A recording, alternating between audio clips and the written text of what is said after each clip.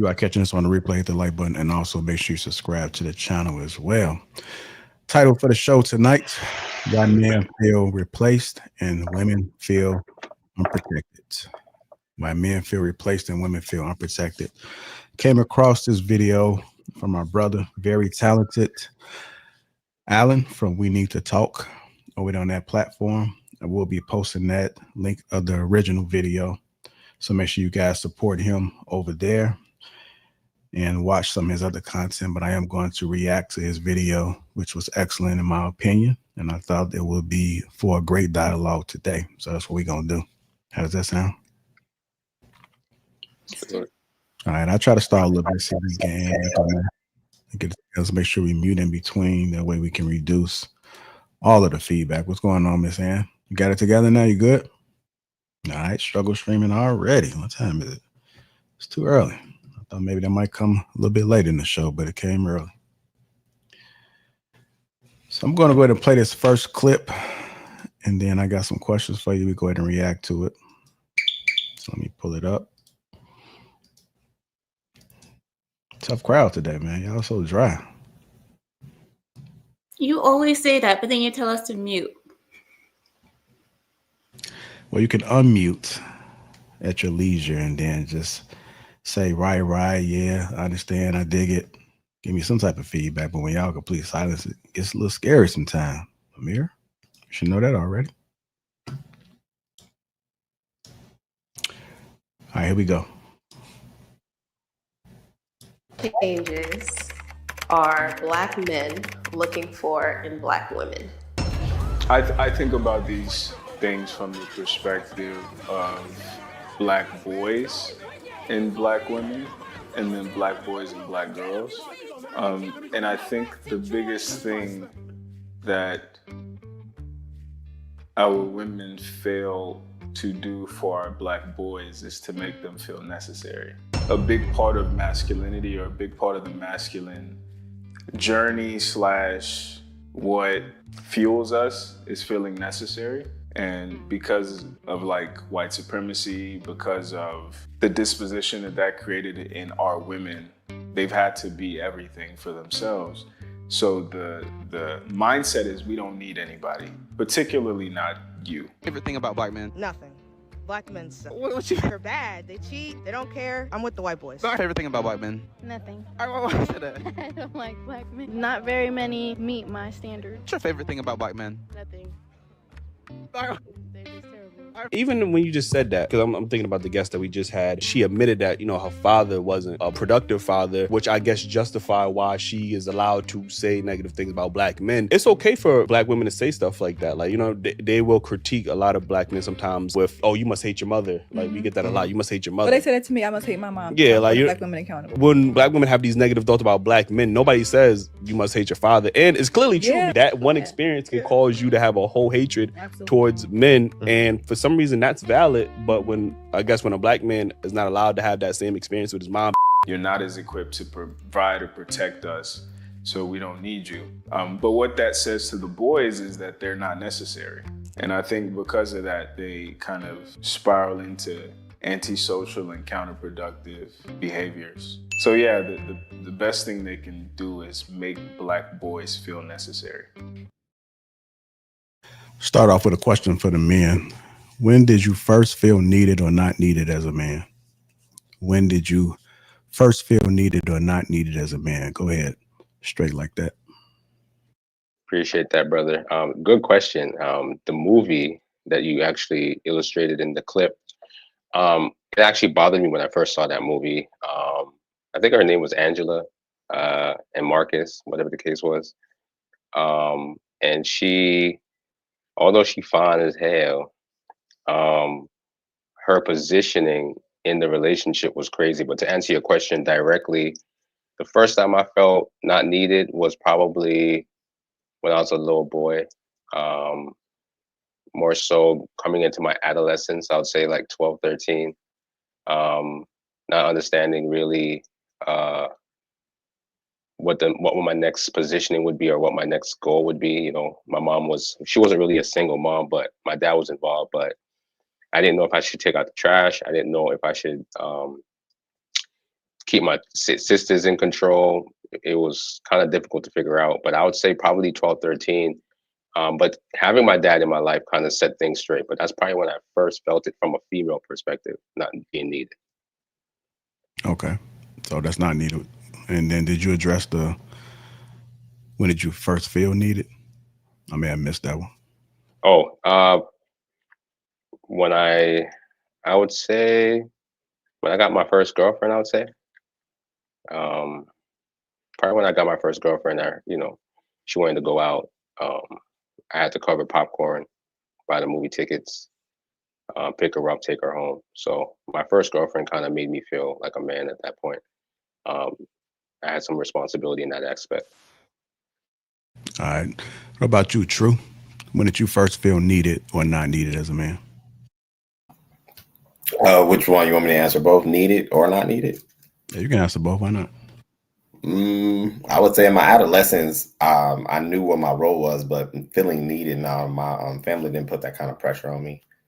They let me grow. Told me what I was supposed to do. But I kind of piggyback on what Straight Like That said. It didn't become relevant of knowing what my individual role was as far as being needed until a girl showed up, like on a one-on-one type of situation. So picking her up, planning dates, paying for stuff.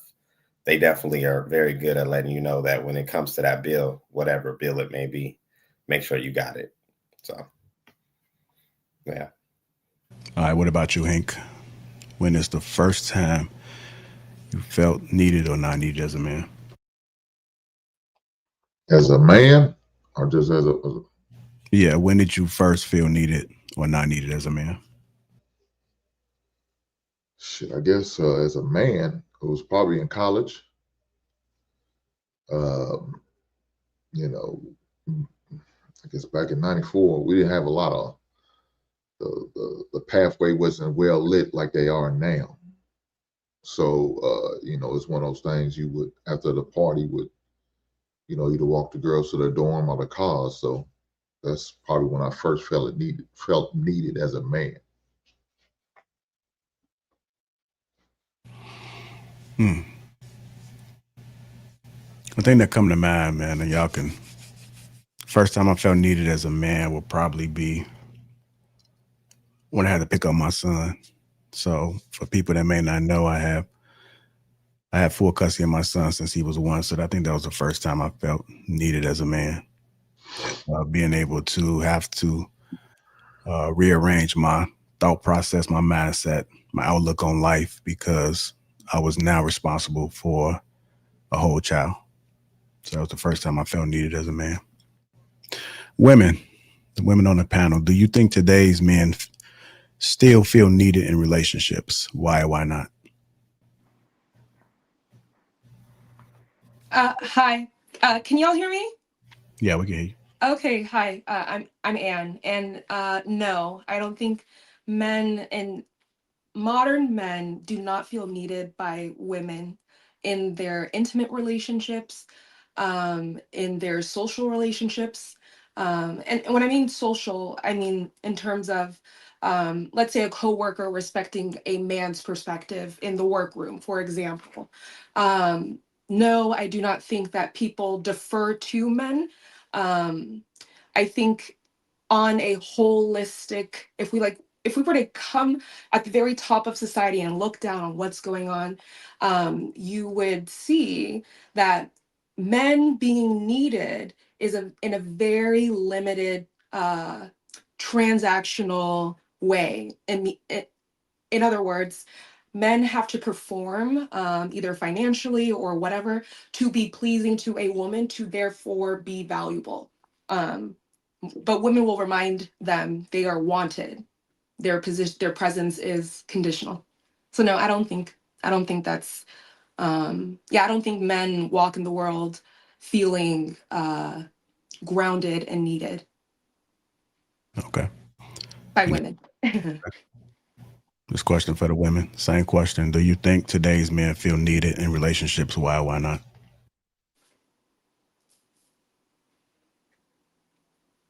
Hey y'all. I think What's going on? Hello.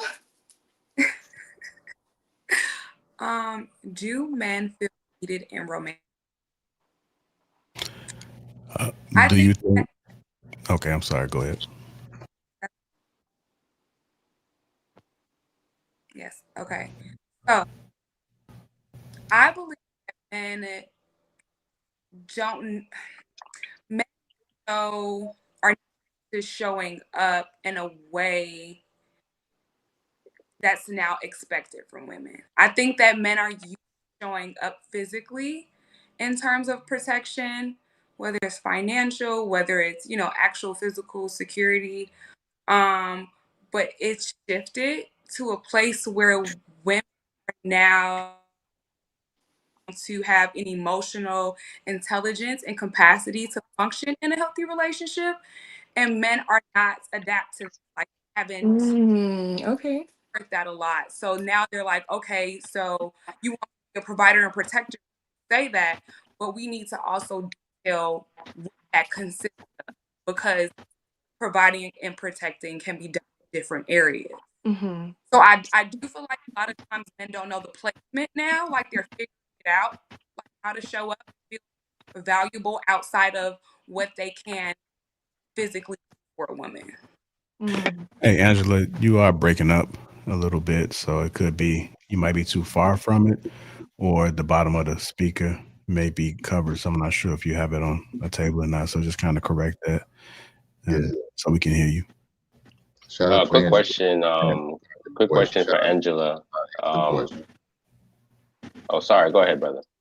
No, I was saying shout out to Angela for way to avoid that question like a politician. Shout out to you. That's what I'm saying. Like she gave her response was like, I'm listening to what she's saying, and she basically started off by trying to say that a woman needs to let a man know how to be a man. I think men know what it is to be a man.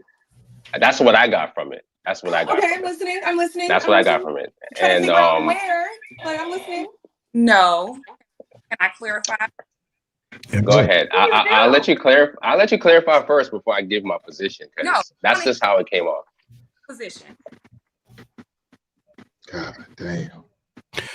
Just so you want know, me to give you my position? You want me to give it to you first? Yeah, she said get a position, but just so you know, she has a delay, so she might have to go back out and come back in, so that we in real time. Yeah. You're saying she didn't even address. Well, no. She answered the question, or she gave her perspective, and what I got from it, from a man's perspective, is she's basically saying a woman. This is what, like I said, this is what I got from it. A woman needs to tell a man what he needs to do to feel like he is a man, and I don't understand that. And I had the same experience with my mother growing up. No, she didn't answer that question at all, brother. She didn't, but she tried to position it slickly to say men don't really understand what it is they need to do. They're told to be a provider, but they don't know what type of provider. Like, you know what I'm saying? Like, it sounds like she was basically saying women need to let men know how they're needed necessarily, which is true to a sense, but you know. Yeah, as soon as she come back, we'll have her to address it. But let's get around to the other ladies. Go ahead, Kiara. What are your thoughts about? Do you think today's men still feel needed in relationships? Why? Why not? From my perspective, I do. I feel like they do still feel needed. In a workplace, for example, it's different areas than just a relationship to me and for me, but in a workspace, it's kind of like we kind of expect men to do the more heavier roles. If it's something that we can't do or we can't carry, we can't lift, it's kind of out of our capacity, it's kind of expected. Now for me, once I see that you're not taking the initiative, or you're just not going to do it, I don't mind doing it. But for me, even in a relationship, it's like I allow you the space, to be a man. I allow you that space to, feel needed. I show you, that I need you, that, like what I expect from you. But for me as a woman, it's like, once I don't feel safe anymore, it's like, then at that point, it's like, okay, it's kind of like, what are we doing here? Things do change for me as a woman, like it does change. It's like things were good, like everything was okay until I did not feel safe anymore. Like until that, till you drop the ball in that area. And then it's just like, okay, now here we are. If you can't show up for me, then what are we doing? So and I feel like a lot of women today, that is where we are, kind of with it. I don't know if it's, well, I'm sure it's a boundary thing or, those negotiables and non-negotiables, but I feel like, a lot of men have dropped the ball, us women too. But, in answering this question, I do feel like the standards have changed and times have changed, sort of what Angela was saying. And a lot of women these days are expecting, for men to raise the bar, and it's just not happening. And not all men, but a lot of men. So Kiara, is that your name? Kiara, is that your name? Here, I'm sorry. So could you give me an example of a man in that situation what you just talked about, not making you feel safe? Okay, so I had an instance. Now, this is my personal perspective. I had an instance where I am in Atlanta. I'm in Georgia. And so we frequently do not get snow. So we did have this past winter, we did get snow. We got, a lot of snow, actually, if you guys heard about it. But I was dating somebody, and I ended up getting stuck in the snow to the point I could not drive my car, right? I was sliding off the road. And so it was like to the point the ice had froze so bad that I couldn't even drive anymore, right? So I had slid off the road into a ditch. And so the person that I was dating at that time, I called him. The first thing for me, it was when I first called you and told you what was going on, people were like, it was men already out there pushing my car. And again, men showed up, like I said, right? So it was men already out there. So my first instance kind of wasn't to like, you need to be on your way, because men were already out there pushing me. But why didn't you, why wasn't that the first thing that came out your mouth, right? So I didn't even trip, on that instance, right? I just was like, okay, well, they already kind of handling it. He was like, okay, well, let me know what happened. And for me, it's just like, what? For me, even as a woman, if you were calling me saying I'm on my way, regardless, if I can't push whatever, I'm on my way for you, as my partner. So that was something that did not first come out his mouth, right? So then once they pushed me out the ditch, I got stuck again. Car slipped off the road again, right? So now I'm getting frustrated because I feel like you should already have been on your way, sir. Why is that not clicking to you, right? So called him again, and he was like, he was at the gym, this, and that. So I'm like, okay, because he can kind of hear it in my voice, like, what's up? So he ended up was like, okay, like, so what they saying? Like, you don't think, what are they saying? These men ain't even here no more. I'm in another ditch, right? So then he finally, so I'm like, to the point where I'm like, no, you need to come on. Like, you need to leave the gym. You need to be on your way. So he ended up coming, right? Had a big truck for F-150, 4-wheel drive. And the people were saying, like, if he's coming out here, he needs to have a 4-wheel drive. He has that, right? So he gets there, manages to get me out of the ditch. But when he got there, I had already told him, look, just take me home. And on top of that, my daughter, I have a toddler, 4-year-old. She was in the back. So I said, just take us home. Just get us home, right? So he was saying all of this about your car. You don't need to leave your car. Somebody may steal your car. What are you? It's a car, sir. What are we talking about? Get me and my child out of here, right? So here I am trying to let the man lead. I allow him to help get me out of the ditch and back onto the road. So now I'm going to drive home. This man did not follow me home. He got me out of the ditch, right? I gets back on the road, gets stuck again. He's already going about his way. Now, I ended up the help, the police wouldn't even come. Nobody was coming out. It was so bad, right? I literally slept in my car with my daughter to the next morning when help was available to come. He blew me up the entire night, right? Now he's mad at me the next day. You know, I when I finally talked to him, because I stopped answering at that point. When I finally talked to him, I said, "Have a good day." I'm sorry. No, we gotta make sure we share on the mic. Okay. This So story let me, sounds like a fairy tale. yes, but let me finish. Let me finish This story because I'm sounds almost fake, bro.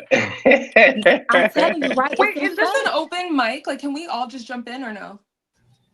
As long as it's respectful, yeah. Respectfully, okay. So yeah, so that's pretty much the end of the story. I just had to get to the point of what I like to my opinion. Sorry that it took so long, but he came and his excuse when I finally ended it, because I ended it after that. It was nothing else to talk about. He was like, I was calling you all night. I was going to come back. Why would I want you to come back, sir? If you didn't see it through, you didn't see it through. So How long were you guys dating? we were dating about 6 months. Did you communicate your expectations? Because it sounded, and don't get me wrong, like, this is scary. You're with your daughter, and I also know, like, that weather situation you're not familiar with. And so there is, I could see why you wish he took the initiative to be present. And but I guess my question is, because I'm not a mind reader myself. When Got it. people need me, I want to be there for people, but I also don't want to like overstep. You know what I mean? And so did you ever communicate your anxiety? I know there's an assumption or an expectation of how men should show up. But I will also, something to consider. The men who showed up and got you out of the dish, they were concerned for your safety. Correct. Right? He came and he said he was blowing you up. He said he was going to come back. If you didn't want him to leave, why didn't you let him know? I did. I did. I said, "Sir, take me home." And that's another thing. Speak through. There was okay, so how do I say this? Men, after hearing the story, okay, I don't want to be offensive. I'm saying this truly respectfully, but I guess my question for you is, because he didn't immediately take you home, do you think that was you trusting his leadership? He was worried about your car. Like, what if your ex was trying to create a plan that you weren't aware of, but because you just wanted to leave, he just gave up and listened to what you wanted, I guess. No, does that make sense? I didn't want to leave. I didn't want to be there by myself. My whole thing about the entire situation was, you left me and my child, not just me, but my child in the snow. For me, there was nothing else to talk about. My safety, everything felt safe for me up until that point. I respected you. I had so much up until that point. And for you to flip it back on me was like, I came. It's not my fault you got stuck again. That's what he said. But for me as a man, I don't know I don't understand. I know you say you're not a mind reader, but safety, what is that to talk about? So the first time when he came out to you, this was the second time you had gone in a ditch. The first time you were just letting him know what was going on. I was on the phone with him. He was hearing them get me out the ditch. But at that point, he was under the assumption that you were good because you had told him that. Correct, because I had made it back on the road. But for me, I'm sorry. No, go ahead. Yeah, but for me, I would have already been on my way. Like, I would have already been on my way for my partner. Period. Okay, cool. I respect that too. I guess, did you ask him? I guess my question is like, would you? All right, y'all. I don't want to spend too much time on this story because I know we got a whole show. So yeah, okay. Yeah, let's go. I was just answering Hank's question. So Hank, did you have a follow-up? Oh yeah, I got a lot of follow-up, but I'm gonna respect the host. Go with that. All right, go ahead, Amir. What are your thoughts about? Do you think today's men still feel needed in a relationship? Why? Why not? These women are not this man's responsibility until that's their woman. I mean, I think a lot of men, they don't know where to show up because, well, let me say it like this. Because these women are not theirs, they're not their wives. And this dating culture makes a woman rent herself out temporarily to men. Why would a man feel that he has to show up and be Superman and Captain Save everybody when these women are not theirs? So you're talking about a dating culture, JR, and we're asking men to feel needed in a dating culture where you have women who supposedly show up equally in that dating situation, because remember, everybody's bringing something to the table. The proverbial table is always there. So, I mean, what is a man supposed to do? Like, how, I mean, me not being a man, I can't speak for all men, but if I'm a man, I'm going to be the best person that I can to everybody, to men and women. But for these women that are not mine, you're not my wife, you're not anything that I need to be really waking up and getting out of bed for.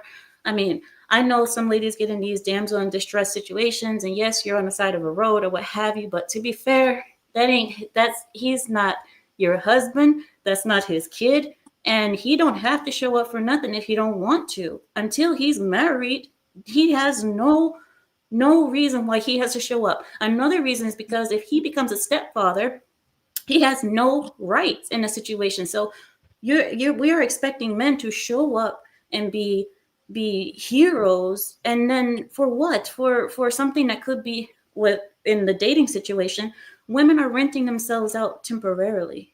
We're leasing. You see women leasing themselves. So I don't understand why we're asking men to feel responsible or to feel like they have to show up for something that's not theirs.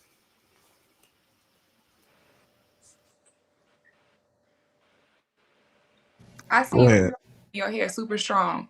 But what I want to say is I want to speak on the character of the person that she's dealing with. You know what I'm saying? I understand your perspective as far as a man not having to do things, but the men that I know that genuinely care about me, if I tell them that I'm in a situation, they want to come help. They're worried for my well-being. So I think that what she's saying is that up until that point, she felt like he was that person until he wasn't. And that's why she felt unsafe. And I understand that your perspective a lot of time is that you don't value the American, you don't understand, or you don't condone the American way of dating, but this is the reality of a lot of people, and we're talking about the character of a person and how they show up. So regardless of whether you consider it leasing or not, a relationship is a give and take situation. So I mean, I just kind of feel like he revealed himself, and you just got to learn from that and move on. But yeah, I just wanted to say that. Who were the people? Quick question though. Was it I didn't want to rebut ahead, brother. because I was going to let it go on, but yeah, now I am, because this politician Angela said what she said. So no, regardless of what Mara said, she's right. Hank, what you did was dead wrong. You set that man up for failure. Let's be honest. You set that man up for failure because you already said it was a snowstorm and y'all never had snowstorm. What type of car do you got, man?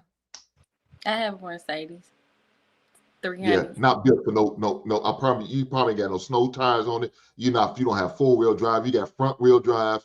You don't have rear wheel drive. You set that man up for failure. So he when had you put 4-wheel yourself, drive though. You do, he and had you still want to. No. He has an I'm talking F-150. about, ma'am. I'm talking about you though. You don't I have have 4-wheel drive.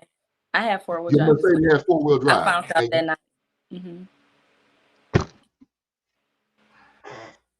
And you still went off the road twice. Hey, get to the point. No, she went off the road 3 times. Three times. How did she set him up though? I'm talking to 3 times. Kyle. So you went off the road 3 times. Once again, you set that man up for failure. They told you not to be out there driving. They told you that, but yet you wanted to go. Was it emergency? That's Why did not, you need to drive? Yeah, And the snow didn't. I was getting off work. The snow literally started at 3 o'clock, and I was still stuck on the road till like 7 o'clock at night. I didn't make it So your home. employer didn't think to send y'all home I do early. want to kind They of get did back on this. not. Okay. Hey, I kind of do want to get Let it back on go. this topic, y'all. I know we keep going back to the story, but we still got to get through this. Go ahead, Tarika. I don't have no comment. I'm listening right now. No, I'm talking about, do you think today's men still feel needed in relationships? Why or why not? Oh, it depends. It depends. I feel like it depends because if you explain to the guy that you're seeing your expectations or what you require in the relationship, I think he can feel needed in that in the area that you need him in. But most women, they just want to be with the guy just because he can do this or he can just, provide financially or just sexually or, it's just, yeah. Yes. All right. And if I can ask Amira, when you say, so like, what is your take on dating in general? Like, why are we dating if it's, you get what I'm saying? Or if you see it as like a rent thing, you date to marry, right? Or how do you, I don't. What I is don't. your I don't want to veer. I I'm don't want sorry. to veer too far off of JR's topic. JR, I don't know if you want to go into that because that might take us somewhere else. But if you're up for it, Well, if you can just answer her question and then just make sure nobody else come in, then we'll move on. okay. Kiara, I don't believe in dating. I don't believe in a modern dating culture because it has gotten us more single families, more single mothers, more babies out of wedlock, more problems, more men in child support courts, more stepfathers that don't have rights over children and they're raising them. It's gotten us into worse situation overall. You don't need to date to get married. I know a lot of people think they have to, but there are other ways around that. What are some of those ways though? Is it courting? How do you meet a person and just marry them? You use your family. A woman is supposed to use her family structure in the form of the men around her, the men that care about her, to vet said men. But a woman out on her own, giving herself to men and hoping that it turns into a marriage has not worked. So you're saying it's a long. Okay, yeah, because I don't understand what you're saying, but okay. It would be a whole topic. Okay, got it. Okay. I will get that on the back end. This is for the whole panel. Is feeling needed more important than being loved? I know how Amira feel about being loved, but is feeling needed more important than being loved? No, I don't think so. I think when I think feeling I think love is a necessary thing for all human beings, regardless. And if part of you feeling loved is being needed, for sure. But if a woman only wants you around when she needs you, but she has no love for you, no desire to see you grow, no desire to pour into you, no, it's not better for her to need you versus love you. Being loved, being honored, be appreciated, being respected comes first. And then, yeah, that's my take. I agree. When I feel like love makes you want to do for, people, like when it's genuine love, it's just flowing, it's kind. It makes you want to do, you make them feel wanted, feel needed. It makes you want to do those things. So I do agree with you, Ann. All right, any of the gentlemen want to add to that? Is feeling needed more important than being loved?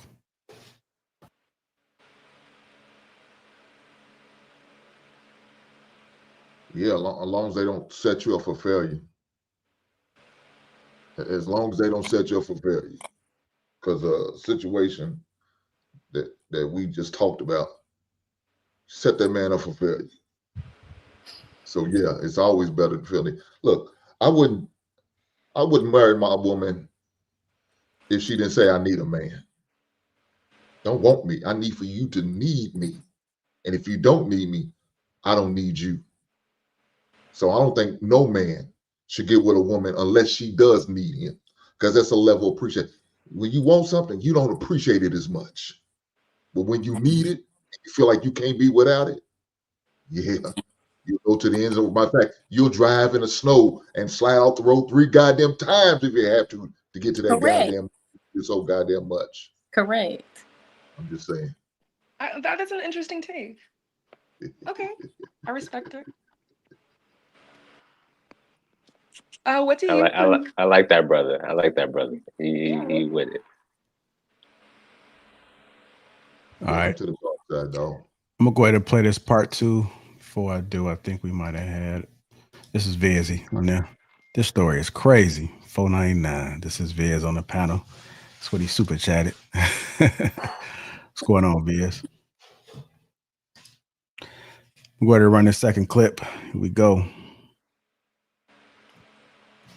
Piggybacking off that, what makes Black men hesitant to fully unify in peace with Black women? One thing that I hear a lot coming from Black women is, this idea that whenever a Black man is shot or, beaten by police or whatever the case may be, that Black women are the ones at the front lines. Black women are the ones fighting for our cause. Black women are the ones championing our interests, which is a beautiful thing. I think what Black women miss sometimes is the fact that although those things are good things, the concepts are also emasculating. You hear people say Black women are the backbone of the Black community. Black women are the leaders of the Black community. Those are beautiful things, but they're also inherently emasculating based on what we have defined masculinity to be. And Black men also subscribe to those definitions. So I think the tension is, do we wholesale disregard those definitions and redefine them in a lifetime? Or do we have to acknowledge it first? Do we have to acknowledge that, protecting us isn't the way that we're going to receive love from you? Because that's our job. I think the question is asking what, could you say the last part again? What specifically? What makes Black men hesitant to fully unify? I think that's what makes us hesitant because, we don't know our role. We talk about real men. One of the most challenging things that men are facing is that the male is struggling with something he doesn't even understand. And when a man is confused, everybody is confused. So I want to talk about why males suffer identity crisis. It has to do with not understanding their gift. Every human came to earth with a gift, and they must discover that gift and refine that gift for them to be fulfilled. When a male especially is struggling with who he was born to be, what his gift is, it affects the woman. We don't know our role. A lot of times Black women are out educating Black men, or educated compared to Black men, out earning compared to Black men in a lot of cases, out, performing as far as home ownership, corporate employment, the whole nine. So we're hesitant because we don't feel like men. And we especially don't feel like we can be men for you. So there's a lot of work we need to do first. All right, let's go ahead and get into it, man. I know they talked about Black men in an identity crisis, man. What do you guys thoughts about that? What I just played? Anybody can add anything to it?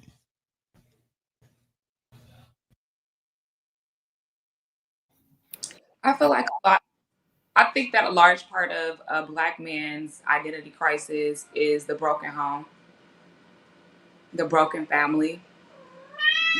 For a child to really have the best odds at reaching their full and best potential is when there are two functioning parents in the home. So because a lot of fathers are absent, or you don't have that, you have these broken homes, that's the result of it, is they really don't understand their identity because they don't have examples. And if the father's not in a home, there's not many other positive examples for him to be able to reference. So yes, the mother is doing all she can, and maybe she can't show up in certain areas, but also you know, you can hold her accountable and say, oh, well, you could have chosen better or whatever. But at the end of the day, the father, both parents need to be there in order for that child to fully come into their identity. Yeah, I partially agree with what Angela said. That I like what she said, but what she said is just like one maybe asterisk of the totality of the problem. And we know that as smart people on this panel, a lot of these things are in conjunction. But to answer the question, because I don't think he expounded upon it in the video, the showing up and representing for the community as a Black woman when you see an injustice to Black men is one layer. We appreciate that. But where you do your actual due diligence is the treatment of him on a daily basis, is the treatment of him in a relationship. And what we see is that it's conditional that you guys want to show protection because it's a show, but that same protection doesn't transition into the courts. That same protection doesn't transition when it comes to how he disappointed you and you're not willing to forgive him because there's a lot of fragility in our community. Our Black women are hurt in mass. And so a lot of times I think you guys put too much unrealistic expectations on the man. He does one misstep or maybe even a couple while he's trying to develop to be a man, but you're not patient enough because sometimes a lot of the choices that you guys have made or the lack of examples that you've had, so on and so forth. But I won't hog the mic. I'll land it. In my Hey, JR, can I speak on this real quick? So my perspective on the identity of a Black person or a Black man in general, a so-called Black man in general, I would say it starts with the fact that they didn't have like, most of us didn't grow up with a dad like actually in the house for whatever reason. I had my father, and most of my friends, I got I'll say 3 best friends or 3 really good friends. They don't got their fathers. And I can see the difference that it plays in my life than it is in theirs. My dad was in my life from day one. And that shaped who I was. And in retrospect, because my dad's in my life, he introduced me to other men that he's friends with. And that also created my identity to see how different men with different personalities were able to move along the way. But also, a second point I would want to point out is the fact that men are not able to be honest with their women. We tiptoe around telling women what we really think and what our expectations are and what's going to really happen. So therefore, that kind of makes us set up a false or delusional reality. And in that case, a man is not able to live in his full masculinity, even when he's dealing with his parents, his mother, his aunts. So we kind of protect a woman's feelings in the larger scale. So because of the dishonesty or the fact that we can't just be honest with a woman or even with certain men, that also plays a part in why we don't really know what our role is.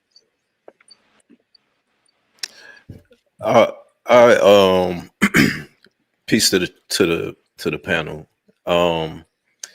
The first gentleman in the clip, I somewhat agree with him, but not so much. Even to straight like that's points, and I think True as well. True and Angela. Everybody kind of touched on it, not being on men that don't have their fathers around, struggling to find their purpose. There's a book called The Alchemist, and the young man in the book had both of his parents, but the entire point of the book was for this man to find his purpose. So I think it's a journey, regardless if you have both parents or if you have one parent.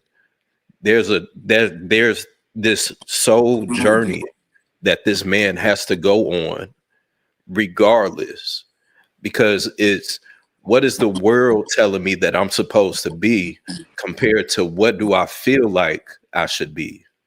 Those are 2 different things, and everybody don't go on that journey.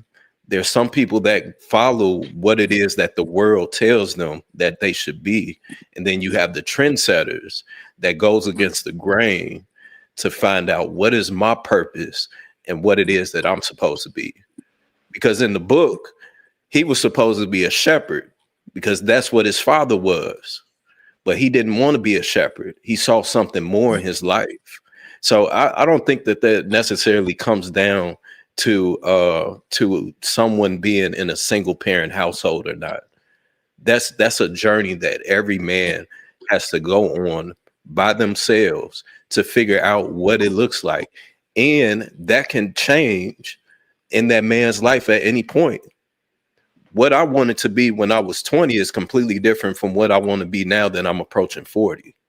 So in all of that, you're constantly finding your person, your purpose, and you're also fine tuning it as you go along the way. So I think that to be able to give grace to men and encourage them as they go on this journey is the best thing that we can do in those cases.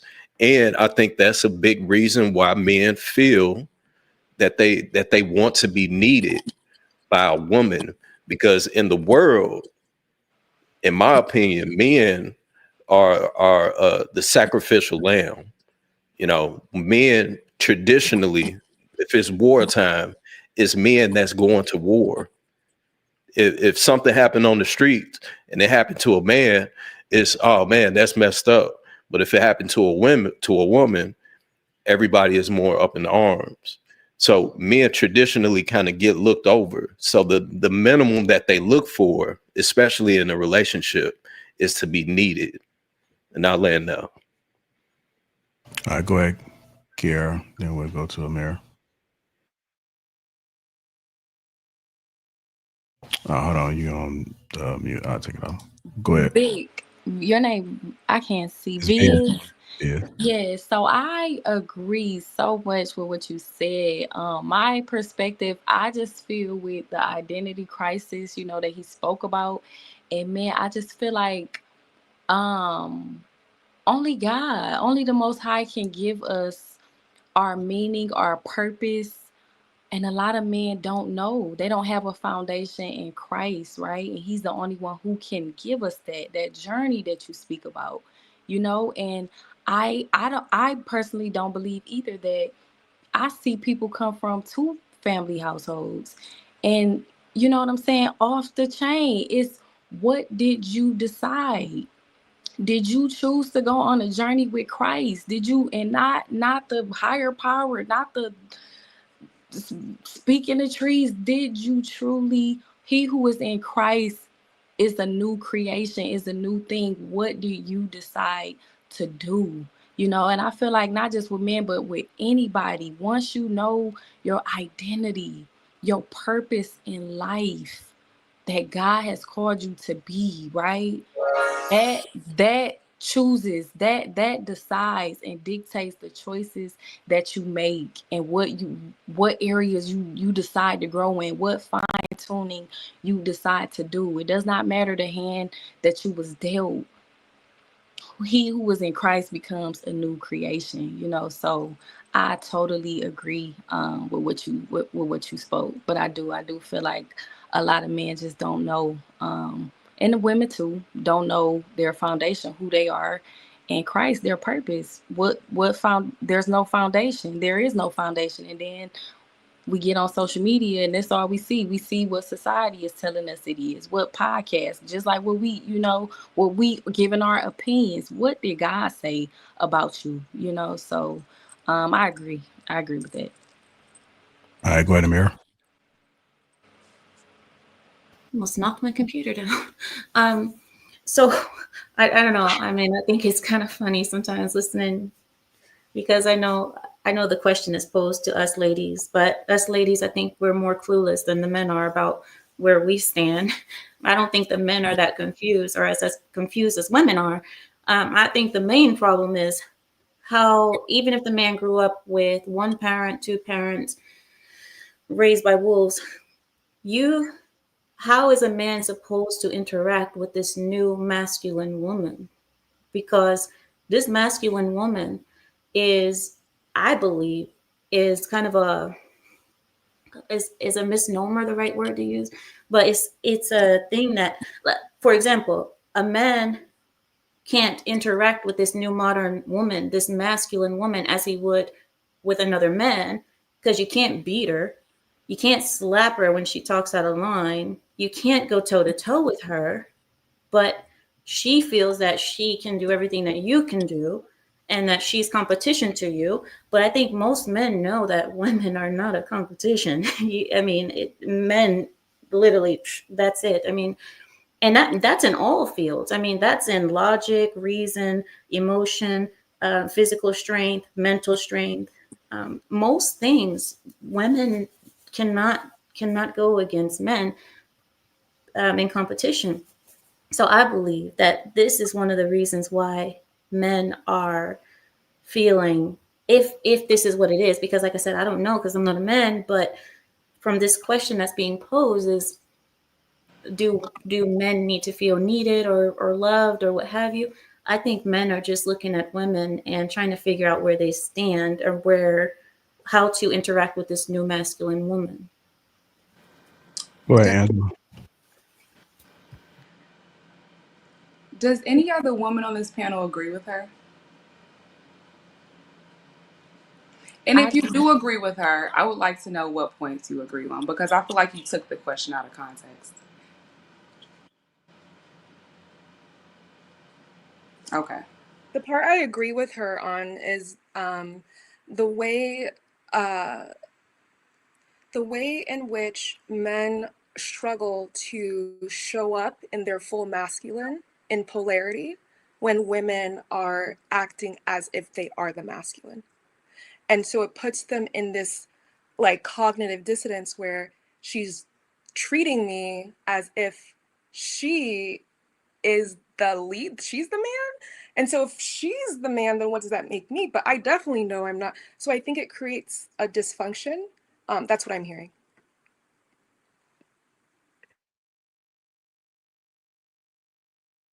Do you agree? Because we did talk about this earlier today, right? Like She didn't answer the question, so she probably don't understand. He's so mad at you still. Are you talking to me, Hank? Are you talking about me? Okay.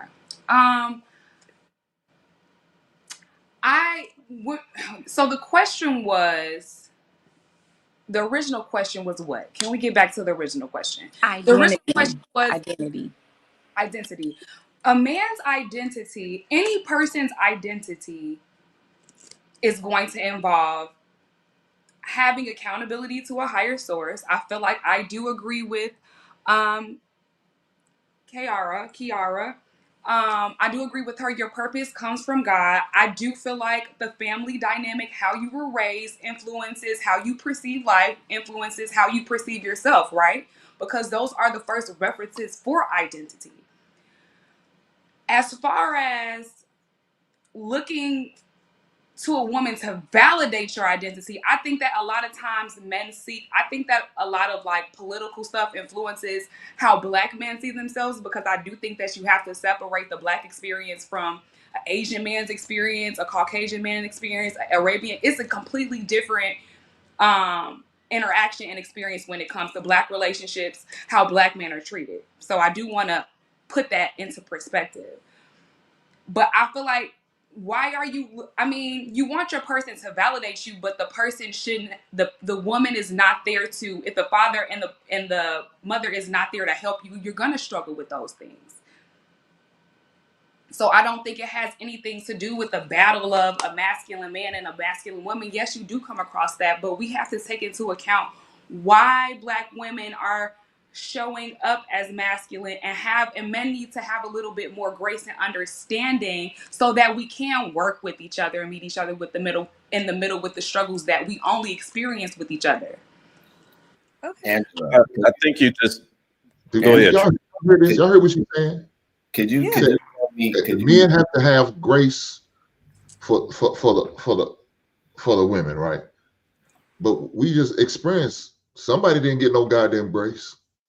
What was the grace that for my man? What I'm saying is, from my experience, I'm not talking to you, ma'am. Ma'am, I'm not talking to you. I'm just Black responding. men grace all the time in many different areas. I'm giving you grace because I'm letting you talk over me. Well, I had a question. So I'm trying to figure this out. They talk about giving them grace, but ladies, are y'all willing to give that man grace?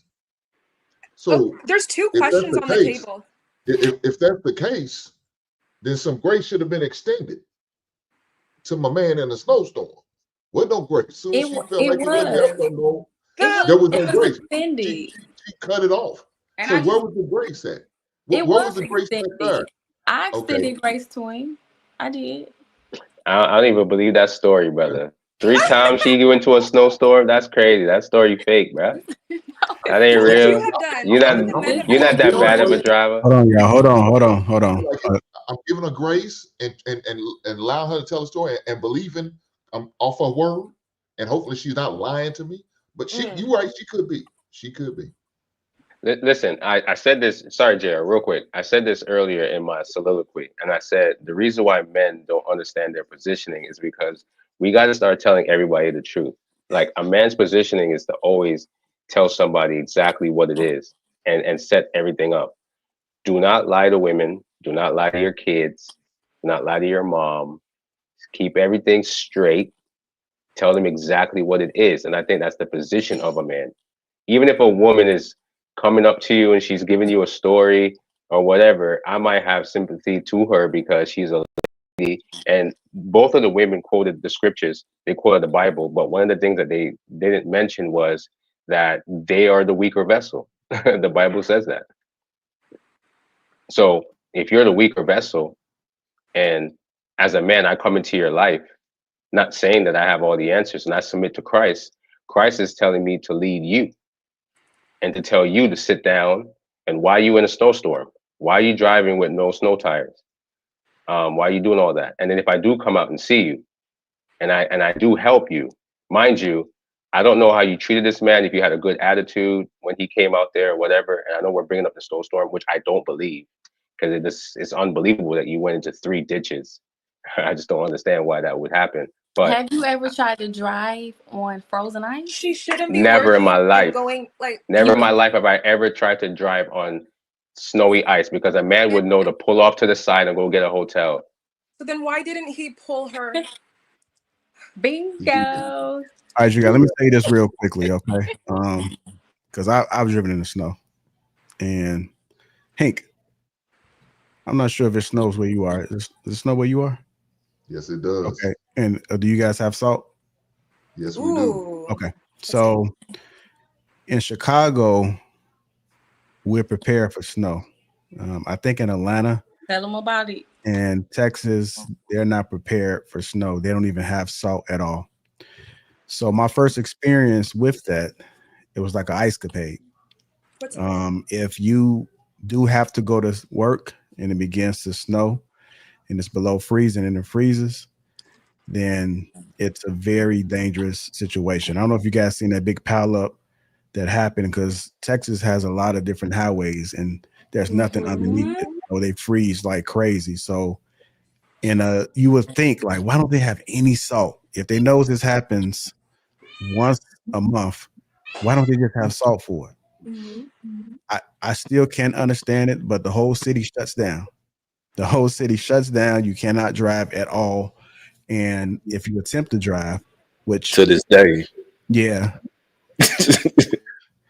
But I did not start off. I did not start off in the snow like you saying, Lapeef. It did not start off as frozen ice like you just said. So yeah. But Lapeef, if your girl, it didn't start off as frozen ice, but it started off snowing. So y'all, I assume y'all got forecasters, right? Y'all got meteorologists, right?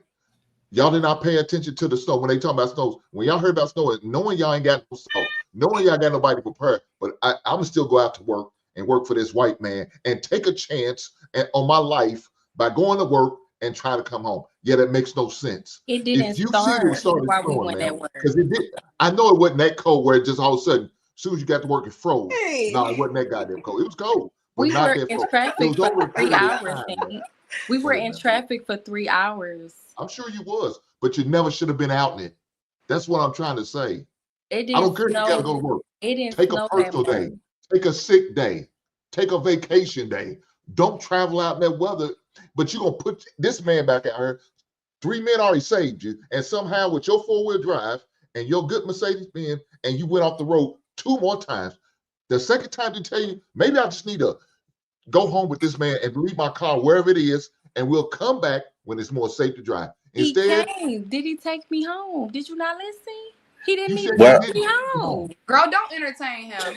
Well, You're not even Don't listening, entertain. sir. Ma'am, Oh I yeah, heard what especially you we get said. back on, You said he especially we didn't get back take on you topic home. again. I don't want to spend too much time on this. But we It's are kind talking of about back. like the hey, but expectation of the masculine identity to be a protector, to be a provider. Provision means to see into the future what is necessary, and she had this expectation. If everything what Hank said is correct, and he is absolutely correct, but being in a snowstorm with a child is so ridiculously risky for you, the baby. Now you're also putting him into it. I think it's not that I don't think he's entirely blaming you. He's upset that you're not even moving with the sense of consideration of the risk. And then he has to be in the position to be a hero where it could have all been avoided. That's what I'm hearing. It wasn't and like Lapeef but- said, it wasn't a big of a risk. We had warnings the week before and it did not happen as bad as it did that day. So it but no, wasn't it I had left to work be a to risk. get my child. Because if I they left were work to get my child, and it literally took us about 3 to 4 hours to get home. By the time we made it to my side of town, the snow was frozen. I didn't have that issue on my way home.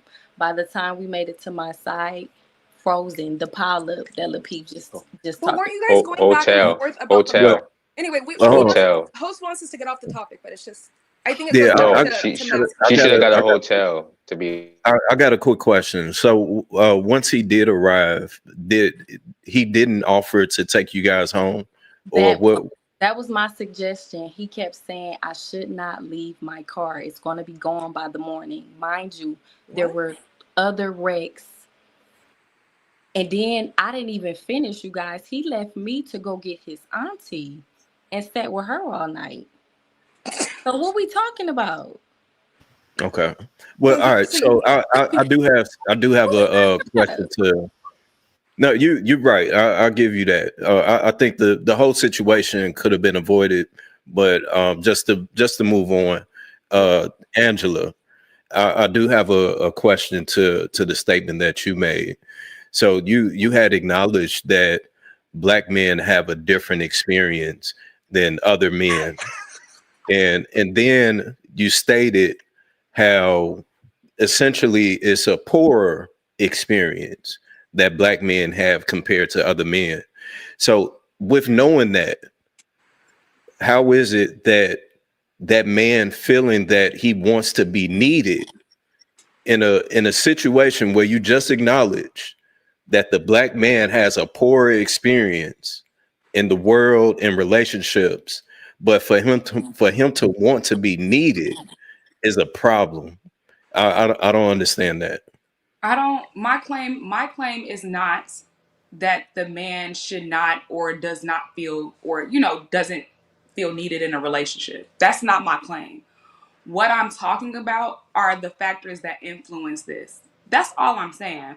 I'm not like here to that's not and the other party is as far as I want to understand what ways do men want to be needed in a relationship? Because, for example, here, I'm sorry, she was just talking about how she was needing a man for something, and she also talks about how he did or did not show up in the way that she made her say.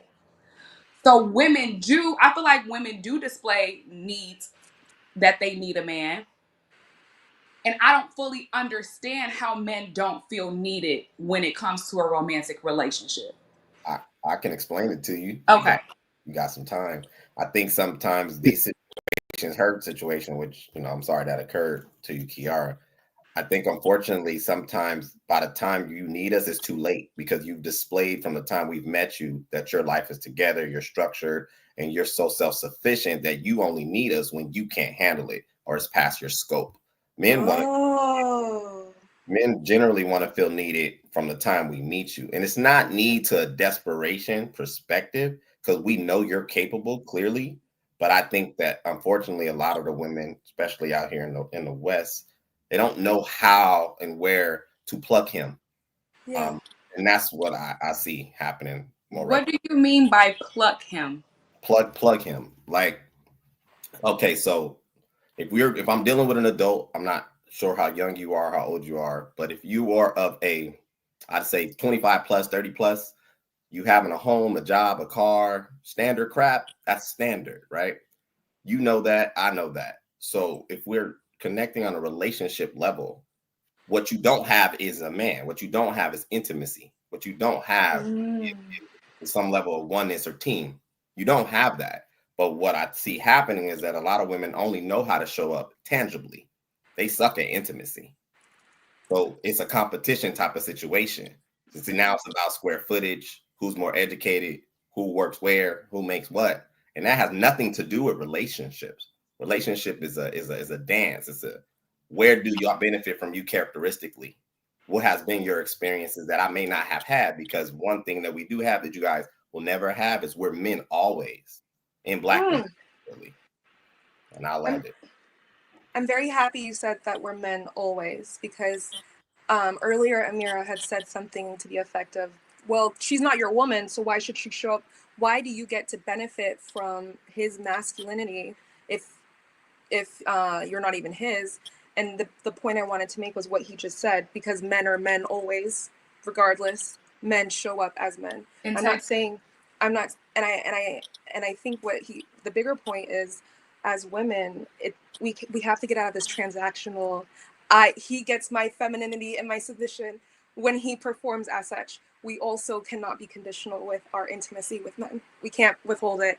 We show up. Yeah. So I also have a question, but I hope that helps. Did he help illustrate how in romantic relationships men want to feel needed? Not when it's convenient for us, but just consistently. He is an equal partner. There is a polarity, a dance, and that is prioritized before anything else. Oh, I heard she's not smiling. Okay. Yeah, Yes, I think yes, I Angela. think that goes hand in hand with the conversation of where women, I think they misinterpret how men say that they want to be not necessarily pursued, but they label it as men want to be pursued, men want to have flowers, they want to receive flowers, stuff like that. All it is that men just want to feel that it's reciprocated. They just want to feel that, okay, I know that this woman is here for me, and not because of what it is that I have or what it is that I can bring. Is this woman genuinely wants to be here for me? So I think when men say that they want to feel needed or whatever the case may be, and women say, oh, so you want flowers and you want this and you, hell yeah, I do. You know what I'm saying? Because realistically, the only time that men do get flowers is on their deathbed, and we can't smell it then. So why is it that us asking for our flowers now, to receive flowers now, that's looked at as being sassy, that's looked at as being soft and feminized, all this other stuff, instead of it just being reciprocated? If you truly care about this man, then give that man the flowers. Make him feel that you're pursuing him, that you're chasing him as well, that you appreciate him. That's all that is. But I think the narrative of social media and in my opinion, there being bitter women out here, that is put out and then it's shared across the masses. And now we have more men that feel isolated and that they're not needed. And now you have more men to complain about. I like to speak because a point was brought up about men showing up as masculine all the time because you don't have conditional masculinity, just like men don't want conditional femininity. A man not showing up for a woman that is not his is not him not being masculine. Because if you heard her story, Kiara said he went and showed up for his aunt, a woman that is of his family. Instead, it didn't mean that he's not being masculine because he didn't show up for a woman who is not his and a child that is not his. He doesn't have to do that.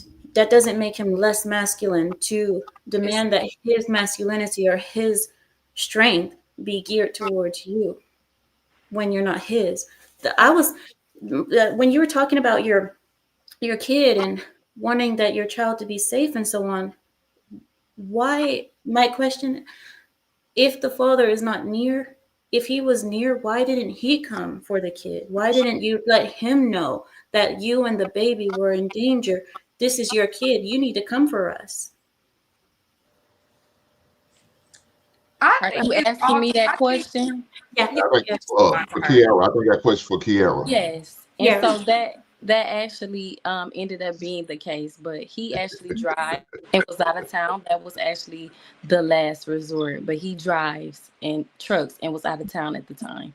But like I said, it did not happen. The pileup did not happen until I was probably about 5 minutes away from my house in a car. Walking, of course, could not happen. But again, the pileup did not happen until I was near my home, about 5 minutes away. So I actually thought I was going to make it home. Till you ran into that ditch, huh? Absolutely. Correct. All right, I'm going to play this next clip. We did have Keith Randall says by black women is the reason why I promise everyone. $2, Keith Randall. Thank you, sir. Play this next clip. You ready, Ish?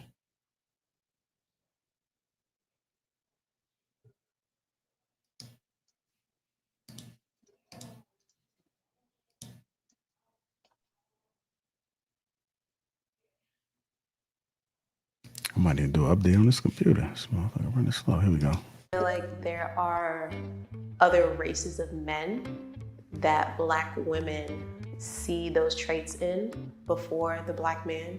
Which traits? The traits that you just described. The good ones? Mm-hmm. Oh, yeah. Good traits. White men. And that's why you'll see a lot of times, like, what I find funny sometimes is most of the time with a black woman, you have to prove certain aspects of your masculinity, right? So you in some communities, you have to prove that you're gangster. You have to prove that you with the shits, you bought that life, whatever the case may be. Because that's automatically in question. Versus the black men who talk to white women, just off of the strength of you being a black man, she already thinks you're gangster. So you don't have to prove that, right? So she's automatically soft for you. She's automatically submissive, better to deal with or easier to deal with. And that's why some black men turn to white women. But on the flip side, with the corny white dude, even though he's corny and he's not gangster, whatever the case may be, off top, you know he's a provider.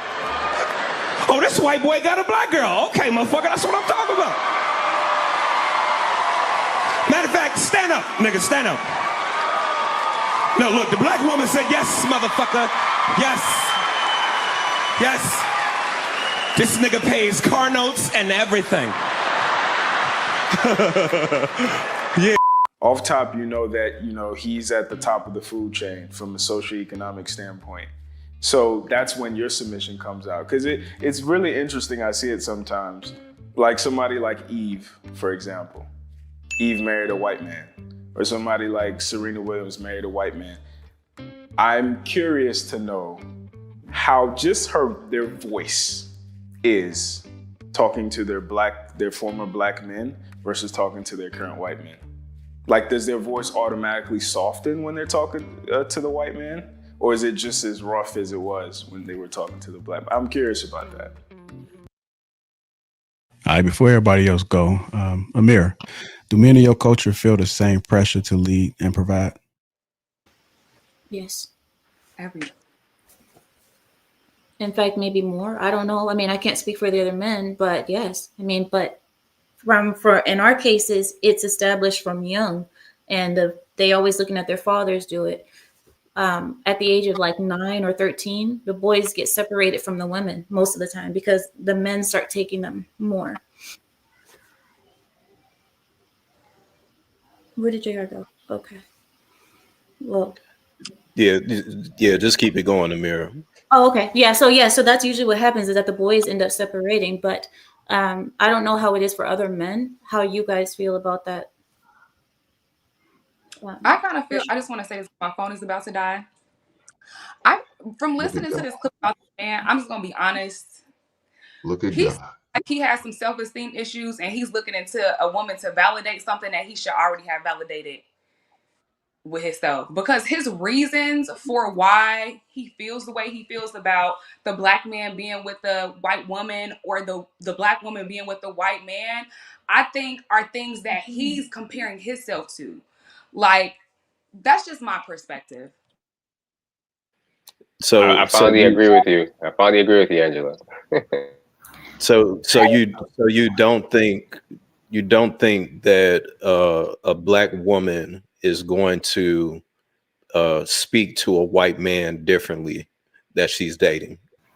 Absolutely not. Listen, I have friends that date white men and are married to white men, and they speak to them in the same tone. So I don't know what he is talking about, because I truly believe that some men, they just like aggressive women. Like, have you ever, you've seen a couple where like the woman is aggressive and the man is some men, I don't know why, but they don't mind it. And I've never seen a couple where Black women are aggressive. Is that what you're saying? I didn't say black women are aggressive. I said that I don't see them changing their behavior. Like, they don't they're not right. softer for the man. They keep it. If they're an aggressive woman, they're going to continue to be an aggressive woman. If they're a soft person, they're going to be a soft person. I don't think that the man that you date, I've never seen it happen. I don't think that the white man that they date changes that. Like, oh, I'm going to be softer because I date a white man. If you a soft black lady already and that's your temperament, that's going to continue to be your temperament from what I've witnessed in my life. And it's not based off being black or white. It's based off providing an environment About to die. secure. Hey, please don't be disrespectful while I'm talking. God dang. Please don't be disrespectful while I'm talking, because every time you have a chance to speak, a whole bunch of BS come out. So please put yourself on mute. Angela, I'm going to defend you because I agree with you. All right. So, black women, I don't think change their behavior. Actually, I've heard white men say that they like the aggressiveness of black women. I've heard white guys tell me that they like the attitude, they like the back and forth. I don't really call it an attitude. I hate that stereotype that black women have, that they have an attitude. I don't think black women have an attitude. I think they're perfectly balanced between what a black man is. So their strength is because as a so-called black man, they have to match our strength. So I think it kind of meshes well in terms of a black woman's strength. So I never classify them as having an attitude, although some of them have a nasty attitude. But I've met plenty white women that are just really nasty. You know, that's why we have the term Karens. So I don't understand why people label them like that. You see what I'm saying? So for me personally, you sound double-minded, right? No, I don't sound double-minded. No, I don't. Yeah, no, I don't. That's I'm definitely balanced. No, it's balanced. It's balanced. It's balanced. It's balanced. Listen. It's balanced because you can't. Because if you're going to be a man, you're saying you're the leader. You can't put all the blame on women. That don't make no damn sense. How you the leader, but you won't blame women all day? No, nobody's saying they're blaming women, but we up here telling you sit there and say individuals who like black women who are aggressive, right? That's what you said, and that they don't change. That's exactly what I said.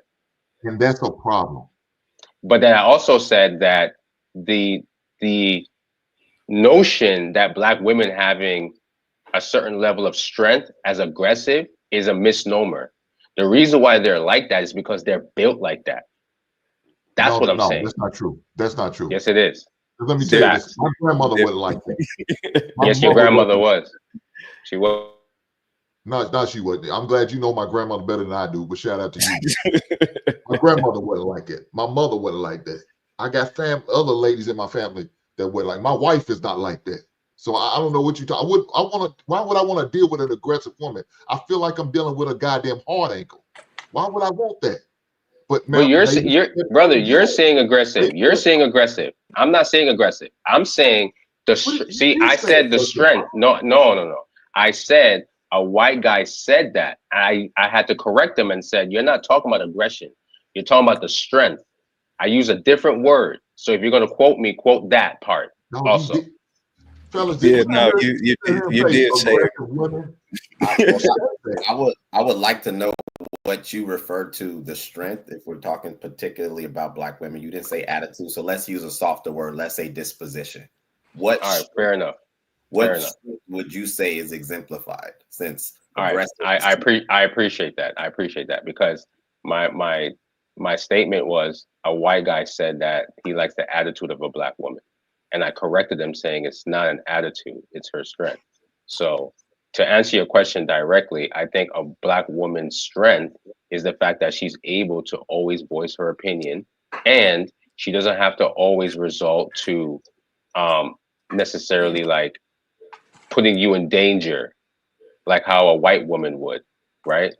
That's why we have the term Karen, because a Karen would result to getting you arrested or killed. A black woman would go toe to toe. Yeah, a black woman would go. A so-called black woman would go toe to toe with you. Yes, but I don't always call everything that a black woman does as attitude. I would also say they show strength in the fact that they're willing to have a conversation and at least get their opinions heard. That's not an attitude just because she has an opinion. That's fair. That's fair enough. You saying some of these women don't put black men in danger? Is that what you saying? Not like white women. Not like white women. Okay, Like white that ain't women. That ain't what you just said. That they don't. Okay, so now you're gonna compare them to white women. Okay, but but that's the conversation, brother. That's the conversation. That's what the black guy. That's what the so-called black guy was saying about white women. That they don't talk to their white husbands that way. So he made it racial. So I'm also making it racial. I'm also saying that's a misnomer. That's a misnomer. We've seen too many black guys date white women, go to jail, or get caught for rape. I mean, Diddy is not with a black woman, and she took him to court. You gotta watch that R word. Yeah, and to make it seem like black men don't experience that with black sisters. He's in prison right now for 10 years because of some sisters. They set him up. One's riding with the lie. Put a rap song out about the lie. All the way. And really to let him stay in prison for them next 8 years. Come on, man. Don't do that. So you sit there and call and you saying they're knowing how to speak out. And you saying, oh, that's not being aggressive. That's just being passionate and speaking their mind. No, dog, that's being nasty. That's showing bad behavior, bad to me. Disrespect. That's what that's showing. But you don't believe that. You think that's just them getting their rocks off. No, dog, it's not them getting their goddamn rocks off. You got some nasty ass heifers out here.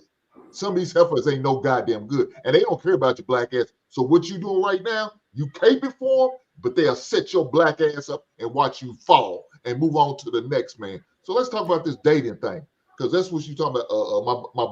My buddy Key was talking about dating. Do y'all realize when you're dating, you can have about 4 or 5 other people you dating at the same time? Now I know you said y'all been seeing each other for 6 months, right? But you may have 2 or 3 other guys, like the DoorDash guy, or the guy who just go hang out on Netflix and chill, or that dude gonna come over and run up in your ass every other week to lay that pipe on your ass. He might have 3 other dudes besides the dude that came to supposedly saved her from the snowstorm and getting a guy the car stuff.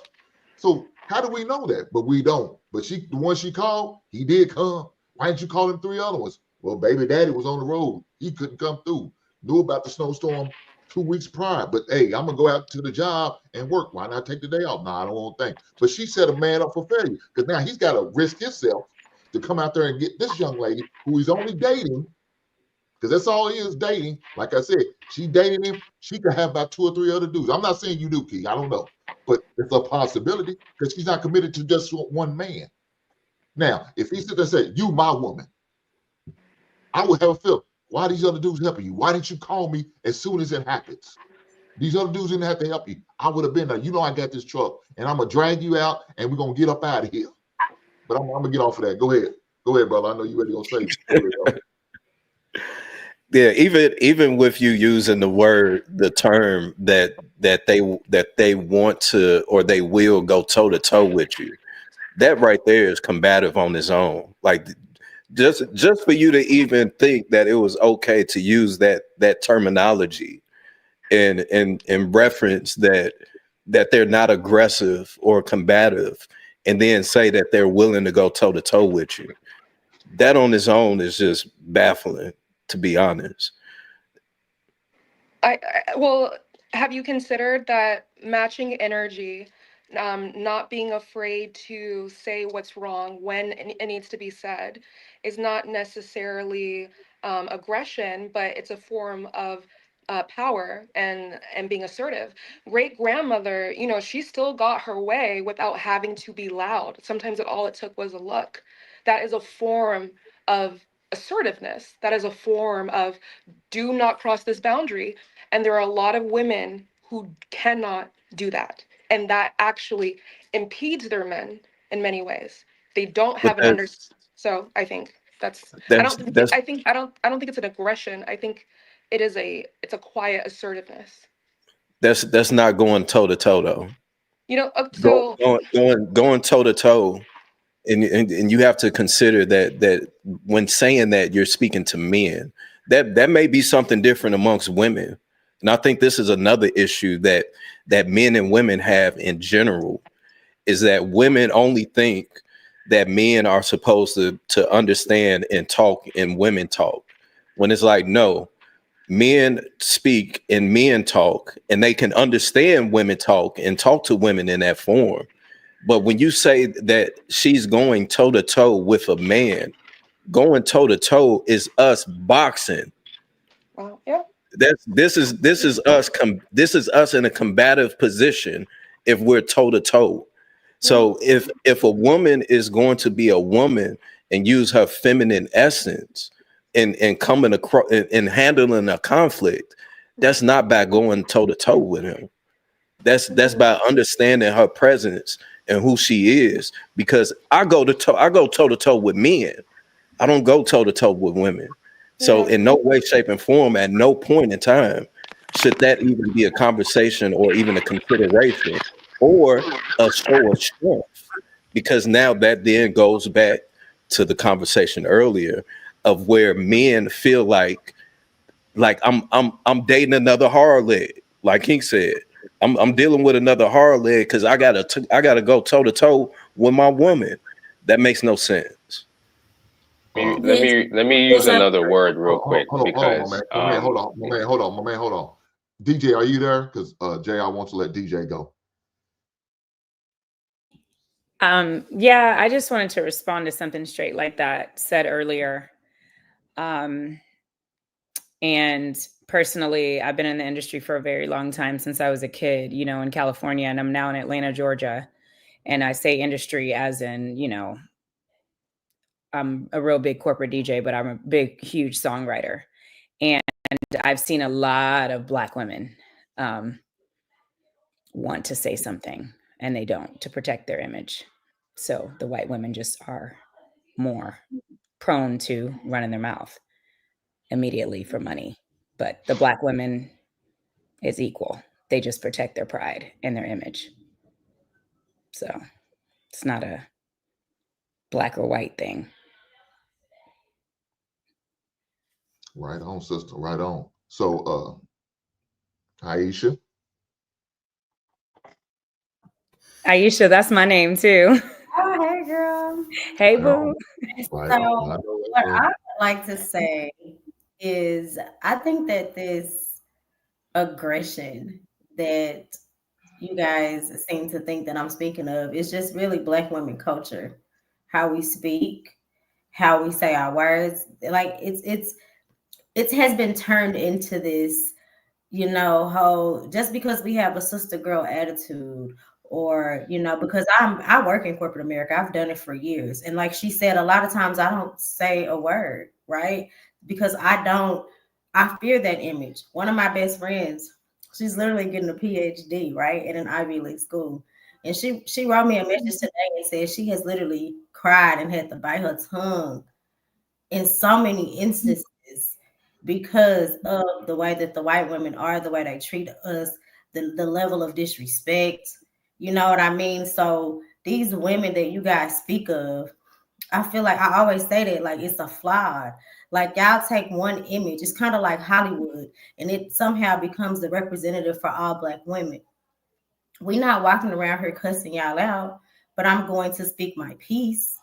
I'm going to say what needs to be said. I'm not going to allow anyone to disrespect me, walk over me, mistreat me. I'm going to stand on that. White women do too. Y'all just ignore that. I've worked with these women. They've undermined me. They've done all kinds of things to me in my face. No problem. But y'all somehow revert to them and are submissive to a white woman versus the woman that gave birth to you. It's highly confusing. You know, it's giving weird. And he was like, oh, my grandmother didn't act this way. Da, da, da. I don't know what way you're speaking of, but black women, we aren't a monolith. We come in different shades. If you don't like black women that are strong, loud, independent, boisterous, ghetto, just don't associate yourself with them. You don't have to talk down on them or try to change them because, believe it or not, they're part of our culture. You know what I'm saying? It just is what it is, right? That's why you see them on your TV screens. That's why you have your sexy reds and all of this stuff, because it is genuinely a part of who you are. And as I grow, I learn to love people for who they are and for not who I think they should be. I'm not finna talk down on any person. And I just feel like night after night, you guys get on this panel and y'all talk so down on women. Even Hank, he was like, well, two women set him up or whatever happened. He put himself in that position. That's the way I'm gonna look at it. He a man and he made the wrong choice by choosing her. Like y'all tell us, why you choose wrong? He chose wrong. Let's leave it at that. Well, if I can add to what Aisha said, because I appreciate what you said. The one thing I think that sometimes, unfortunately, does not get highlighted is that men are speaking because we deal with women as men. And so sometimes the perception is like what you said, Aisha, you work with these women, but you work with these women as a woman. You're not facilitating your life and engaging with women as a man. And it is a very different experience. At the same time, I agree that all of these archetypes of personalities exist within the culture. What has happened, though, and I haven't been alive that long, but I've been alive long enough to see the shift. There used to be a decorum about Black women, a classiness about Black women, overwhelmingly, actually, to the point to where they set the standard for it. Now it's in adverse. What you see now is the boisterousness, the loudness, the I gotta say my piece. No one's ever said you couldn't, but there's a way to do everything. And I think that shifted, and it has not always been that way. And I'll land there. Don't forget ghetto. She said ghetto too. It was what's interesting is Aisha, you just got up here and said that we get on here and talk down on Black women, but just a couple weeks ago when we were discussing the statue, you talked down upon that, and that was a Black woman. That wasn't the FBA. That was somebody from London or something. It doesn't matter if it was a FBA, a NDA, a GCA, a GDN. It don't matter what. It don't matter what it was. At the end of the day, a representative. It doesn't matter. Of Black women, because they were. It was like making fun of a joke. If you look, it's not making fun of a joke. If you're out of shape, I'm going to tell you you're out of shape. I'm not going to prize you for that. I didn't grow up in that. I gained a couple pounds when I walked through the door. My family gonna be like, God, we don't. No, that's not a good representation. They could have put anybody up, and they chose that, and I didn't like it. It was a fat, ugly statue, and that's just how I felt. And that's you talking down and degrading Black women, because there's plenty. Black women, I'm talking down on a statue that is a misrepresentation of Black women. Please don't. It's not a misrepresentation. It's a actual misrepresentation of Black women. There's plenty. Came up with it. There was a woman that went and took a video of herself, a couple of them, that look just like it. They shouldn't be fake. I said, on diets. Like, I'm not going to act like that. I'm sorry. All right, you can feel however you want. I'm just expressing how I'm just addressing it. Well, I don't want to see a statue of that. Okay, you done? Are you? All right. No, I'm not. That's why I was trying to talk. So, like, do you see this and you say this is okay? You think this is okay? That's just her getting a point across. I do think it's okay because you do. Okay, I got you. I do think it's okay because I think the sister is trying to. There's hint. Okay, I'm gonna address you in a second because I already know your type. But it's H-I-N-K. It's H-I-N-K. That's fine. I No, you apologize. gotta say my name right. Don't say it at all. That's fine. Okay, I'm sorry. All right, I'm sorry. Thank you, sir. But I know your type. But I think sorry, sister, is it Aisha? Aisha, right? That's my cousin name. I think she's valid to give her opinion. I don't think she's being aggressive. I don't think she's being combative. I think she's having a conversation with the young man. Also, I would also say, I was having a conversation if I can't even get out what I was finished. I wasn't even able to finish what I was saying. You've been talking for 2 hours straight. And look, now she's still talking. Yes, I haven't been talking for 2 hours straight. I just that's not being aggressive. That's not being aggressive over here. That's what he said. yeah, that's not. She's not being. 30 minutes ago. Listen, if you think Aisha's being aggressive, go meet a white woman with an attitude, bro. You keep bringing up white women. We don't care about white women. But that was a conversation. That's what the guy was saying right now. No, but the brother brought up the fact that white women, Can we just have a conversation? I just feel like we just keep like policing each other right now in the conversation and just going around in circles. Thank you. But I want to say this because remember, when JR played the clip, he made the emphasis that white women are nicer to their black counterparts. That was the emphasis of the video. So you keep saying stop bringing up race, but he brought race because he brought up white women. So stop saying, why am I bringing up race? That's the topic, bro. So at the end of the day, what I'm trying to tell you is white women have just as the same amount of nasty attitudes as a Latina, as a Chinese woman, as an Iranian woman. Attitude is not just so-called black women. Like, that's just ridiculous. But I don't think to add something to that too. You guys recall when Serena was dating, she dated plenty of black men. They dogged her out. They didn't commit to her the way he did.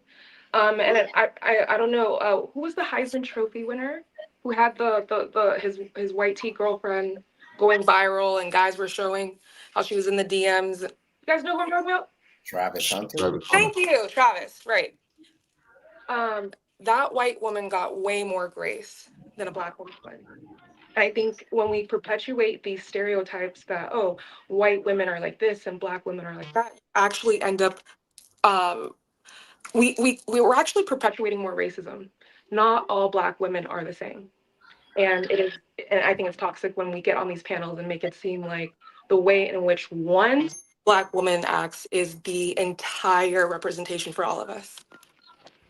Because we know there are plenty of white women who, I mean, that's neither here nor there, but I've seen a lot of black men go after white women who are not the top of the line. White women, they are oftentimes a very specific type. If I don't want to be too explicit, but it's the obese, anyway. My point is they do not choose the top of the line, generally speaking, white women or white women.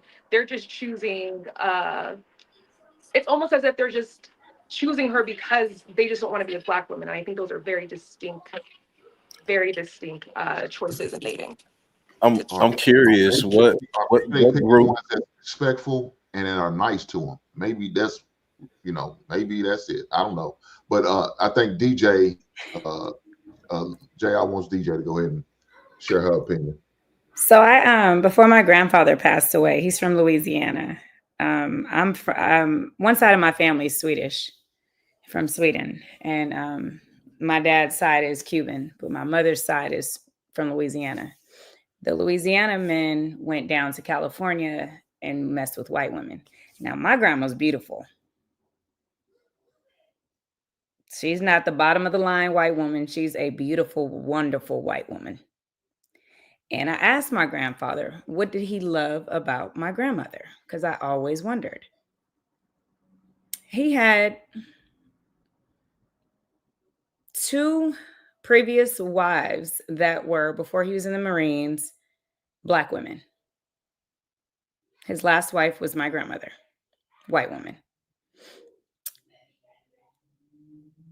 I don't like the black white talk. I think good people are good people. I don't like it. I'm Cuban, Creole, Swedish, Haitian. I'm everything. I hate it. I can't stand it. I told Lapeef that, like, I hate it. It's so stupid and minimal minded to me. Personally, I'm about to go because I really don't like it. My name is Aisha Marie Gonzalez. I'm mixed with everything. And in the space of hearing people trying to put one race up to put the other down, or put this one here, like, well, white women do this, and I know plenty of white women that do this, or I know black women that do this, and it's just like, at the end of the day, good people are good people, bad people are bad people. I mean, but my grandfather really honestly told me, he said, you know, the best thing about your grandmother was her soul. He said she had a really good heart, and he joked, my grandfather was funny, but he said, no matter what, she had the same attitude as every other woman, because they all got attitudes. He said, but you know what? Every time I came in the house from the military, she had food cooked and she give me head. So that was my grandfather. Hey, he said he kept him happy.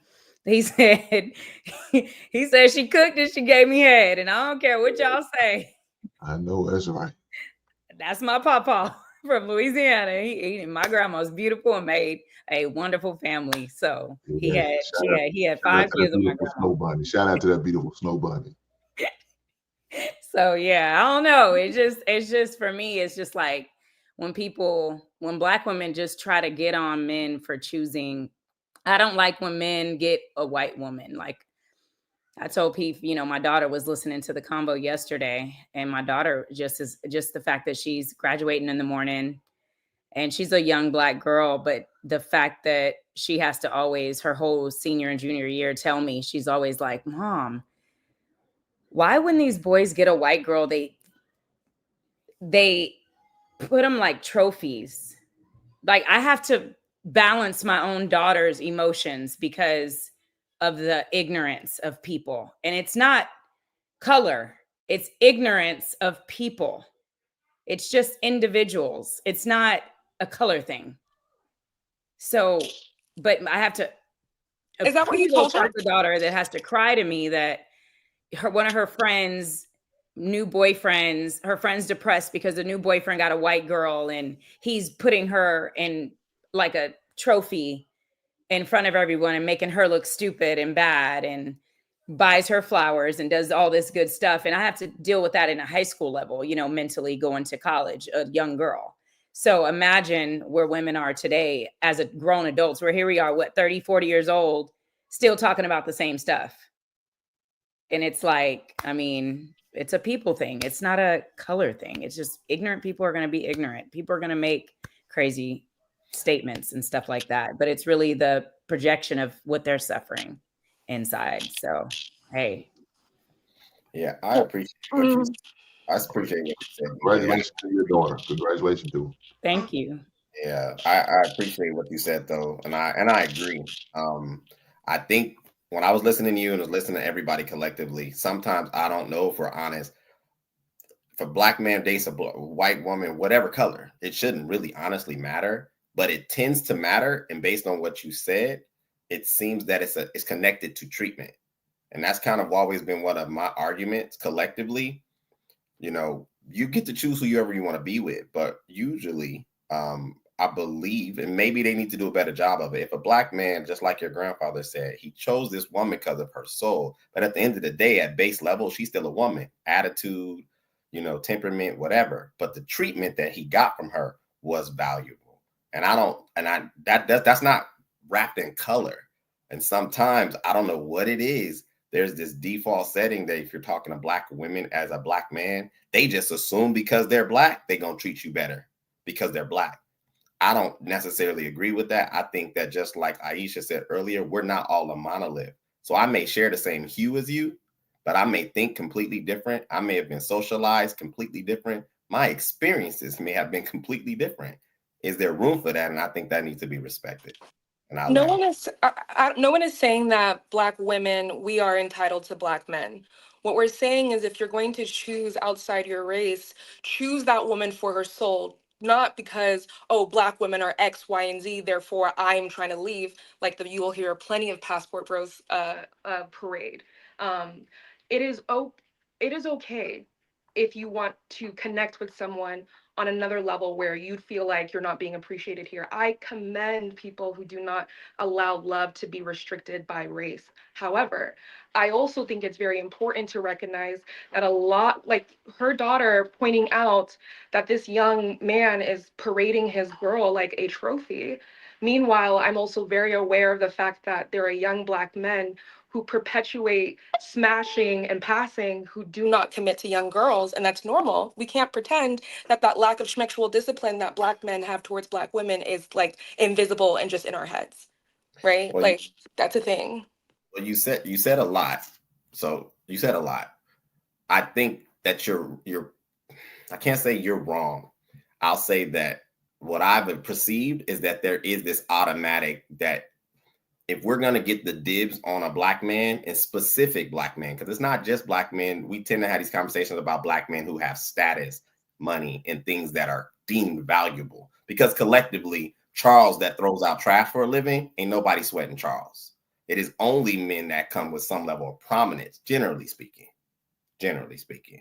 So if it really was about treatment, as you say, I'm finding it kind of hard because you said 15 minutes ago, you rated a top of the line or bottom of the line woman. And then that's confusing because how do you get to determine what is top line woman and bottom line woman as a woman, not dating as a man? You can observe because as women, we are also taught not to be as such, right? Like the idea of what a bottom tier woman is not just exclusive to men, right?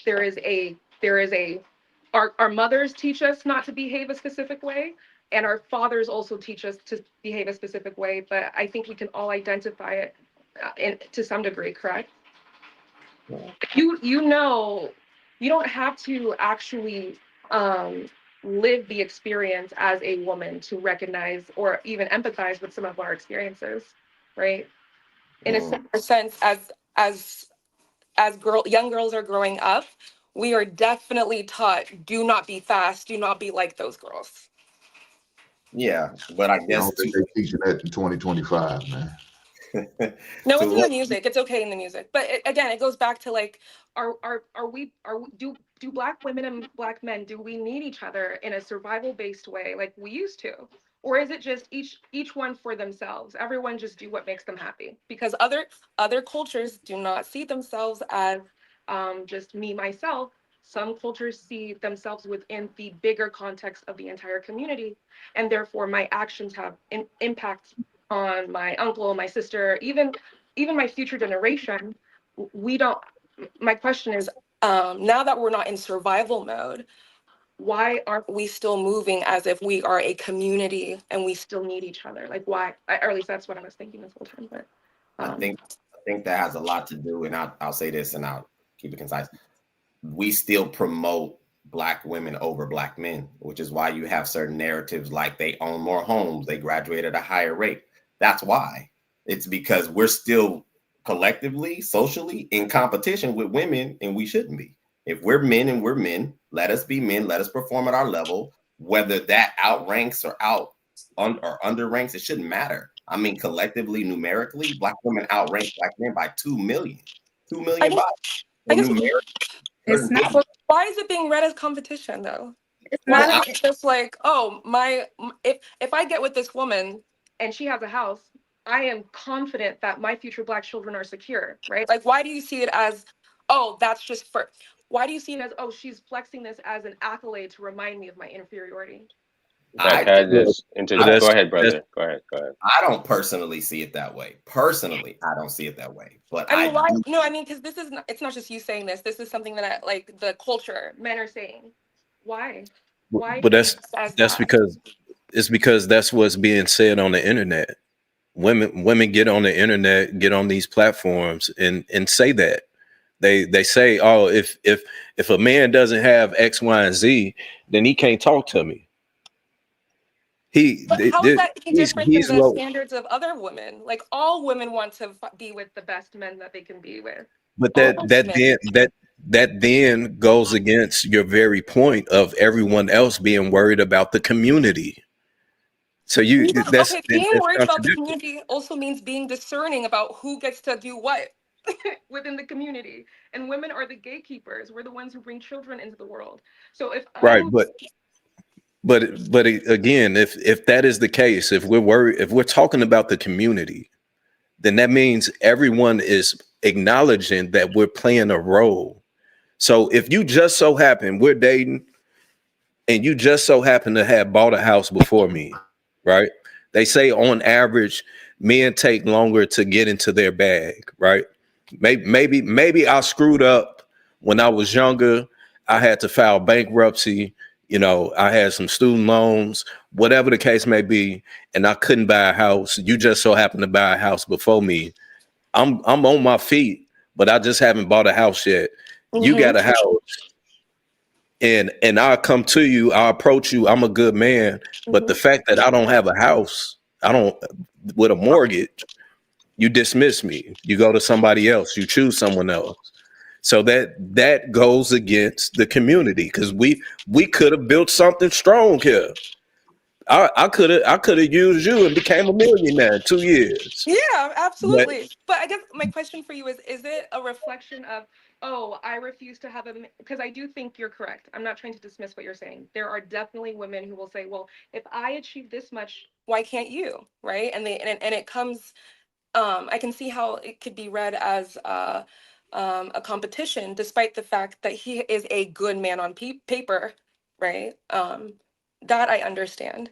But would you consider that two things can be true at once? Like, she can also, what if it's just he doesn't qualify? Like, what if he's just not attractive? What if there are plenty of good men who are very good people, but a lot of women will feel as if and this goes back into the do women have unrealistic expectations of Black men?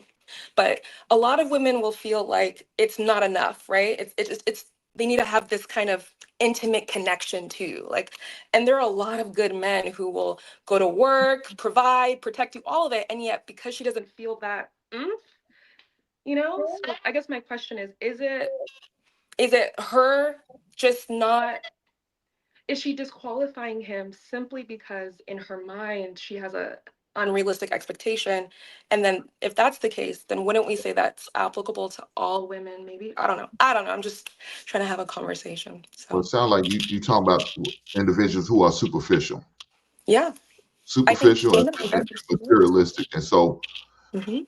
what man in his right mind would shack up with a woman or move in with a woman who already has a home that's already hers? So that first moment we don't get along or we have a disagreement, you know what you're gonna do? You're gonna put me out. You're gonna kick me out of your house. And guess what? Guess what I've been doing? I've been helping making your house payment. I've been helping paying your light bill, your water bill, your trash bill. I've been helping putting groceries in the refrigerator. But any given moment, you could just put me out because it's your house. And It's your that's valid. Yeah, that's definitely valid. And as a man, that is, I can see why that would be concerning, right? Especially because of all the messages men are given to be self-reliant. I understand. I guess my, how do I say this? I guess the thing that I'm a little bit uncomfortable with is why would you, yeah, we why know, would and you say it it? sound like some bullshit. We know. But why Just doesn't, go ahead and acknowledge it. It sounds the like some question is, bullshit. do you think it would be difficult for a man to lead if he's in a house where the woman owns it? Real quick. And It the should be. Ashanti, is it? And Yeah. the Ashanti. Yeah. Real quick. Have you ever had a guy move in with you? No, Why? because the men I've dated own their own homes. Okay. And those guys that own their own homes, that was one of the requirements you had for them, right? That they had their own thing. No, not at all. It was So, completely different. It's something they did mention, but it was so, definitely yeah. so you don't have a requirement for a man to have his own place before you date him or pursue him for marriage? I don't want someone who's homeless, to be clear, right? But I am. It is not So he a can live with his necessary. mom? He can live with his mom or something like that? Yeah, That's okay? sure. If he, but Okay. it's only if he has the qualities of you have to have a certain ambition, I guess the word is, to know that you're Well, not going to stay there. I'm okay. I'm trying to answer your question, and I think some of the guys who are trying to answer it, do you want an answer, or are you just looking to have a conversation? Because we're trying to answer your question. I actually want to understand from your perspective, and I think that's necessary for the conversation. All right. So do you want a man, if you can build a man, would you want him to already have his own place? Yes, of course. That'd be great. Okay. If you can build a man, he's a great guy, he has a great personality, he believes in Jesus, right? Or whatever. But he wants to move in with you. Would you want that to happen also? Would you also be okay with that dynamic? Him moving in with me. Yes. Sure. Yeah. That, I mean. Sure. Yes. Okay. So just based on the sure and the fact that you Yes. said The answer yeah, is yes. you're The answer is those yes. those two things. Those no. But I just want you to recognize what you just did. You paused, thought about it, and said sure. And then when I asked if he had his own place, you were very giddy and like, yeah, of course, right? So to answer your question, it is not advisable, as my brethren just said a second ago, to move into a woman's house, because once he does that, he's already lost some of his masculinity. Because that's What? not his place. But that goes You back to understand? no. Oh, I mean, yes, I do, right? Because No? Okay, cool. well, I understand because yes, he's ultimately putting him in a position of vulnerability where his partner could be and that's his livelihood, like that is his security at risk. That's dangerous. As a man, you are not given the liberty to be casual. Not men aren't given the liberty to have safety nets, generally speaking. But I can understand that. So understand other, because I know there are a lot of women who pick men who are very high risk men. I think that men, I agree with Hank, that men should not move into a woman's place. Like, I think that, but I also believe that it can happen in both ends. So a woman can move in with a man, and the man can be like, get out, and she got to figure it out. But the underlining thing for me is, a man shouldn't move into a woman's space. Either she moves in with him, or they go get a place together. I feel like that's the only way, because the woman essentially kind of holds the power, like he said, right? And I feel like that in itself messes up the relationship dynamic, because the man is supposed to be, the provider, the protector, and it's like now he's under her umbrella. The man is supposed to be the covering. She I supposed to be. understand this, but to play devil's advocate, That's why it never work. It really don't work when it happens. If you want to Have be that, Aisha, has a man moved in with you before and it didn't work? married for 17 years, we moved together. No, No, you never did it, right? No, I don't know. Yeah. So I just think why I are think we moving in I before like what marriage? Hink. Did I say it right, Hink? Okay. I like what Hink said as a prerequisite, but I think that's definitely a prerequisite. I think that a mature person, it's just oh my God, I so live off of maturity, man. My ex, when I got married, he moved in with me. I mean, I'm a submissive naturally, so I come from great women that allow a man to lead.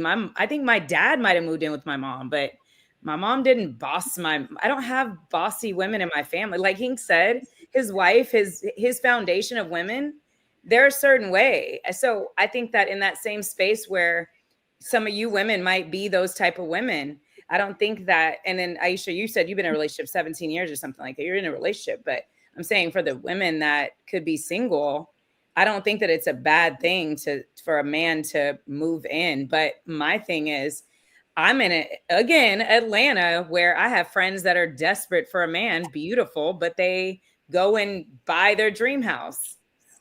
And I just think it's the dumbest thing ever. And they don't, and no man's not going to move in your pink Barbie house. And you want a man, you want a baby, and you want a husband, but he's not going to move in there. But if I were to move into his house, wouldn't I expect him to change things to make me comfortable? So why wouldn't it be reciprocated? The thing is, if I'm just dating to have fun and I'm just, I'm allowing men to move in with me without actually being married, then that you already have the answer, right? But if we are actually building legacy and we're building a world in which this is my man and this is my person, the only reason why I hesitated was because I was evaluating, is this someone who I would feel it, or I would qualify that this is my person? Of course, you can move in. Why wouldn't I cover you? You would do the same.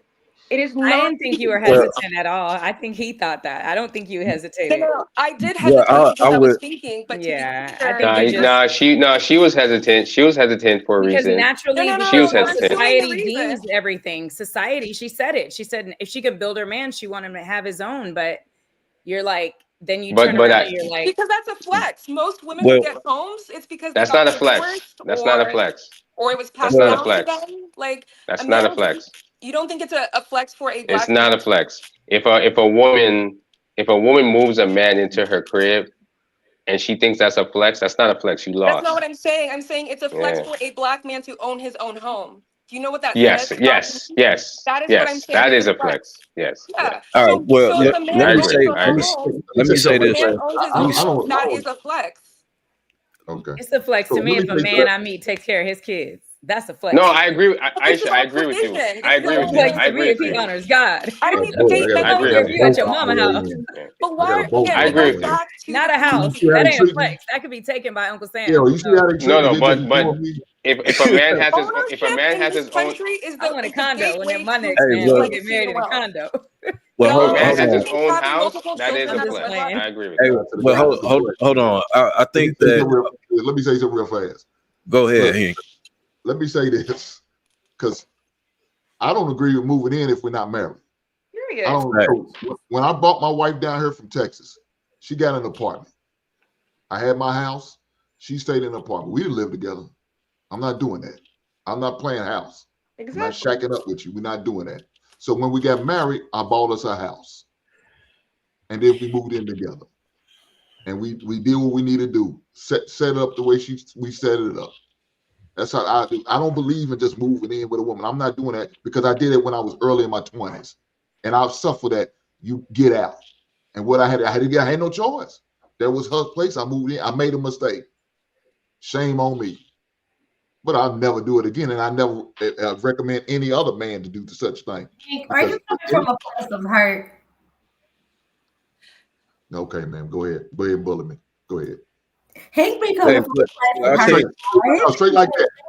Oh, do you think that was aggressive what she just sit there and said?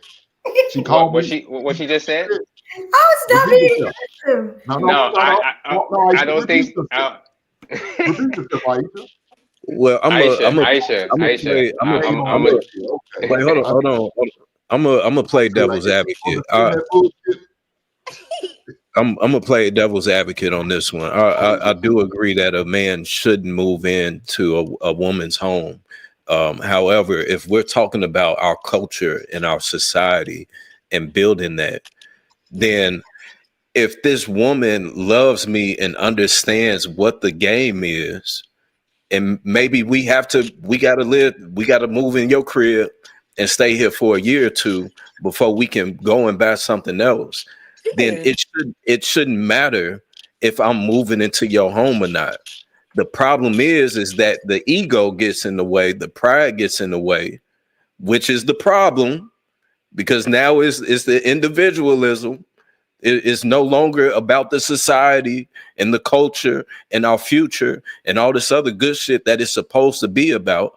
It's about me, instead of us, the bigger picture. So I think that's the problem. The fact that we can't or don't feel comfortable enough to, hey, if we got to do this for a year or two, so be it. But we can't do that because women's egos and their pride gets in the way to where, again, we got to go toe to toe. I gotta go toe to toe with you just because I'm a loud ghetto black woman, and it's like, why? If we in this together, then that shouldn't matter. The only thing that should matter is that we are a unit. We understand our roles. We understand the objective, and that's all that should matter. Absolutely. I would like to know why. Well, go ahead, Angela. I wanted to ask: has anyone been in a situation where, as a woman, you let a man move into your house, or as a man, you moved into a woman's house? I thought I just shared that. I don't know if you was here or I not, but was just let me, Hank. Don't do that. well, I didn't know. I just Don't do that. shared. You asked a question. I just shared, but I'm gonna repeat it again for the slow people. Shout out to you. But yes, I did move into a ex-girlfriend's house, and Okay, she you did don't kick me out. I just wanted to take a little poll. Yeah. Okay. I Thank moved you. in with somebody and they put me out. I'm not. I swear to God. So if Dude we're did both right. moving He in, did if we're right. both gonna take the, if we're both taking the steps to move in together, but with no ring, we're just playing house. Because you're right, ego absolutely is part of it. But men also have an ego. I There's think a lot of people with rings playing house. I think. Wow. Whoa, who said that? I did. You want to elaborate? Do you know the divorce rate? I'm just inviting you to expand. Oh yeah. I mean, you can look it up. That's a whole nother topic, but it's a lot of people married playing house. I mean, I that goes back to ego and pride, though. Like if it comes back full circle, because again, if we made this vow before man and God, and we won't commit, we won't be fully committed to what it is that comes with it, of choosing each other every day and having this bond to where we is unbreakable. But instead, it's me, then of course the divorce rate is going to be high as hell, because that's what we're pushing in our culture. Absolutely. I have a story that I wanted to bring up to you guys since you're talking about men moving in with women. In my family, we had a man. He's like a second cousin, but he's older, so he's like my uncle. And when he got married, he moved in with his woman. But it wasn't the same as you guys are saying. When he moved into her house, he made her stop working.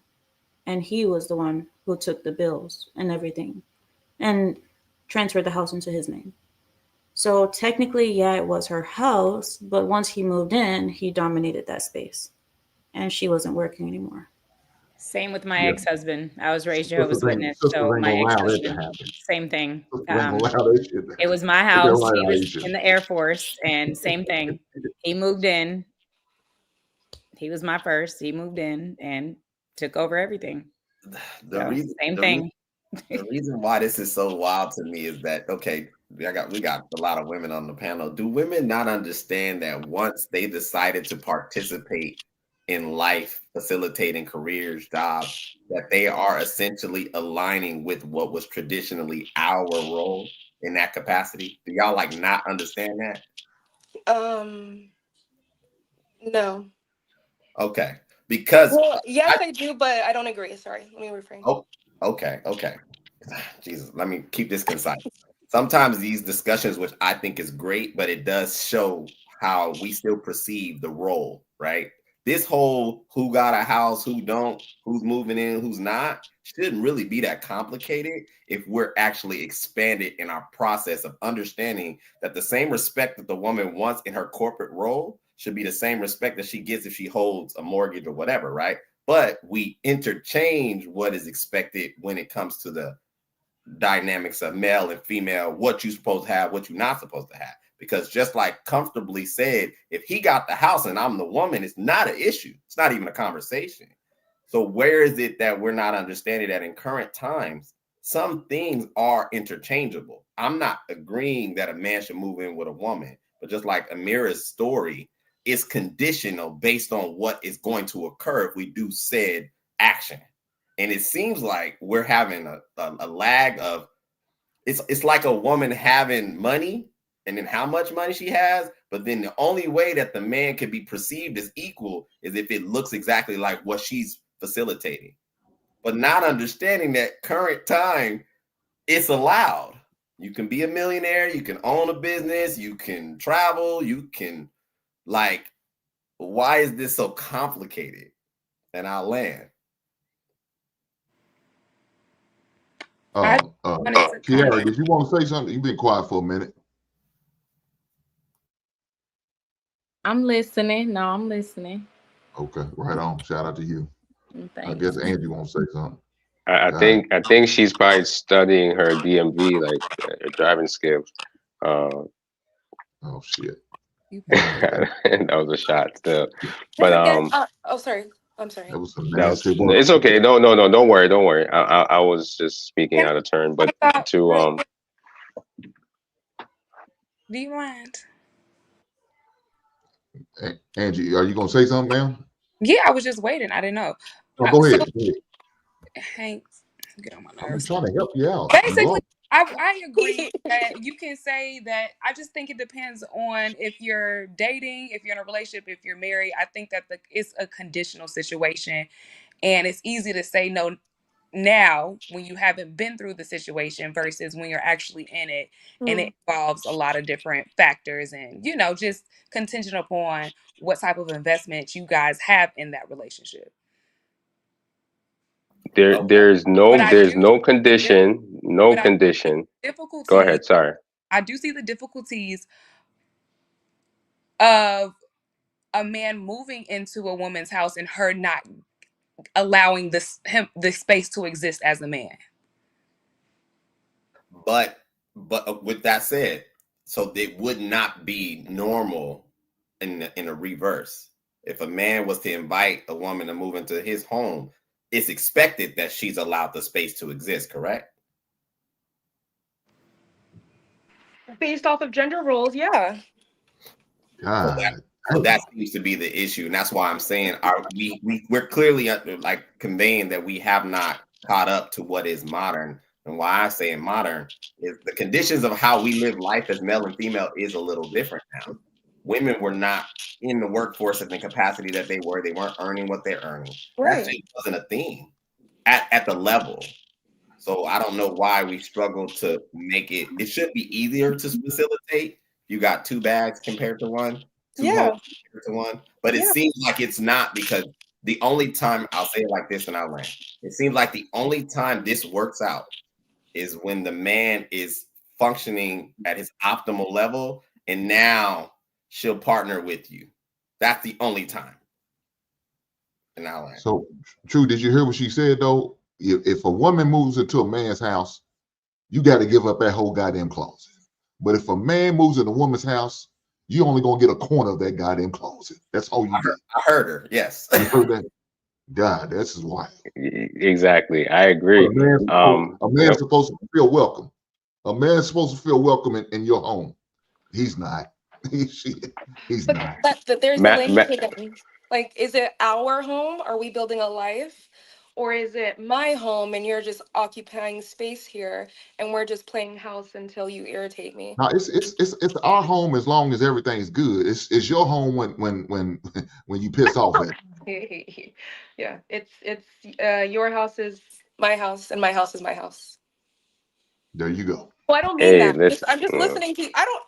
I don't agree with what I'm just understanding what you're saying. Ashanti, you're not letting no man just move into your crib, you know what I'm saying, and then he running the show and whatever. At some point you're gonna be like, at some point you're gonna be like, what's the plan?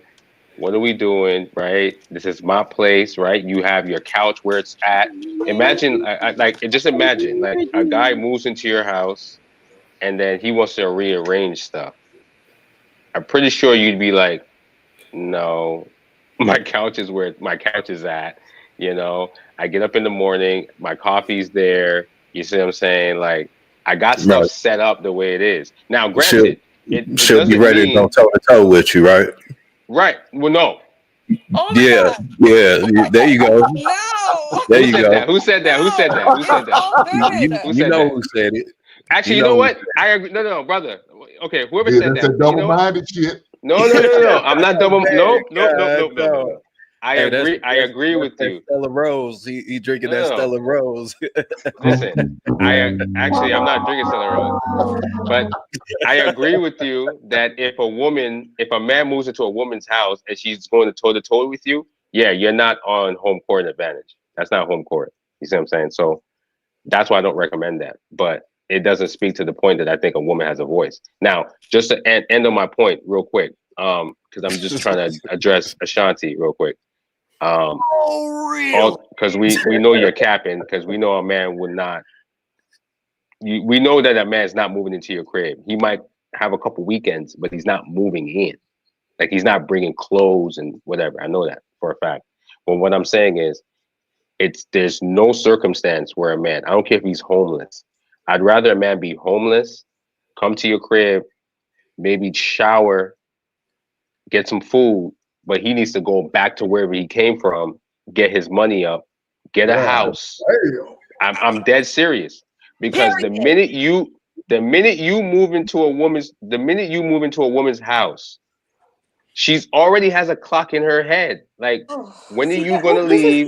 What are we doing? What's going on? That's just how women work. There's already a clock in her head. And mind you, don't think you're gonna have other women on the side and be in her house. You go in a whole nother direction with it, brother. No, I'm just saying. Look, So did everyone answer Angela's question? We done went from empowering a black community to Pookies moving in. Is it the Stella Rosa? That's that Stella Rose kicking in. No, man. Hey, we should be talking about if the situation comes down to it. Yeah. Then it should never is my question. That's like that. Did you get kicked out fair. before? That's fair. That's fair. I'm in agreement there. A man should not move into a woman's house. I'm in agreement there.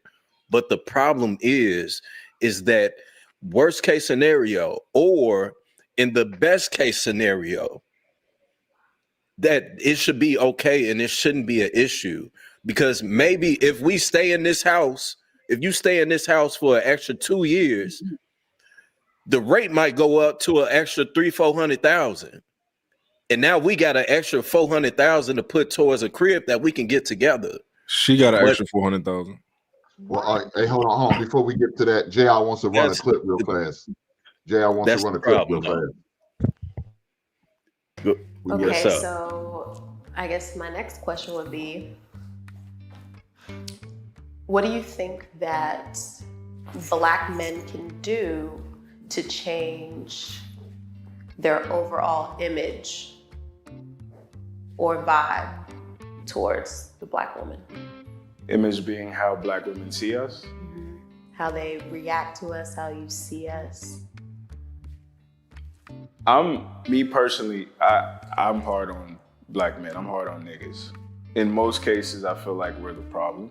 And I always start with us. I mean, if I'm having a conversation with Black women, I might criticize them. But 9 times out of 10, I'm starting the conversation with Black men. And what we need to do is we need to become more competitive. And that means, from an education standpoint, that means corporate participation, that means networking, that means... First and foremost, men, if you want to lead your woman, you have to be more competent than she is. Like, you have to be the better leader, or else why the fuck are you in that role? And this is actually no small thing, as there are many very competent and capable women out there. As women continue to develop their own competencies, the bar is constantly being raised for male leadership. Good. Like, a little healthy competition never hurt anyone. The ability to put our pride and ego aside and actually prepare for the future. Because that's sometimes why niggas get caught up in bullshit, is because of pride and ego. But they don't think long term, right? I use the analogy of the Tom Brady versus the Michael Vick. Michael Vick is a 10 times better athlete than Tom Brady. But the reason Tom Brady is always going to be more successful than Michael Vick is because his game is more sustainable. He can drop back in the pocket and throw the ball for 40 years. Whereas Vick can only run a 4.2 for maybe 5 years. And then taking hits, that's not sustainable. And I think a lot of times we as black men, we rely on flash. We rely on, peaks, but peaks don't sustain. Peaks don't last for a very long time. So I think the best thing we can do is focus on the long game and position ourselves. As I'm saying this, I'm talking to myself too. Position ourselves to be competitive long term, and know that that might mean you might give up, the short-term gratification that we've used to define our wins, right? So yeah, that's the biggest thing. Wait, so in that situation, wouldn't Tom Brady be the better athlete because he can last the 40 years? Depends on how you grade an athlete and athleticism. Like if you grade it on athleticism, it's different. If you grade it on just longevity, then So the fact that Vic can run out of the pocket better than Tom Brady makes him a better athlete. Not necessarily. The fact that if you put him in a combine, he would probably win in everything, even down to arm strength. The only thing that Tom Brady would beat him in is accuracy. So I mean, just the net, he just would end up winning. I think his analogy was great. Based on the video, where I will push back on is I do. Okay, let me say it like this. I agree black men need to be more competitive. I do agree that we need to raise the bar. We have a unique opportunity now that we're not limited as once time we were due to technology and advancements and, career paths, things, right? However, I don't believe overwhelmingly that as black men, we suffer when it comes to long-term, short-term, and what we look at as important. I think that tends to get blended when we couple with women at times, because when we say, baby girl, we don't need that right now, we tend to get pushback from the fact that we naturally are prepared planners and we look further down the road. Whereas when you're dealing with a woman, generally speaking, they don't understand why can't we do that right now? Just like it may take 3 to 5 years. It's not sexy. It's not sexy to say I'm investing for 15 years. It's sexy to say I'm taking you to Tulum in 6 months or 3 months. And that's what I see collectively. And some men, unfortunately, don't have the fortitude to be like, look, this is where I'm headed. You can rock with it. And if you bet on me, we'll win. Or not. If you want the quick flash stuff, I'm not him.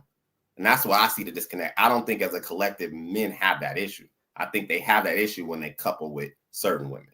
And I'll land.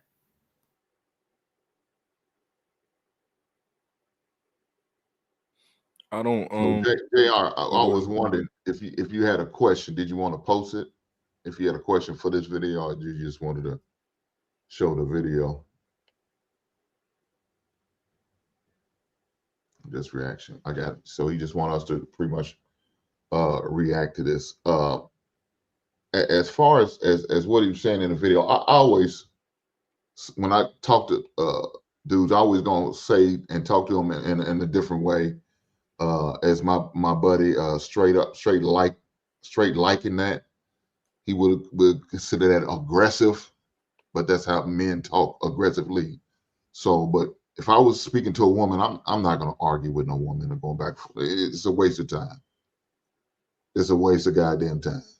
So when I talk to the men, we supposed to hold each other accountable and shame them to some sense about it.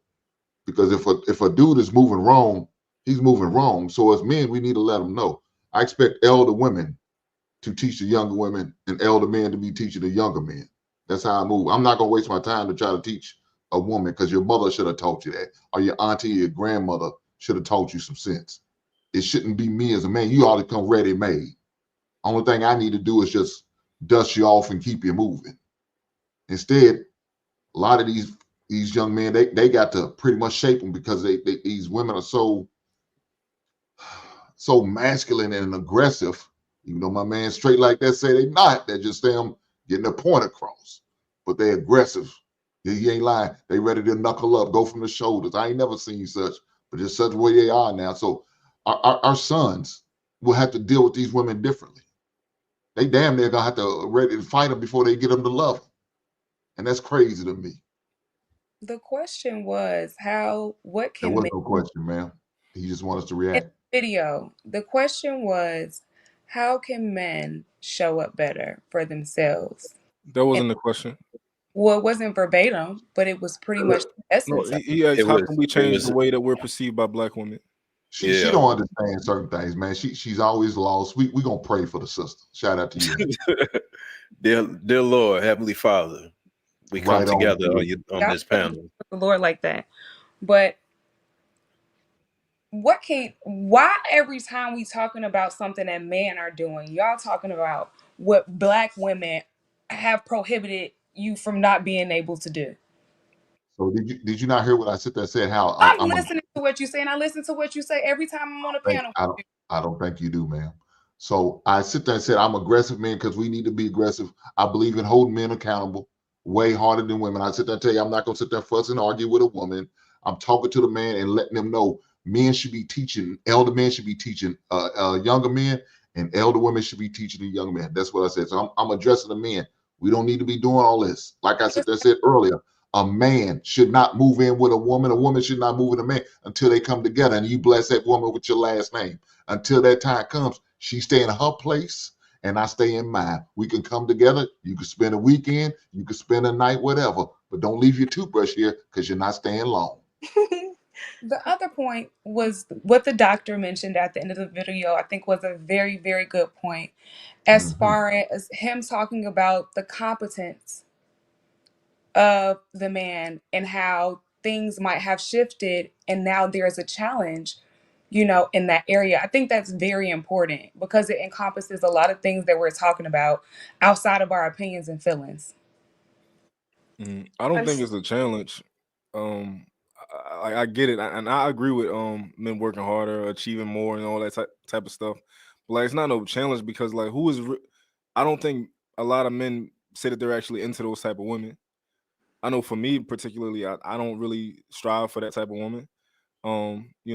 You want a beautiful, cooperative woman who admires you.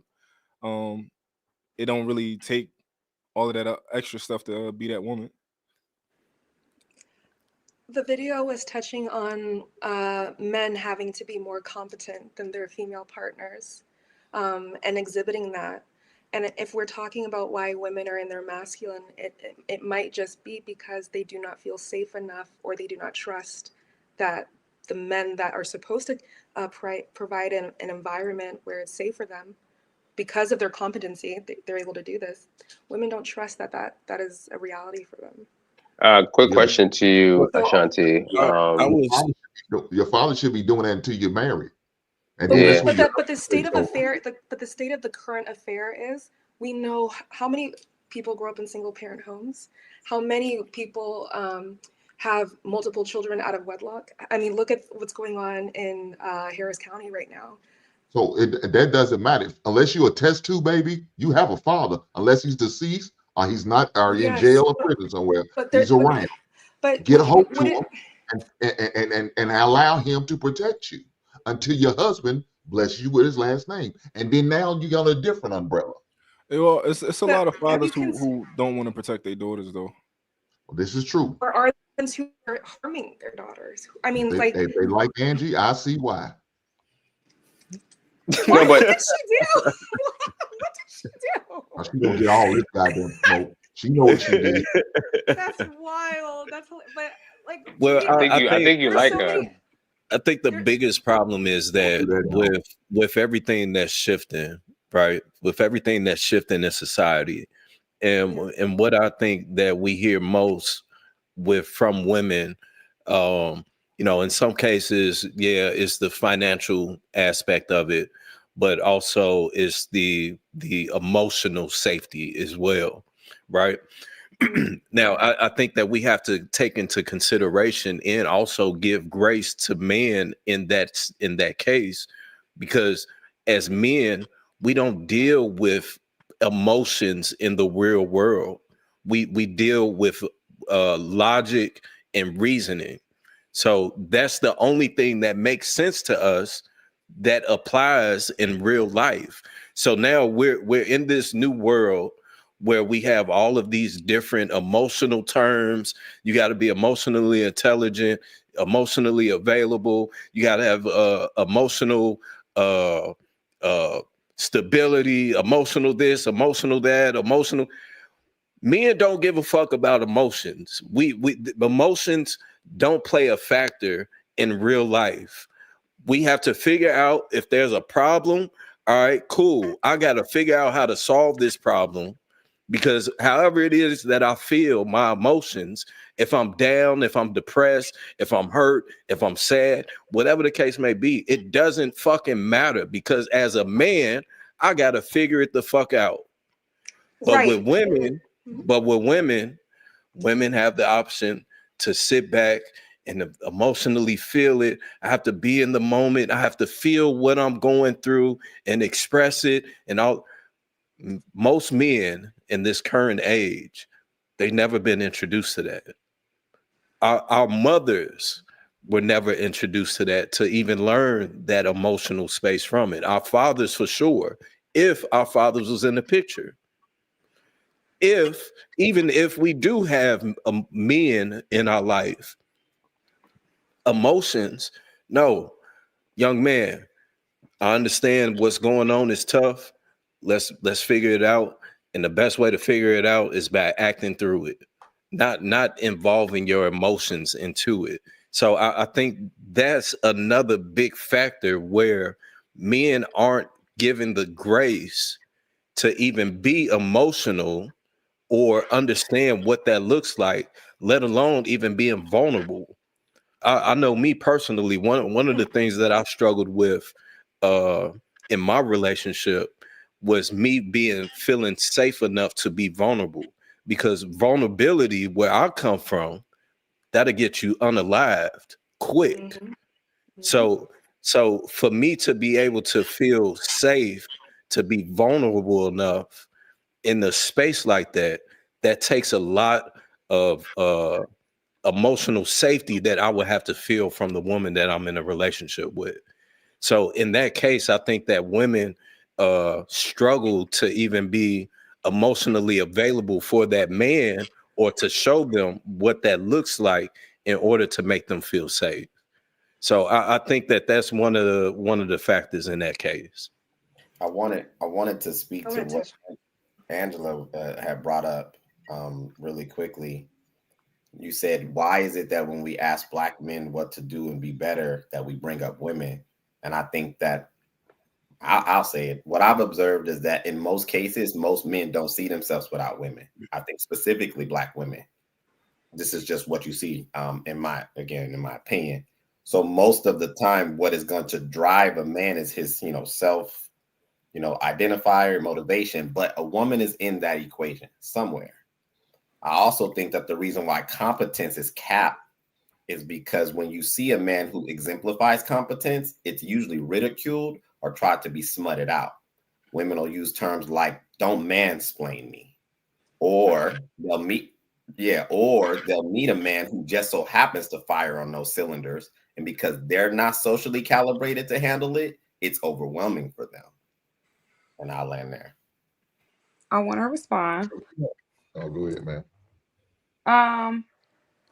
I feel my experience from being a part and also being an observer of conversations that we've talked, the different topics that we talk about, not just on this at this particular time, but just accumulated information. It just seems to be like there's always something negative being pulled about from the experience with the women. When I truly feel like a lot of men benefit from the essence of women and the efforts and the nurturing and the support of women, and you just don't hear a lot of that.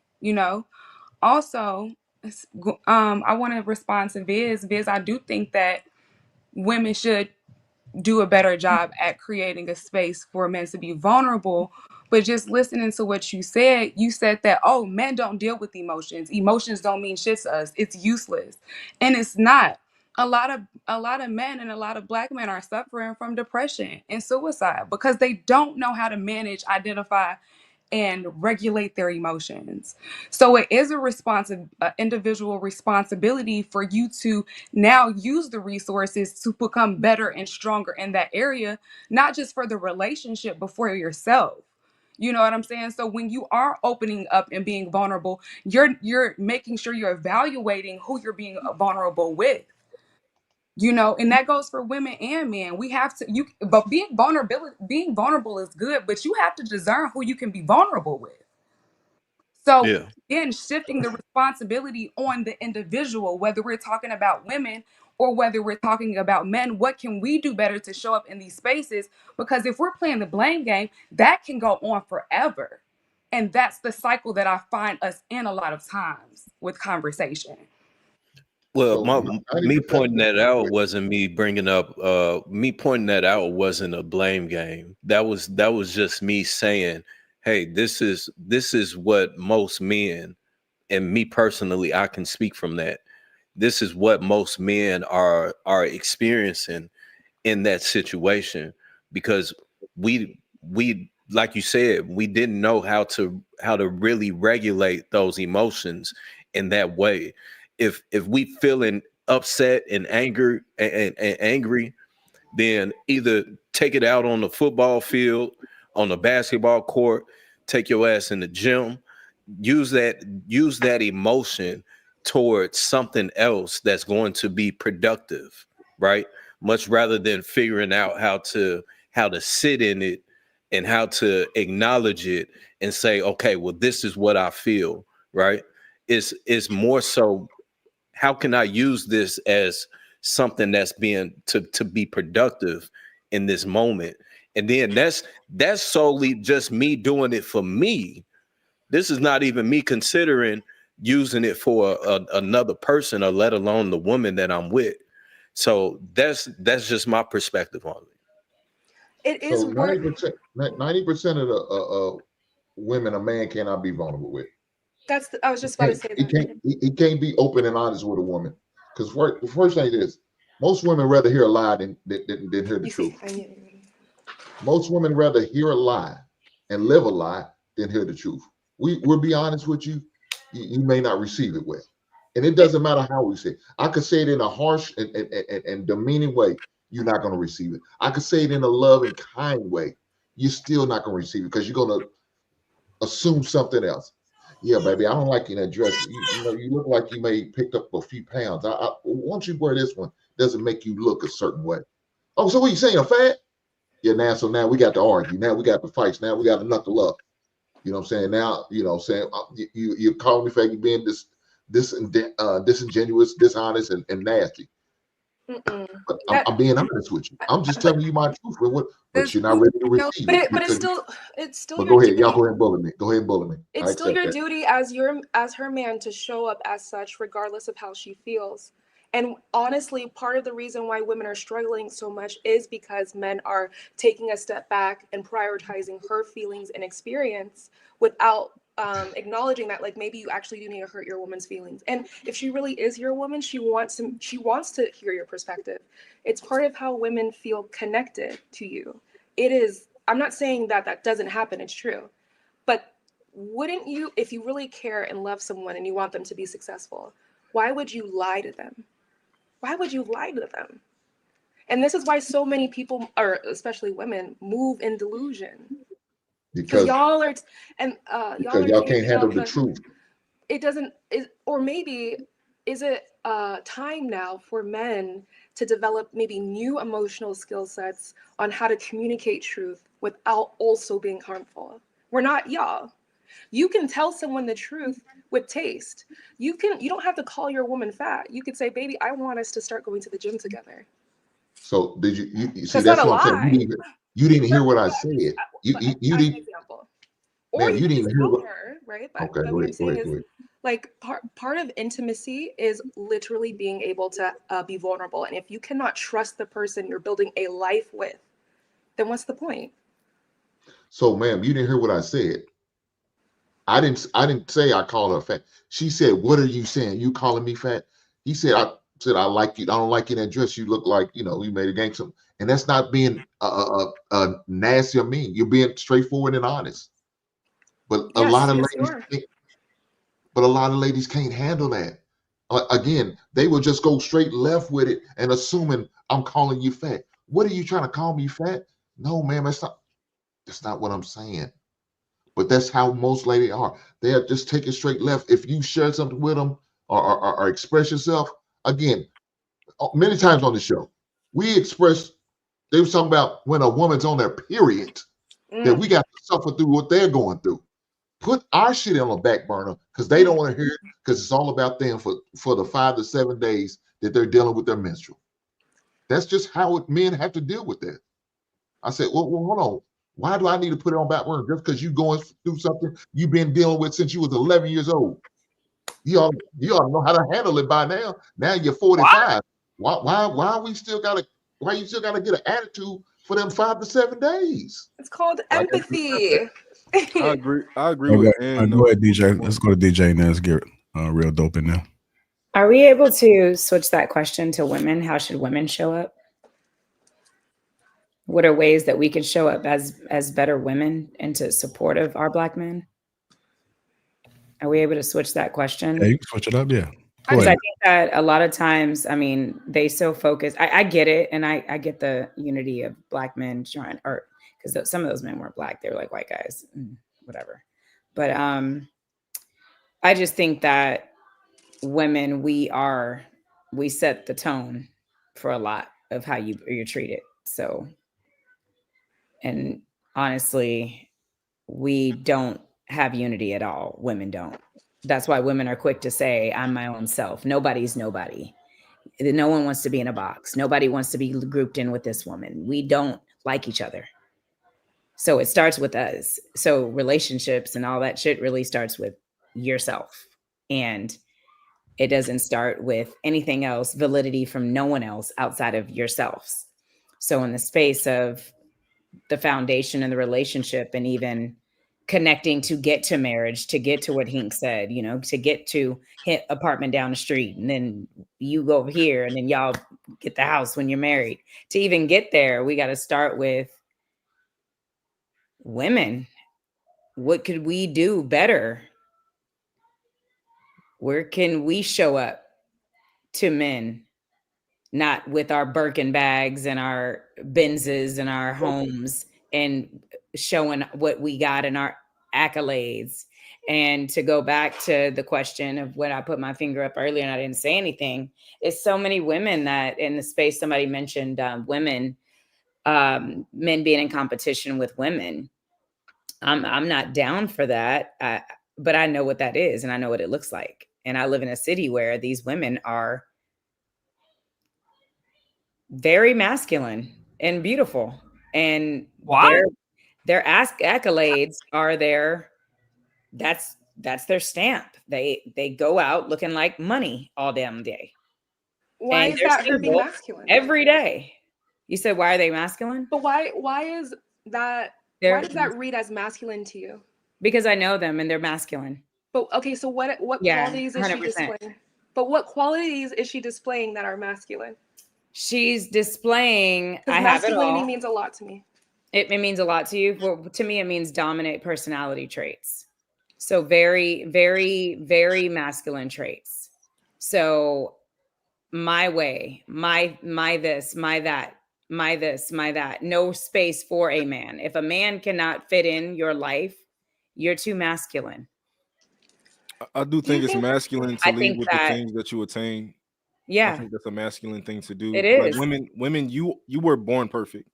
You are like, all you got to do is preserve yourself, and you are perfect. You what a man has always wanted. If you just were born, you listen to your parents, and you stayed who you are, then let nobody touch you. You are the perfect woman, right?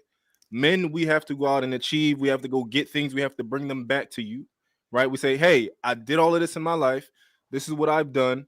I like you. Would you like, I bring you the ring. The ring costs $100,000, whatever it is, right? I'm giving you things. So when you go and acquire things and then you show it to the world, like, look what I've done, that's masculine. I think we need to move past this performance-based evaluation. You cannot determine someone's value based off of simply the accolades or him going out and achieving. Because if we're that model made sense when we lived in a world where my survival was absolutely tied to my husband's. We weren't going to make it if I didn't get married. There was a time in this world where women couldn't even go to school, right? So in that perspective, in that world, it makes sense. But we're in a world now where we know hundreds of people who are terrible, ugly people, masculine or feminine, and they are just terrible people, right? My concern is when you say things like, "Oh, women, you're born with value, you don't have to change." There are a lot of women who will think, because I am just a woman, I do not have to evolve. I do not have to learn my counterpart. I do not need to work on myself and see how I can be a better woman to my male partner, which goes back to her question. Yeah. I think with respect, I think you're taking one thing and kind of like moving it over here. We're not saying that acquiring things is all you need to do as a man. Of course, like, women have way more things that they want out of a man. They want you to be 6 foot. They want you to be this. They want you to be that. Like, I'm just saying, that's just one thing. They want you to be emotionally intelligent. They want you to know what they're saying, even when they're saying the opposite. They want you to read these type of things, right? They want way more than for you to just acquire things. We weren't saying that that's all you needed to do, but we were saying that when that is just a masculine thing to do. And we're not saying that as a woman, you don't have to go through life and actually learn how to work with people. You don't have to learn how to be a good partner. You got to learn those things too. But in a basic sense, if you were just born, you're slightly attractive, you listen to your parents, you grew up and you preserved yourself, you didn't go out here and go and have sex with all the men in the world, you are valuable. Yeah, I don't think that. Can I ask the women a question about leadership? Do you women feel like any of you women, I don't know your jobs, I don't know your careers, I don't know where you are in life, but do any of you women, one of your leading traits, is it leadership? Sorry, can you say that one? I heard trace. What is traits? Traits. Yeah. So, what are leadership traits to women? Or? No. I didn't hear the question well, sorry. Do either of you feel like you're a leader, that you possess leadership? Yes. Absolutely. I do. Yeah, I do. Yeah, for sure. Yeah, so masculine traits, I don't know if y'all know, I'm sure you guys do, but I know that you got how you feel about masculine, but it's pretty much strength, courage, assertiveness, independence, and leadership. That is so one in the definition. space. I disagree. Yeah, I know, because you're taking it back to a certain level of where women didn't work, and really and honestly, I can take it back even deeper of why marriage was even a thing. So we can all go all the way but back. We're focusing on leadership, right? Right, but in the space of what I was saying, when you took masculine out of what I said about the women with their accolades, walking around with their degrees, their sororities, their Gucci purses, their Birkin bags, their Instagrams, their That's cars. not leadership. That's materialism. No, I didn't say that's leadership. Or that's what not I masculine. Said, that's not being it's masculine. That's, to me. Materialism. All that's masculine to me. If a man doesn't want you, it's masculine. And I'm gonna tell you, my brother. Do you think women married. Do you think women can lead? My brother just got married to a very modest natural girl. You gotta let her finish. You gotta let her finish. We respect you and allow you to finish. You gotta let her finish too, okay? My brother just got married, and I love my niece's mom. I do, but she got to Atlanta 6 years ago, turned into somebody else, got very masculine here. We're from Sacramento, California. She was not like that when my brother got with her. That was his first woman. He brought her here. She turned into someone else. Guess what? He found a modest girl in Atlanta and married her. My brother been married now 5 years, and they're happy, and she's miserable. but she's still masculine and she's still out in Atlanta, single now. But my brother originally had a baby with her, and that's who he first was with. But now he didn't marry her. He married the very modest girl, not the masculine girl. And all I'm saying is I'm not downing those women with those accolades and how they lead with them, but I definitely look at it and as women, like sometimes I just want my friends to just come out, be natural. You got to put a whole face of makeup on to just go down the street and get some Starbucks. Like, where is the feminine modesty and with women? Women always have to be to this level of extra. Men don't want all that stuff. And when y'all show up, it intimidates a lot of men. Some of y'all men like it. I don't know where y'all from, but a lot of men don't like that stuff. And Hey so DJ, can I ask you a question real quick? You said, what do you say straight like that? I wanna ask you a question. Okay. I agree with you, by the way, and I don't want the guys to clown me because they're gonna say, oh, whatever. But I have to ask you a question. You said you have kids, right? I said I have kids. Do you? My daughter's I'm not yeah, sure. yeah, I do. Do you lead your daughter? Do I lead my daughter? Mm-hmm. Are you the leader in her life? God is the leader in our lives. That's not what I asked you. No. Okay, I'm the so you role don't model lead. in her life. Okay. All right. That's all I had to ask. Her dad is her leader in her life. Okay. Thank you. May I respond? Let me just say, Yeah. hey, DJ, hey girl, I'm in Atlanta too. Hey, And so I do agree that it is a lot of what you would consider masculine. I do. And it's very distasteful. I just disagree that I don't necessarily agree that just because you wear makeup or just because you have expensive things that makes you masculine. I love to look good. I'm very much aware that I don't need makeup. I don't wear it everywhere, but I like to wear it, and I don't think I've ever been considered masculine. I don't even feel masculine. No, after doing, just a lot of healing, I've went through therapy and things throughout my life. Once you know self and love self, right? It's just like it's a different love. And I'm sure that you get from God, that assures you and asserts you in self. So I just don't agree with the part that if you want to look nice or if, some people, some women. Well, I didn't say that as a whole. I added that in as sometimes I want to just be natural. Sometimes that's what I said. I said sometimes I want to just let's go to Barnes and Noble real quick. Got it. I can't find a friend that don't say my hair's not done or I gotta put my makeup on. I mean, this is Atlanta, so I'm from Cali. Like, it's just strange to me. I've been in Buckhead 15 years, and I'm like, man, these Barbie dolls out here. Are your friends single? Are your friends single? They're working out like the men. They're doing everything. They're just and they're go-getters. And hey, so be it. They're out here. But again, I'm just saying, I just want women to just be more, if they want a relationship. That's all I'm saying. You do understand the leadership that a man requires from a woman is different from like the leadership that a woman would have with her children or something like that, or like the leadership that an older brother would have with like an older sister, or like the leadership an auntie would have with her nieces and nephews.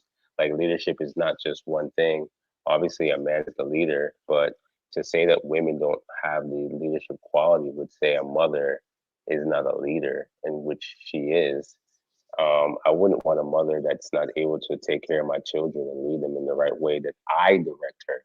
So leadership has levels and stages. The Most High is number one. I don't know if people here are believers, but there's an hierarchy, so everyone has a role. Whenever you look into nature, there's certain animals that dictate leadership, and then some animals have to submit to that, and then it trickles down. So leadership is not just a monolith to masculinity, but masculinity is the number one head of leadership when it comes to a man and a woman. So for her to say that, I asked her, you have a daughter, you don't lead her. Really? You're at home with your daughter and you don't lead her? That don't make no damn sense.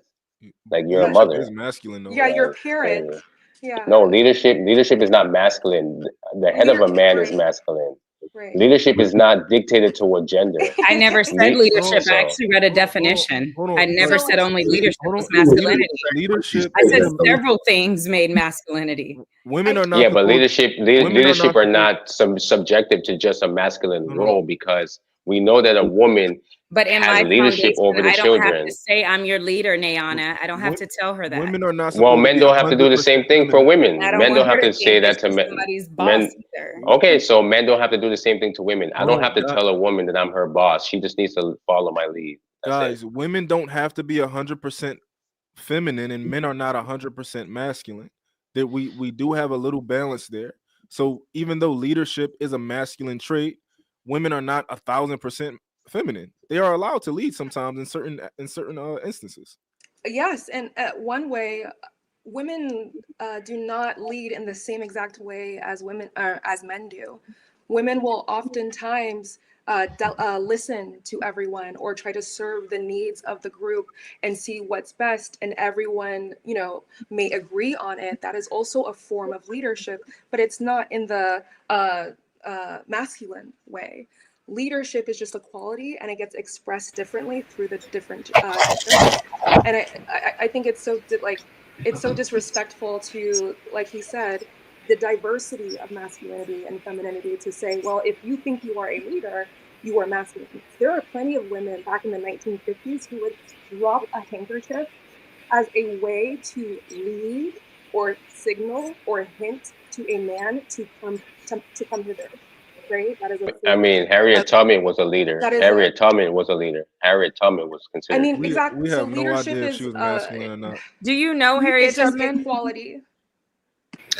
Well, I think do you know Martin Luther King?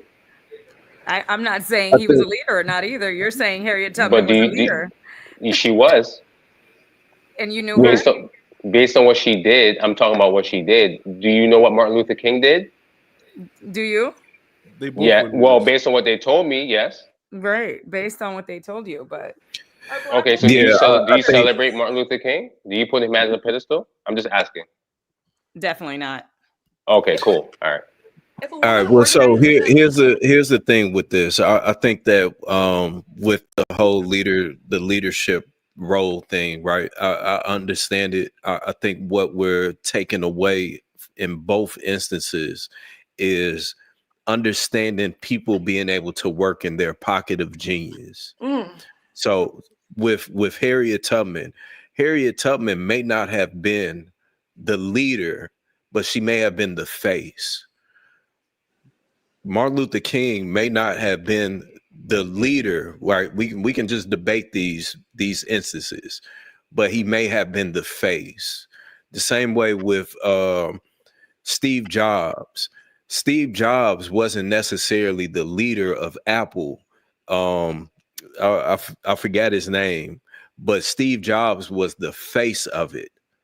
So I think we have to take into consideration the fact of people understanding their pocket of genius.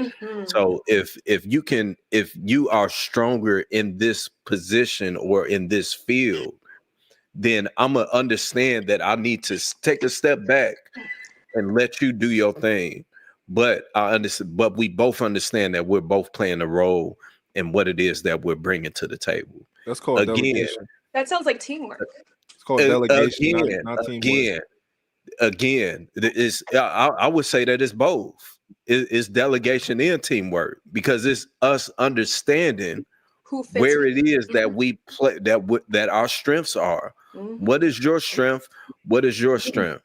And when we are able to come together and understand what both of our strengths are and utilize them and use them to an extent of where we can get ahead, then we all win. Well, then we It's not a who is who, and you're more masculine than me or you're more feminine. It's none of that.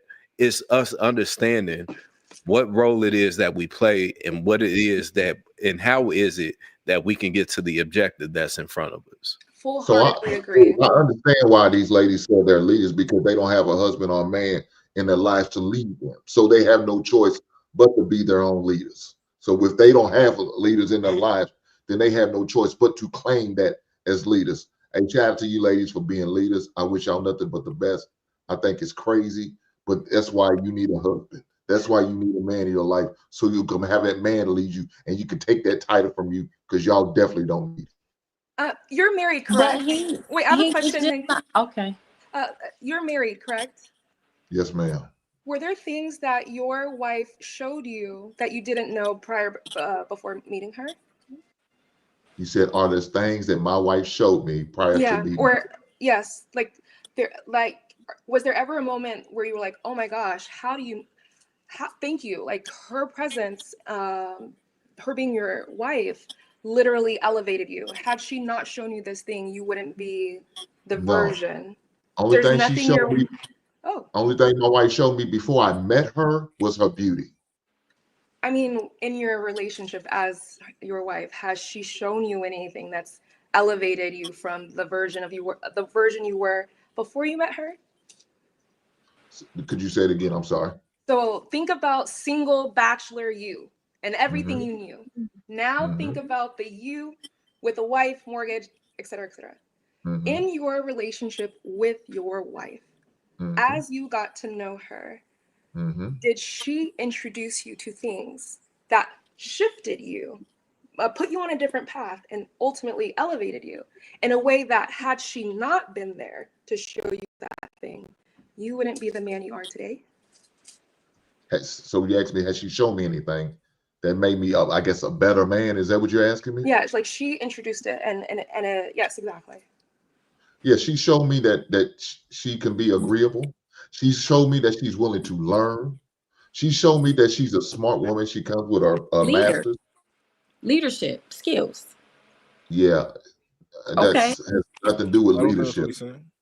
That's not what it. So y'all don't listen. No. But she That's had why y'all need a man to educate you, Hank. ladies. Wait. She showed you, ladies. Exactly. She had to show you something to choose her. When we say we're leaders, That's not true. obviously we are That's not not married. showing me something. It's not being a leader. What I'm saying is characteristics of hers could have displayed leadership. Her as a woman, you didn't just choose anything. You're not just going to choose someone that's off the streets to say this who I want as my wife. There's characteristics in us as women that you chose to decide this is the person that I want to spend my life with. So when we say we are leaders, of course we're not speaking from a point of leading our husbands. We're single, right? And there's nothing wrong with that. So let's not try to, there's absolutely nothing wrong with that, right? We're getting ourselves prepared. We're in preparation to become a wife. But when I say that I'm a leader, there's characteristics of myself that I take on to prepare myself for my husband. Okay, So don't can I say disregard us in our singleness. Don't never disregard us in our singleness. That's disrespectful. We're preparing ourselves to be wives. Well, I wouldn't think so, because when you sit there telling a man I'm a leader, yeah, I'm not going to. I'm thinking now I got to go toe to toe with you, because you're trying to be in my singlehood. I'm not a leader in a marriage. I'm not married. In my singleness, let me tell you this. It's not like y'all could turn that shit on and off like a light switch. That masculine leader role is going to always be on. You're not going to turn it on and off. I'm a leader when I'm at work, but I'm soft when I get home. Bullshit. Because that's you're going to fall to your default mode. And that's that leader that you're being at work. That's that leader like at home. It's where the leader's going to be everywhere. It's not going to turn on and off. Y'all not built like that. Y'all always going to be thinking, we boss bitches. I'm the head bitch. That's not how I think at all. Okay, well, shout out to you, man. But them 90 other % women. I think Kiara. Well, go ahead. No, I was about to just say, because when she asked that question to him, about like, hey, was it something that your wife introduced you to, or like kind of showed you to kind of almost kind of like upgrade him as a man or make him a better man? Like that kind of goes back. What men are y'all dating? Like because we were just talking about men being more competent than women. I'm way more competent than my woman. So like when I've changed so much from being with her, but not because she taught me anything, but because I became more of a leader from being with her, I had to teach her a lot of things. You know, I had to take on even more of a leadership role. You know, I got kids. It changed me. It's not because they were like, hey, Dad, you need to go do this, or like, hey, I'm gonna introduce you to this. No, I changed because I had to step up as a man to upgrade you, right? So this idea of like, oh, you know, like they be like, oh, every good man has a woman behind him pulling the strings. Like, no, that's not how that works. I don't know. Yeah, I think I would have to give a little pushback on that. I think that if I'm with a woman that can't give me something that I don't already have, then there's no point in me being with you. You have to be able to bring something, as they say, as cliche as it is. You have to bring something to the table, because I can go out and get any woman that got a coochie. That's easy. I can get anything that look good on my shoulder. That's easy. But where's the value in that? There's no real value in that to me. If you can't give me something that I don't already possess, or you can't open my eyes up to something that I may not have been exposed to, you know, if you're not benefiting me in some type of way that I feel like, okay, I feel even I feel even better, you know, or whatever the case may be, then to me, there's no point in me being with you. Period. But I agree. They don't, as men, right? I'm not saying to choose a woman who's not competent, right? I'm saying you choose a woman who, of course, you think is attractive. You choose a woman who can follow you. You know, she's like I want a woman to be a second version of me, right? I want to put so much of my playbook and my everything into you that, like, I can, even in business, like I want to be business partners. I want to feel like I got another me somewhere else, right? But this idea of Isn't a business woman, partner also a leader? is a business partner a leader?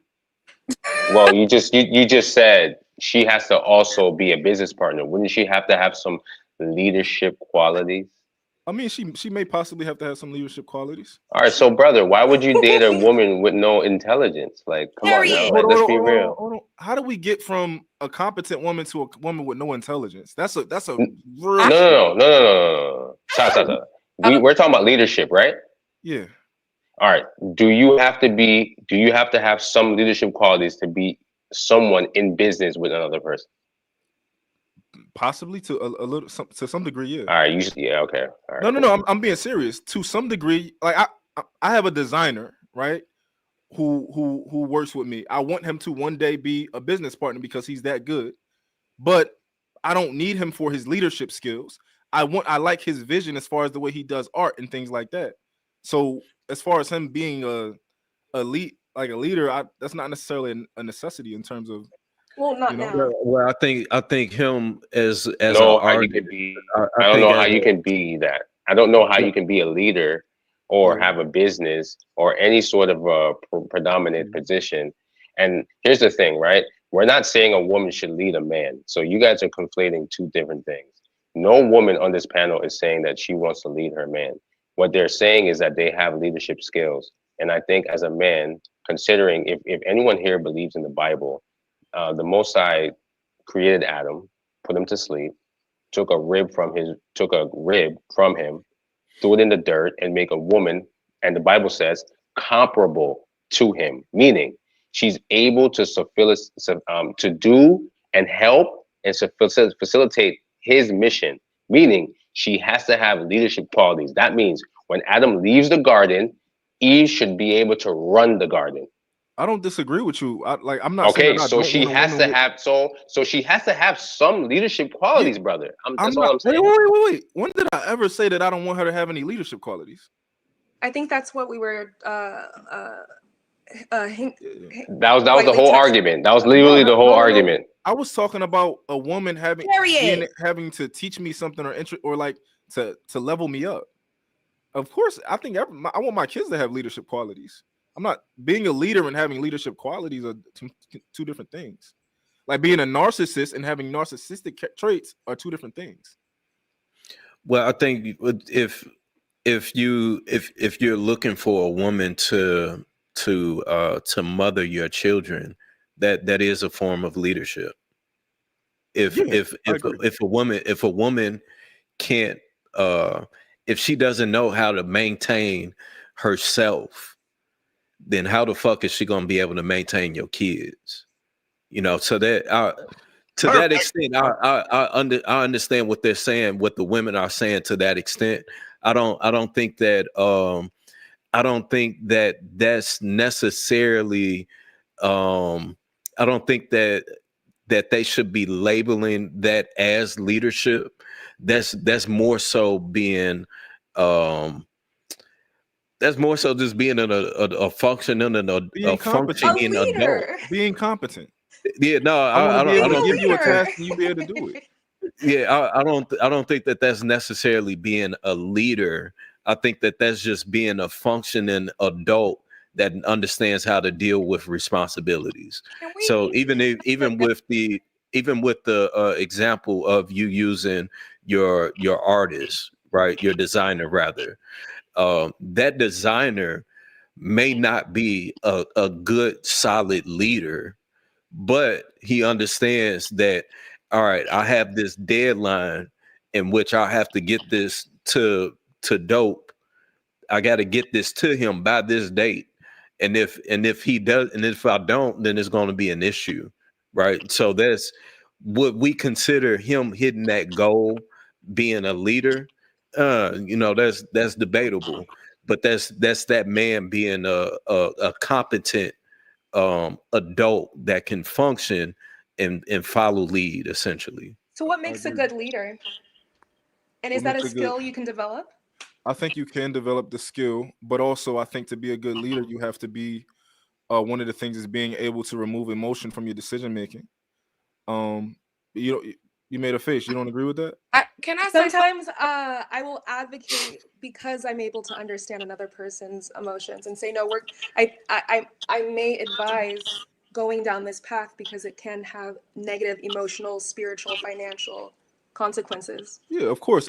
Being able to empathize with people is very important. But so if we go ahead. I just think that two things can exist at once. I think it requires actually balance. Some of your choices can be informed by a true passion and anger, and all of these things are valid. Yeah.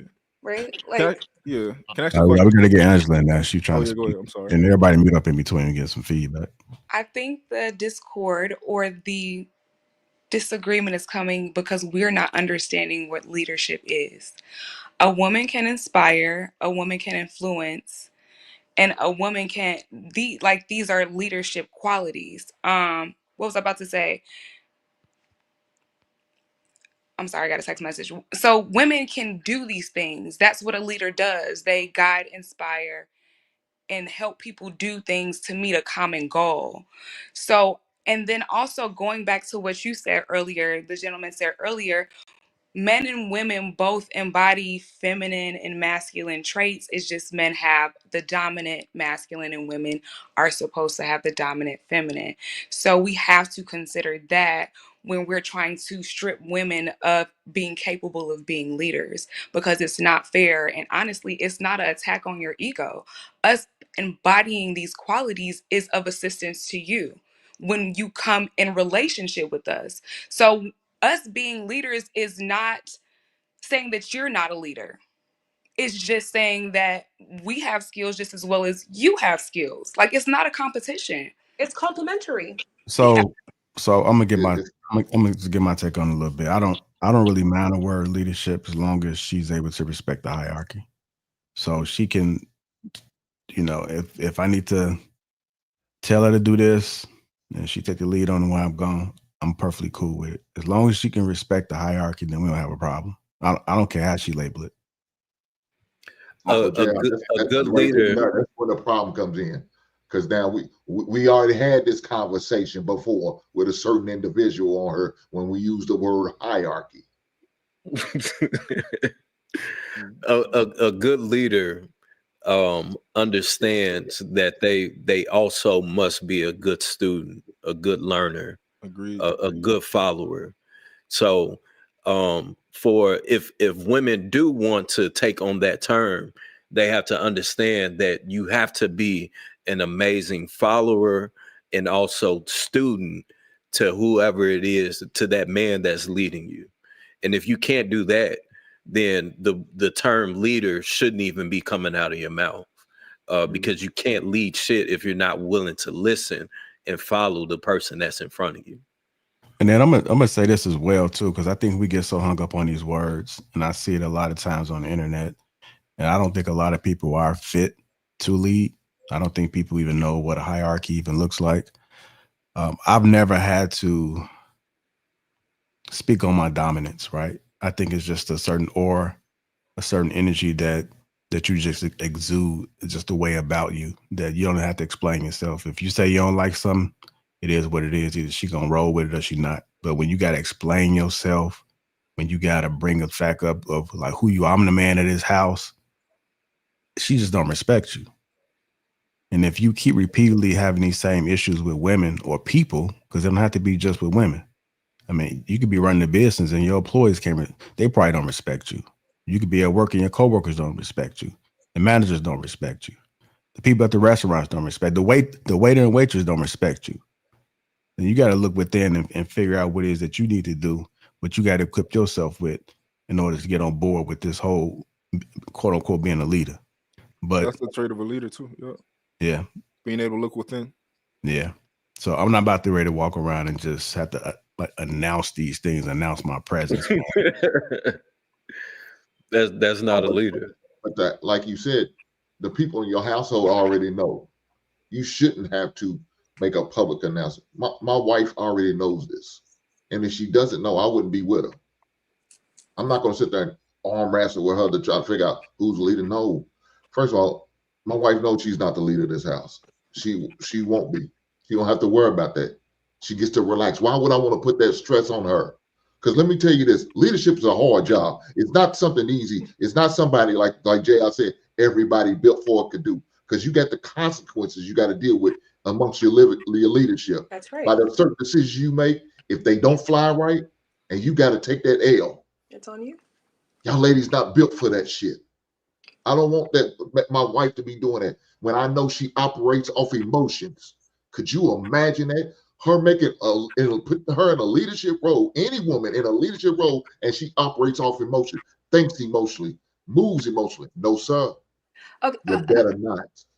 Again, if we can take a couple steps back, right? Is it possible that your emotions can also give you insight that's valuable, right? That doesn't actually have to be a negative thing, but can inform the choice you make as a leader? No, never. But let's say possibly, right? Women can give you good insight. Yeah, as a leader to make decisions. Yeah. So and take that into consideration. Yeah. And some of that might be because she's emotional. She's able to intuitively understand certain motivations.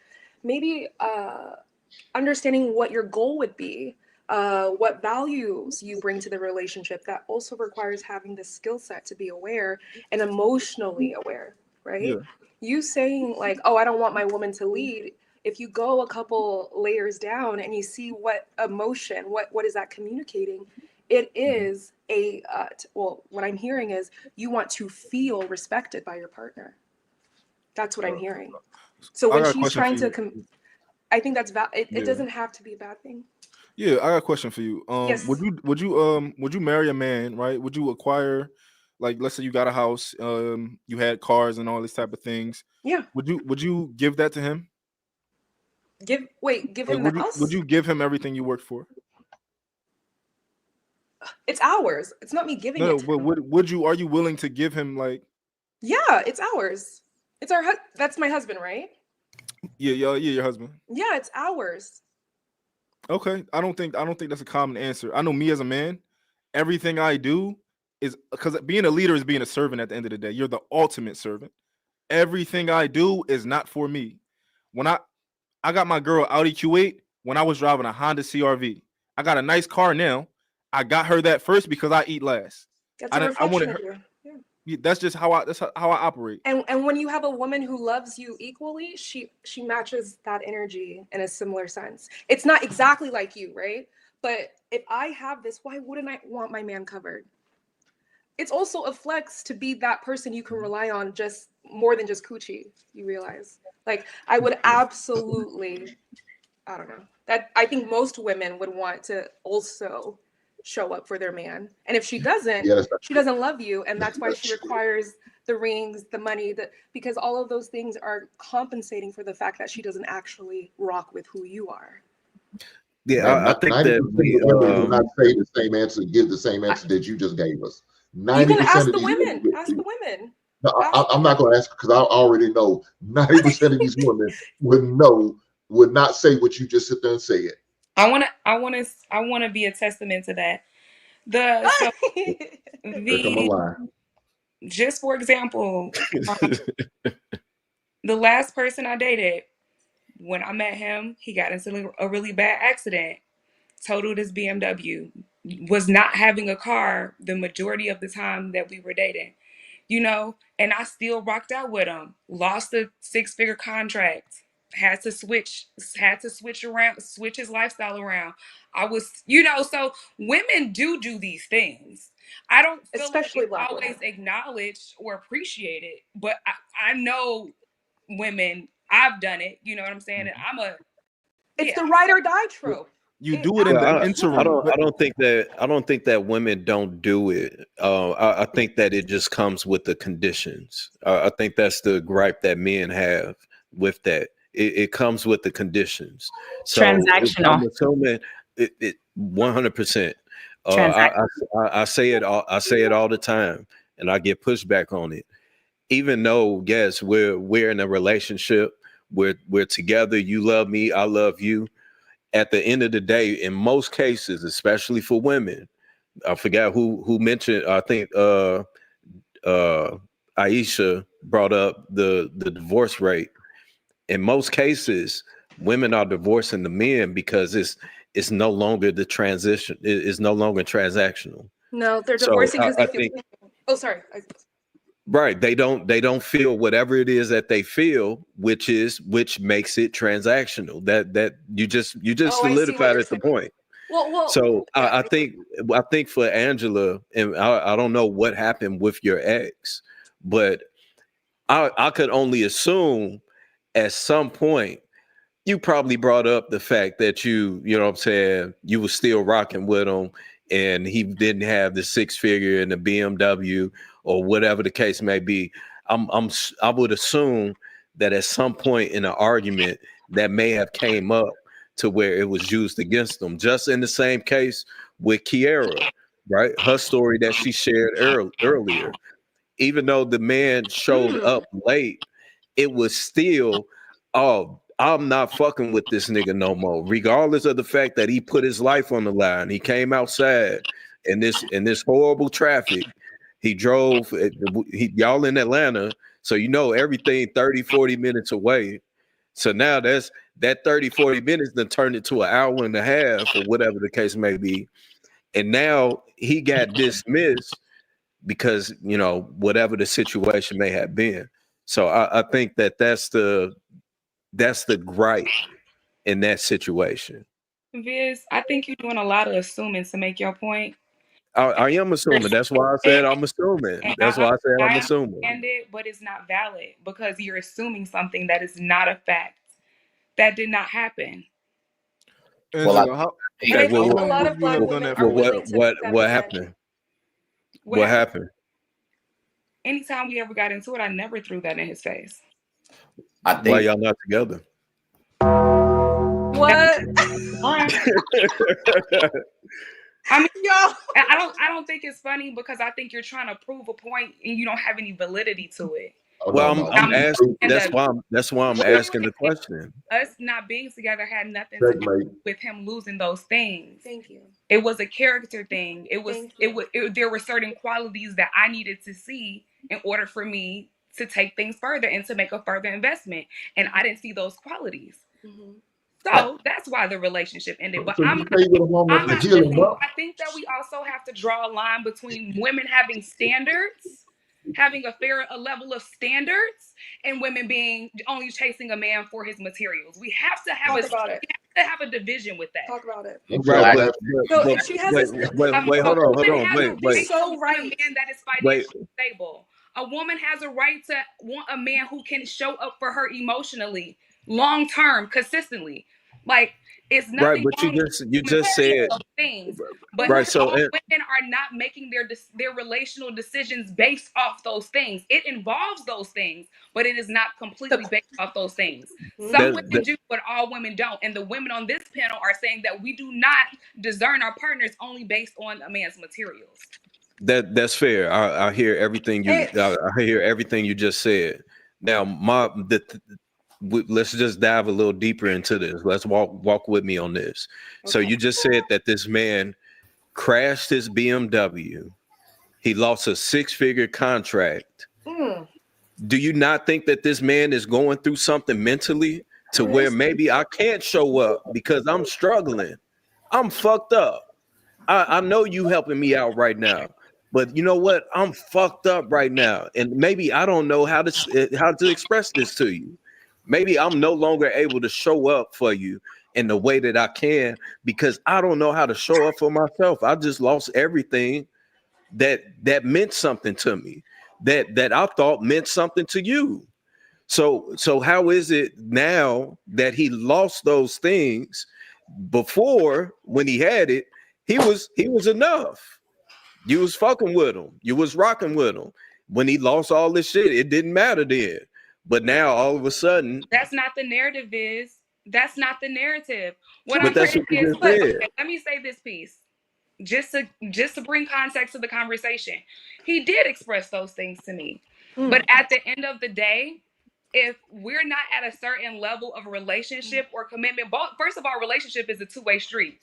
Both people need to be getting their needs met in this situation in order for it to function properly. Consistent enough. Maybe not 100% of the time, but consistent enough.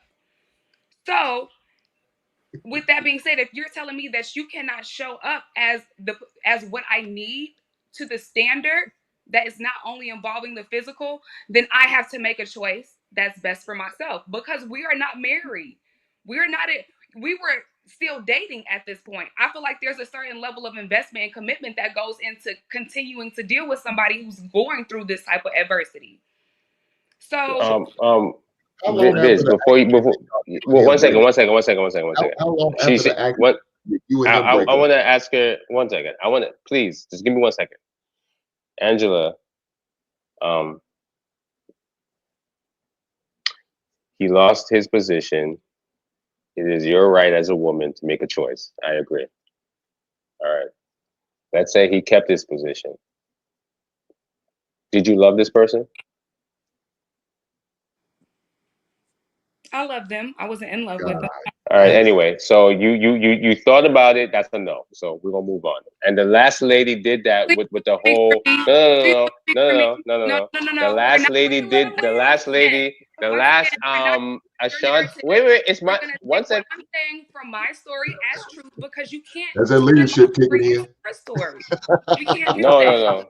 I think that it does. The last lady, Ashanti, did the same thing with the whole room thing, and you did the same thing. So anyway, we're gonna ignore that. Continue your question.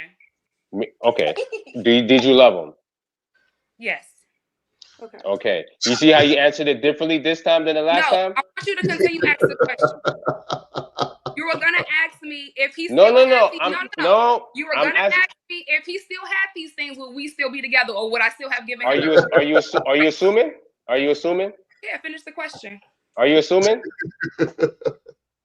You just got on my brother. No. You just got on my brother for assuming. You just got on my brother. You brought out that he was assuming that he don't know. Are you assuming right now? All right, cool. All right, so well, now I'm being childish. Okay, so that's an insult, and I'm just talking to you. So I didn't call you no names. But anyway, No, moving forward. Is that her expressing herself, or is that her being aggressive? No, her? No, that's not brother. I promise you, that's not her being strong. Well, you hate to admit you was wrong, don't you? You hate to admit you was wrong. No, I said strength. I said strength. Yeah. Hey, let's Hold get on, guys. Najee. Hey guys, you gotta get my man Najee. Yeah, let's get Najee in there. Is that Najee? Is that how you pronounce your name, brother? Yeah. Well, go ahead. What's your thought? What's your thought about this? I think the whole dynamic is kind of dysfunctional because the way people are looking at it is more so based on their own personal needs. So it's like, I know how I want the woman that I desire to be, and she has to be this way. And if she don't act or behave this way, then I can make her wrong for it. And then I'm gonna find everybody's going into it from a lacking mindset because they don't understand who they are. And they're trying to create this idea of how they want a person to be based on where they're not showing up for themselves. And then you get to the root of it. It's based on their mom or dad or whatever trauma they experienced as a kid. And now they're governing their partners to be the version of their mom or their dad that they didn't receive as a kid growing up. And now they're like, oh, you're not the woman for me because you're not being the way I want you to be. AKA, you're not being how my mom is. It's all trauma bonding, for real. Wow. 100%. You cooked. I think that's an oversimplification, but I also think that we missed a very valuable exchange between Biz and Angela because Angela made it personal. And I think Biz was speaking on a general. I also think that it was posed as a general. Angela made it personal. No knock to her. But traditionally, I believe women do change up when the conditions of that man change. And that's what I believe Biz was speaking to, that en masse. So we're not saying Angela's like that or Anna's like that or Kiara's like that or even DJ's like that. But us as men continue to tell you guys some of the experience we have with women that are not y'all, that these is what occurs. And what I think was even displayed was that, correct me if I'm wrong, Angela, you said if he's no longer serving me, then I have the right as a woman to now remove myself if he's no longer serving me. Is that correct? Something along the lines? When you are in a relationship, when you get in relationship with a person, I think the point of being in a relationship with the person is to inspire you to be better. When I say that person did not compliment me, when we were not compatible, where I felt like we could move in a constructive and healthy direction, that's what I mean when I say he wasn't serving me. Okay, that's fair. Thank you for expressing that. Thank you. Angela, were you guys friends first? Hurt, but now that he got hurt, now he can't. That's not a real thing. He got cut his ass loose. Is that what we're saying? She didn't really love him, or she had to guess or figure it out in her head. Angela, were you guys friends first? I'm just curious. Would that not be the equivalent to like how a man get with a wife or a woman and she starts to gain weight and then a dude no longer find her attractive, so you don't want to. We're talking about dating and marriage. Those are two different criteria. That's two whole different things. For the most part, I think again, like you guys are saying it's different, but in reality, in 2025, a lot of it's not different. And regardless to whether it's in boyfriend, girlfriend, or in a marriage, it's still the problem with the whole cycle of relationships. And most people married, I recently asked a question, and I asked married people. I said, if you took out the word commitment, would you guys still treat each other the same? 97% of those people said no. Well, I mean, that's the obvious though. You're in a marriage. That's not the obvious. That means that it's transactional. Most relationships are transactional. So what Angela's saying is it was transactional. He's talking about love, but in reality, people don't love. They're in transactional relationships and marriages. I don't think commitment is a transaction. Love is acceptance. I don't think commitment is a transaction. Commitment. I think commitment is relationships, period, in general, are 100% transactional, in my opinion. Be it if it's your family, friends, or a spouse. Now, as far as with marriage, you're committed to this person. So regardless if the transaction is not there, You've made a vow before God and man, so it doesn't matter.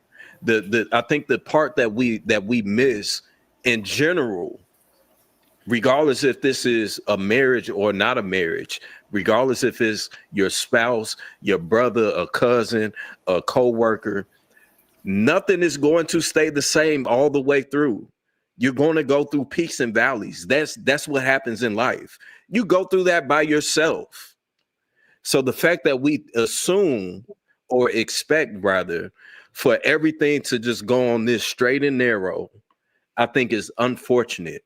Now, Angela, I don't know your situation, but from what I'm hearing, from what I'm gathering, from what it is that you're sharing with us, is that before this man had all of this bad luck, we can quote it as, before that happened, everything was good, because when he went through that, you was okay with being, you was cool with it. You was like, oh, okay, hey, I get it. It was cool. You experienced this.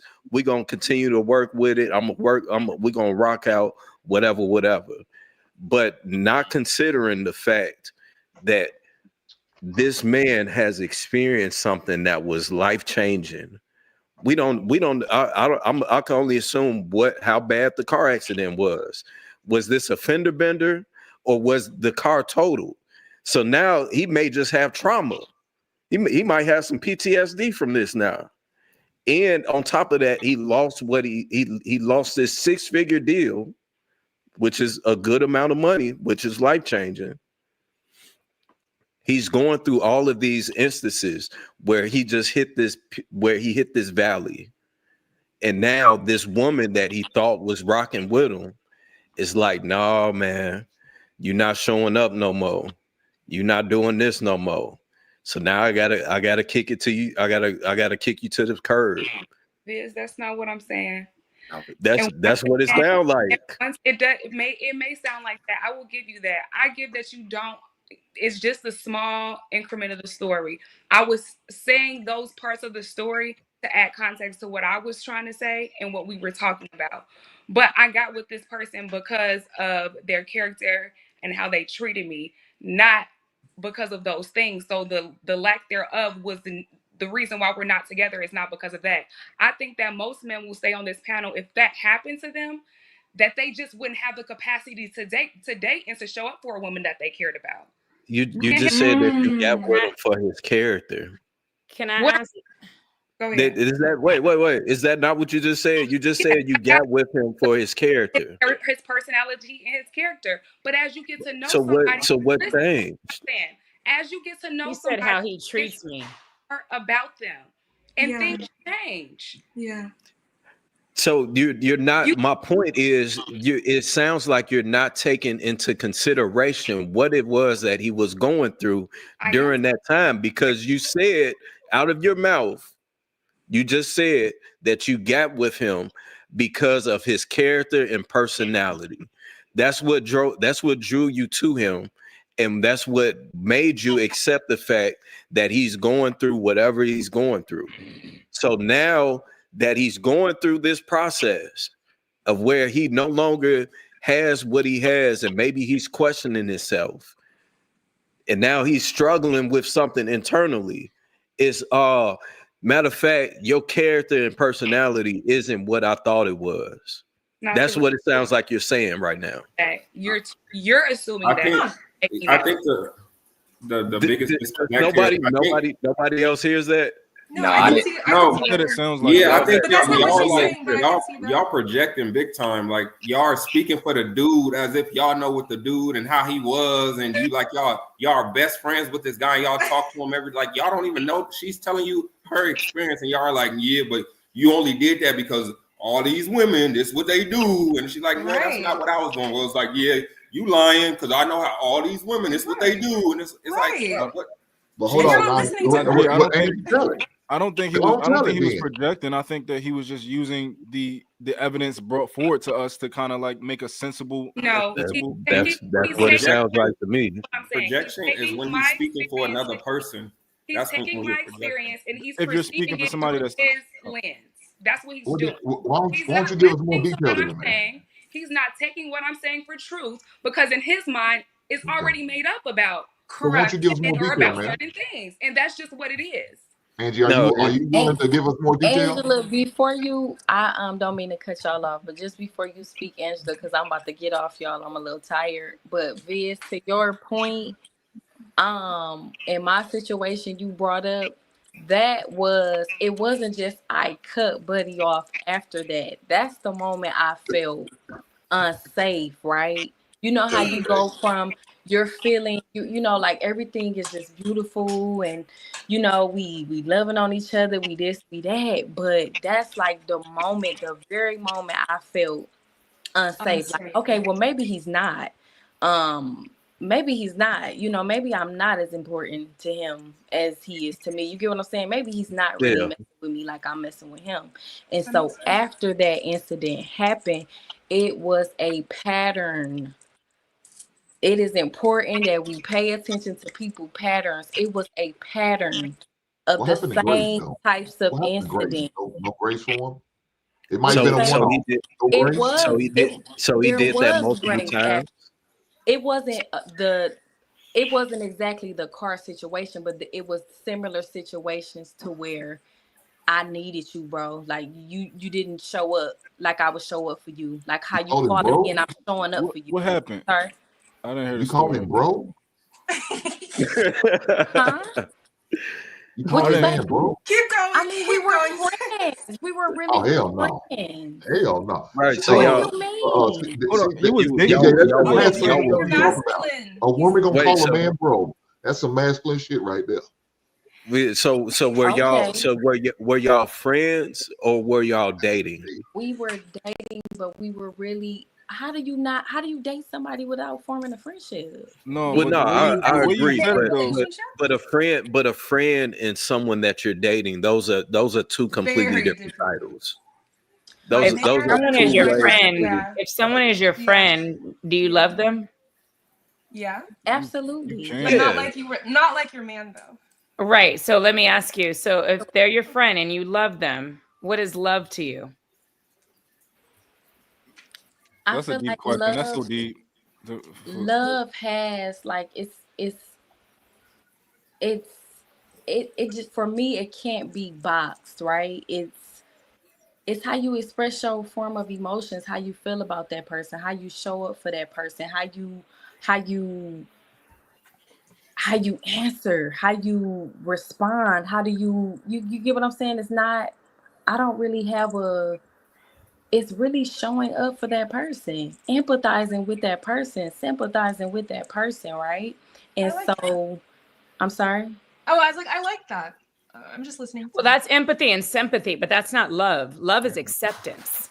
It doesn't sound And like she love know is what it not means. calculated. So there's only one definite, like someone's like, that's I going to be a never long said it was answer. And I'm like, calculated. it's I not, said it it's acceptance. I don't That's think it. love is to acceptance. you. Love It's is 100% different. acceptance. What But Bible are it's you reading? Who different. said that? It's different I don't. That doesn't. I don't think it makes sense either. Right. What It doesn't. That Because definition. love is unconditional, but relationships That aren't, right? part. So That part. I don't have to be in a. What? I can love you from a distance. I don't have to accept anything that you do. Anything. I love you, but I don't. For example, what are you I can defining love as you love? and you Well, can that's cheat. like then. I can love you and you can cheat on me, and I can say, okay, I can no longer be in a relationship with you. That doesn't mean I don't love you. I can't ask myself to love you. Well, that's why there's no I such can't thing help as it. being in a relationship. But go ahead. No, but It's so Hey, man, unconditional you said love is access. acceptance. My I can be a religious person and my son Angela, is you gay, and I need don't to thank accept your that, but I girl love Kyra for letting your ass off the hook. They let you off the hook. Thank her. Before she goes, you need to tell her thank her. Thank you. Go ahead and tell her thank you. We love you. What are you talking about, Hank? We accept Because you. they let you off the hook. Now they talk about her goddamn situation again. She has no idea what the definition of love no more. So much. So now she's caught up in a catch-22. Now we don't get to hear the truth about your Here, story Ann you and told because Angela, you you bailed on guys a are man. so pretty. Because All you bailed three of on a you man are because he had an pretty. accident Thank you. and he's You no are longer too. getting that goddamn check. Y'all And you so bailed on pretty. him. But I think as women, This one on this I think panel. as women, we just make bad choices in how we start off our own existence as women. Like I said before, I'm glad we got Najee here because he can back me up in the space. But I'm just saying that there's the only relationship I believe in is being in a relationship with yourself. So I'm sorry. How can you be in a and relationship with yourself? how do you be in a relationship with yourself? But how can you claim women need to be in a relationship with themselves, but then also say we are too masculine when we focus only on us? I never. This- No. That's my interpretation. Y'all ran with that That's my- question when I said leadership. That's it. I never said that y'all were masculine. None of y'all. How can you think about? I was talking about community? Atlanta so may I ask you a girls. question? If your man asked you to do something that you were uncomfortable with, like, let's say you love spending a certain amount of money going out with your girls, and now your man is in your world, and he says, "Baby, I think we need to save that money. I think you should stop doing that." Would it be unloving to yourself to respect what he said and stop doing that? Would it be unloving? Yes. Would you say I do? Would you think his request would be a form of control or a request to not love yourself? Does that make sense? Because I guess you're asking someone that doesn't believe in relationships, so I wouldn't have a man that would try to dictate me like that. You don't believe in marriage, though, right? And that's dictation. Oh, okay. Yeah, she was married. She said something about the Bible. I already knew. See, that's what I was trying to tell you. I already knew once DJ brought up the Bible, I was like, this is going to be a slow downfall, because I agree with most of what she says. But at the end of the day, I believe ultimately, just to wrap up, because my phone's dying also, and it's not to cape for the women, it's not to also be on the men's side. I think we all play a role. But to add my last point, well, not my last point, but just something I was listening to everybody what was saying, and I'm not really sure who this other guy came in caping for the women. He worse than me, because yeah, bro. Yeah, you worse than me, and I'm not bad at all, because I believe in what I said. But Najee, you came in. You didn't even. This is how I know you were capable for. This is how I know you were capable for the women. You didn't even know what we were talking about. You just came and saying, "Well, women are amazing." You know, like you just came, bro. You just came into the conversation. Nasty work. No, he's That's been paper. watching straight like that. He's been watching. That's some bad shit right there. Don't do that, bro. Telling the truth. It wasn't anything simpy. It was the truth. When a man sucks up to a woman, he's lying to you. He's not. But he's not sucking up to a woman. Lying. Simp on simp crime, baby. This is wrong. Y'all was speaking on Buddy like y'all knew him. Well, no, it's not even us speaking on. It's not even us speaking on dudes like we know him. Both of y'all going at the same time. So.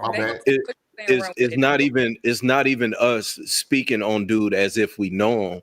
It's us being realistic and leaders and understanding that there's three sides to a story. So it's going to be Angela's side. It's going to be that man's side. That's not projecting. That's being realistic. What you did was project. That's not projecting. Without knowing his side is hurt. So here's the thing. Here's the thing. Right? Is that your homeboy, Ashanti? That's your homeboy. Okay. Here's the thing here. With hearing what it is that Angela is sharing with us, the only thing that we can do is be objective and try to understand what is truly going on in this matter. How do you do that? You do that by asking questions. You didn't ask You made an assumption. I did ask a question. No, you didn't. That's what I'm saying. Y'all were making us. You made an assumption about why she left. No. That's literally me asking a question. I said, did you consider the fact that he went through X, Y, and Z as to why he wasn't showing up any longer the same way that you thought that he was, because out of her own mouth, she got with him because of his character and his personality. And how he treated her. And how he treated her. The key part. Exactly.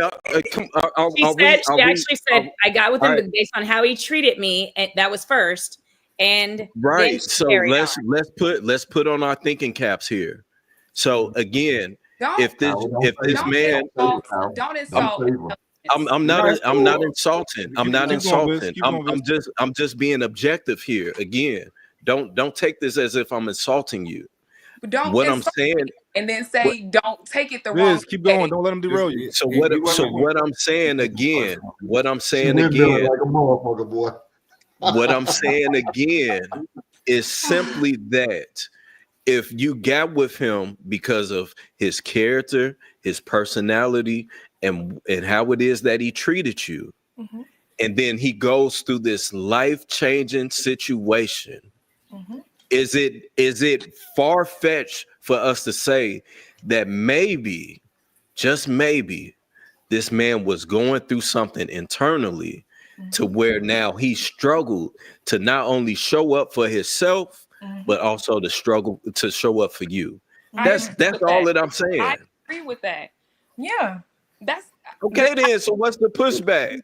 So why didn't you give a man no grace? I'm glad What's we got the to this point. pushback? Good job. I'm glad this was why didn't you give him no grace, Andy? Get that from you. Yeah, so He ain't got no money. He ain't got no money. That's why he ain't got no money. Y'all are saying that. Broke man can't get no grace.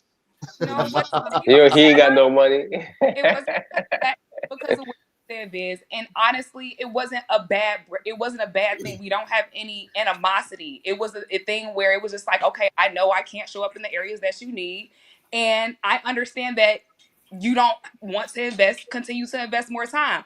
The relation. With that being said, I'm glad that you specified your point because I thought you were saying something else. Yes. My bad. That's what I've been saying this whole time. I don't know how y'all didn't hear that. Yo, Viz, ask her if she treated a man right. Oh. Everything was going good, but hold on. Let me finish. Viz, I want you to ask this, not me. I want you to ask. No, brother. This is your plight. This is your plight. So I made my point, man. Make your point. All right, cool. So my question to you, Angela, would be: let's reverse it. Let's say everything went well with you. You were doing what you were supposed to do, and then, the doctor said, bro, you got high blood pressure and you got to take this medication. And then you gained 50 pounds. Ooh. She looked like she'll be fine with 50 pounds. Let's do 100. Excuse me. I'm asking Angela. You gained 50 pounds. You gained 50 pounds, right? 100. And this guy's looking at you like, damn, son. Like I know when I got with her, she was like 130, 140. Now she like 165. I don't know. See what I'm saying? But she treated me well. Like, like she inspires me. But damn, she gained 50 pounds. Jesus. Bad math. Should he leave your ass based on his expectation of how he met you? If we dating and you just gonna have to leave because I just feel like we're dating. It's only been 6 months. It's not like okay. So you didn't love this guy. So your answer. So you told me you love this guy. So you can't love somebody in dating. Yes, you can love a person in dating. In 6 months though. Were you in a relationship with him? We were not in a committed relationship. No. We are exclusive. Yes. Wait. So y'all weren't in a committed relationship, but y'all was exclusive? Okay, so man, what's going on, man? Hey, come on. Now, hey, back up, Najee. This is why we have these conversations. Najee. Bro, she needs the you, lies is crazy, bro. She needs you, Najee. So I don't want to get off context. What I'm saying is this. The reason why we were together, we had a lot of good things going on. The relationship was not all bad. There is a certain type of healthy relationship and a certain type of empathy, thoughtfulness, intentionality that I need to continue to invest into a man after a certain point. I'm only going to give to a man during the time what I can afford to give. And at that point, I had given enough and I felt like I wasn't receiving what I was supposed to receive in these other areas. That was the twist on the relationship. And it did have to do partially with him being in a situation where his focus was his finances, his focus was his stability, his focus was not primarily being in a That's fucked up. Yeah. And That's fucked up. have you? Well, no, because the reverse could be true. He could be a multimillionaire and still neglect her emotionally. But that wasn't. Yeah, but that's not why she left. But that's not why she left. That's not why she left. Literally just said. Yo, the fact that you just said that, Ashanti, that's not. You're not a good listener. Correct. You're not a good listener. She said. It honestly started off transactional. It started off exactly. So why are you saying what you're saying? Like, stop. Like, be fair. Like, if a woman gained 50 pounds after a guy meet you at a certain weight and he's into you, he's giving you good sex or whatever the case is, you have no issues. But if he came and says, "Yo, I'm leaving you," you call him an asshole. He didn't really love me. So it's cool that she said that they had a situationship, because that's what all they had was a situationship. See what I'm saying? So all she needs to say is like, "Listen, I wasn't really feeling dude like that, and the minute he lost his position, I'm out. That's okay. That's cool. But understand, when it's reversed, it's gonna be the same for you." I feel like you have that's not a situationship. That's not a. They were in an exclusive relationship. That is not a situationship. This is a situationship. How long should she lying? She lying. That was a situationship. She lied about the situation. That's a situationship that she described. That was not a relationship. She said that we weren't really dating. It wasn't really that serious, but we were exclusive. That's a contradiction. You can't be exclusive and not be within. Exclusive means he's trying to marry you and you want to marry him. That's exclusive. Means it's just you and I. No, that's marriage. Did anybody ask her how long ago this relationship was? Because I think it doesn't matter how long ago it was. Because of a topic that was going on about women not being able to do things, and so she mentioned a time where she did do something for somebody. What did she do for him again? Ever wanted to talk about the relationship? She didn't. He lost everything when. But I'm open enough. And what did she do for him? About it, and y'all. She stayed. Oh, that's not a thing. I thought you fixed this car. We were talking about how men need to be at a certain material space in order for us to even consider right. Yeah, I don't think she was ever talking about that. I thought you fixed this car. All you did was like. It could have been like 10 years ago. I'm confused. Y'all was together for 6 months. At some point in the 6 months. Exclusively? So to me, I think her phone is cutting out, right? Is the phone cutting out? Or is it just me? No, it was cutting out. Okay. Sorry. So to me, when I hear that we're exclusive, that means that we're talking just about every day. That means that we're having unprotected sex. That means we're kissing in the mouth. We doing everything as if we are in a committed relationship because we're exclusive. Sex connected to connection? Why do y'all relate sex? DJ, don't come on here and not be. Don't come on here and act like that. Come on now. Wait, period. Don't do that. Don't do that. You know goddamn well that if we are saying that we're in an exclusive relationship, that means that we are only talking to each other. We're kissing each other in the mouth. Okay. And we're having unprotected sex. That's what that means. To my knowledge, exclusive. Yeah, in my teenage years. To my knowledge, exclusive means that we at this point we're going to no longer see other people. Yes. That's what exclusive meant to me. But I just want to say that, Angela, I didn't know in this situation you brought up that y'all was only dealing with each other for 6 months. That don't even count. Sounds like prison. That don't even count no more. Like if you dating somebody and at some point within that 6 months he loses his car and his contract, you only stuck it out for a couple months and was like, yeah, I'll still fuck with you. That's she didn't have to be there though. I didn't. Like I swear. I think, like I said, y'all. What human And being would leave? well, I'm Stop. saying like if she's transactional based, right? If it's Angela, all about don't even transactions. answer no more. Leave We that. wasn't saying she's a gold digger. No, but don't what- try and save her. I just don't try feel and like save that her. was relevant because she wasn't speaking on it. She just spoke on a situation of a scenario that happened in her life. She Not used it as an example of how women Hey, do hey what Angela, men we do can't with hear men. you. Just so you know. You can't hear me? Well, I think Yeah, I we think can it's hear too you far. now. Looks too What far I'm from you now.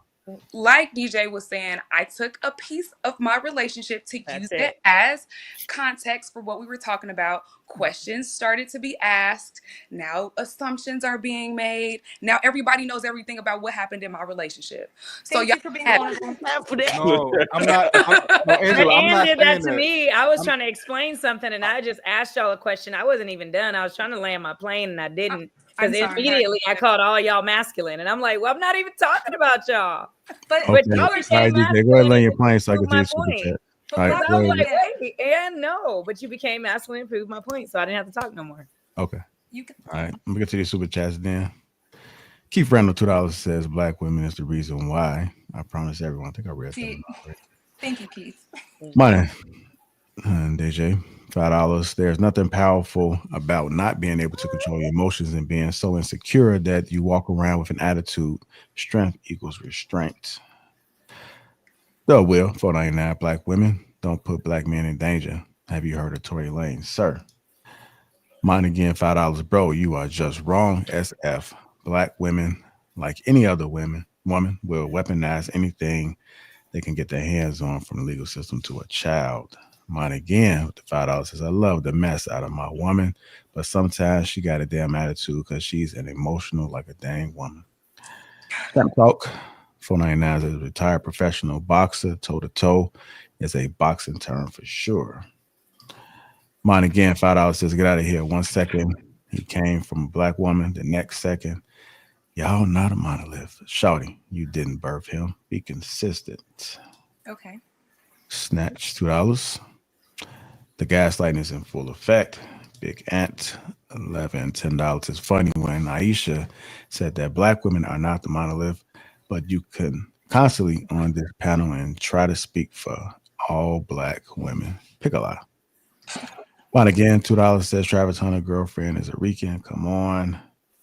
Mott, again, $5 says, don't tell us you're not the same as other women. Let your actions speak. We can identify women who separate themselves. Mott again, $5 says, and cut it out. You don't get to tell anybody what reason they choose they partner for. That's not your business or your place to say. Tell G, $5. We like soft, submissive, sweet, bubbly, non-combative women. Which race do you believe portrays those characteristics the most and the least? Happy women. Mont, $2 says we are Americans. That's our community. Mont again, $2. Why in the world would a man give a F about your money? Mont again, it's not about security. That's irrelevant. Nay. $2. Any man who moves in with a woman is a fool indeed. Mont, $5. It's not a flex to have a mortgage on your primary residence. The most regular thing you can do is get a 30-year mortgage. This is not the 60s.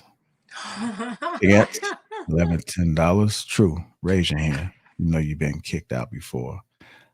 Look like he about to cry. JC became a member. Shout out to you, sir. Welcome to the Green Gang. Banu, $3 super sticker. Big Ant, $10. You ain't leading me anywhere. Walking in reality is not a strength of yours. And lastly, shout out to Ace. Remember, 2 months. You raise your kids to not be followers and then want your wife to be a follower. Make it make sense. Cognitive dissonance and not sexy. I agree with that. How you say that word? Epistemology. Epistemology is everything. Thank you. But what is that? Look it up. The understanding of something. It's like a knowledge tree. Okay.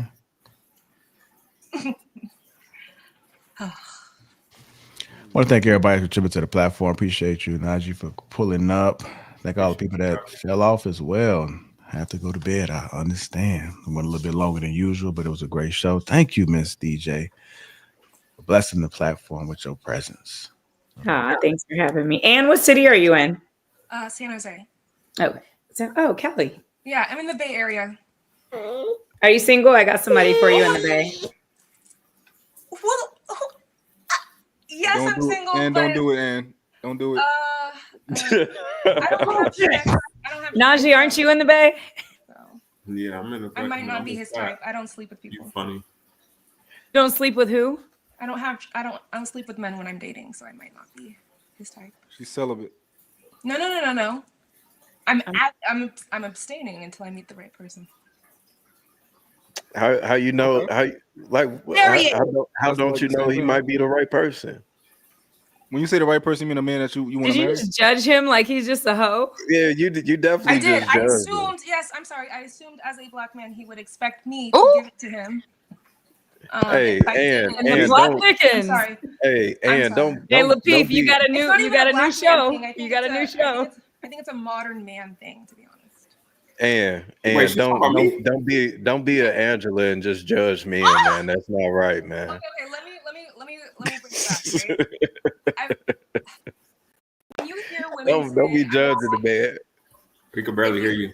would you take a woman seriously if she said, "Hey, I don't want to have sex until I'm married," or would you immediately say, "Oh, she's probably a and like black men"? I feel like there's an expectation in modern dating to be willing to like give it up immediately, and if you don't, well, I'm just gonna trade you in for someone who will. And I think the person who I'm going to love will be patient with me. And I don't. It's very well in the Bay Area. It's very hard to find. So I don't really want to be put in positions where like that's the expectation, I guess. We're not gonna act like she lying though. It is an expectation for most people that you busted open at some point. I think that's weird.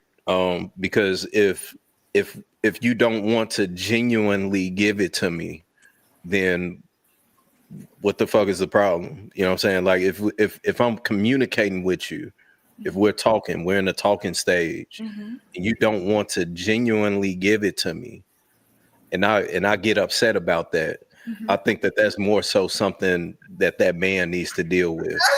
You know, your G just not right. You know what I'm saying? It's true. You need to do some work on yourself, True. or Ain't nobody got time for that. you need to find something that's easy and some low hanging fruit. Well, I don't want to crack. She didn't say that she genuinely didn't want to give it to him. She said that she's just being disciplined. That's all. Right, and and I agree with you. The right man will. I believe. I would not want to sleep with him. It'll be very difficult for me to be disciplined with him. That's my point. But I don't want men. I don't, because men move with this intention, like, oh, you need to prove yourself to me, and the very first step is let me smash, and then once I smash, prove yourself. And I'm like, But Anne, I asked you earlier. I mentioned earlier that you should be in a relationship with yourself, and you're like, how can you do that? I don't think I'm in a relationship. Wait, okay, so I apologize. How did you? Because the way I interpreted that, it sounded like, right, man, get them I draws. don't need to. He said, let a man get them draws. I don't know. I rather like this independent, I don't need a man type thing, and I don't think that about myself at all. So, like, Shout out to you, Ann. Shout out to you. Like you can. Okay, so how do you mean that? You want me, Andy?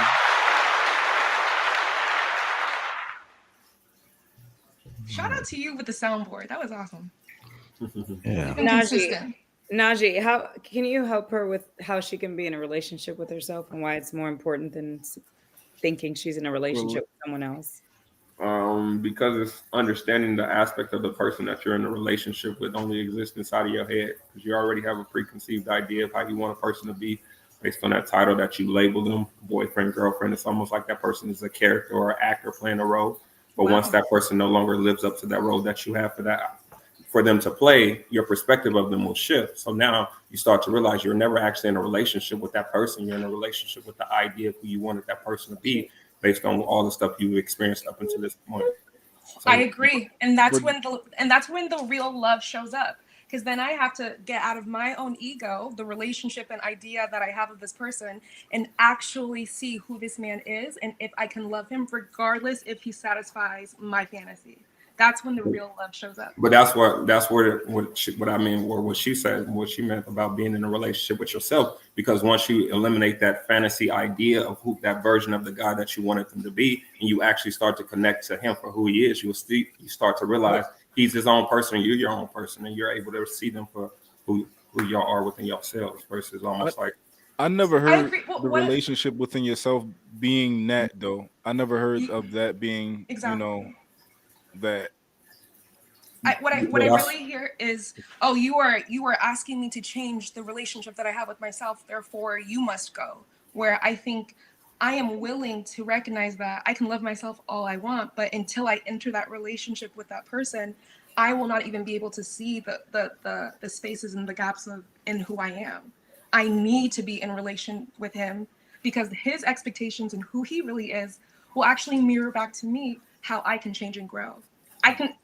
And that requires another person, right? But Well, once that's you what already came be in from a your dad and your relationship, I don't parents. even know what my needs are if I wait. What was that?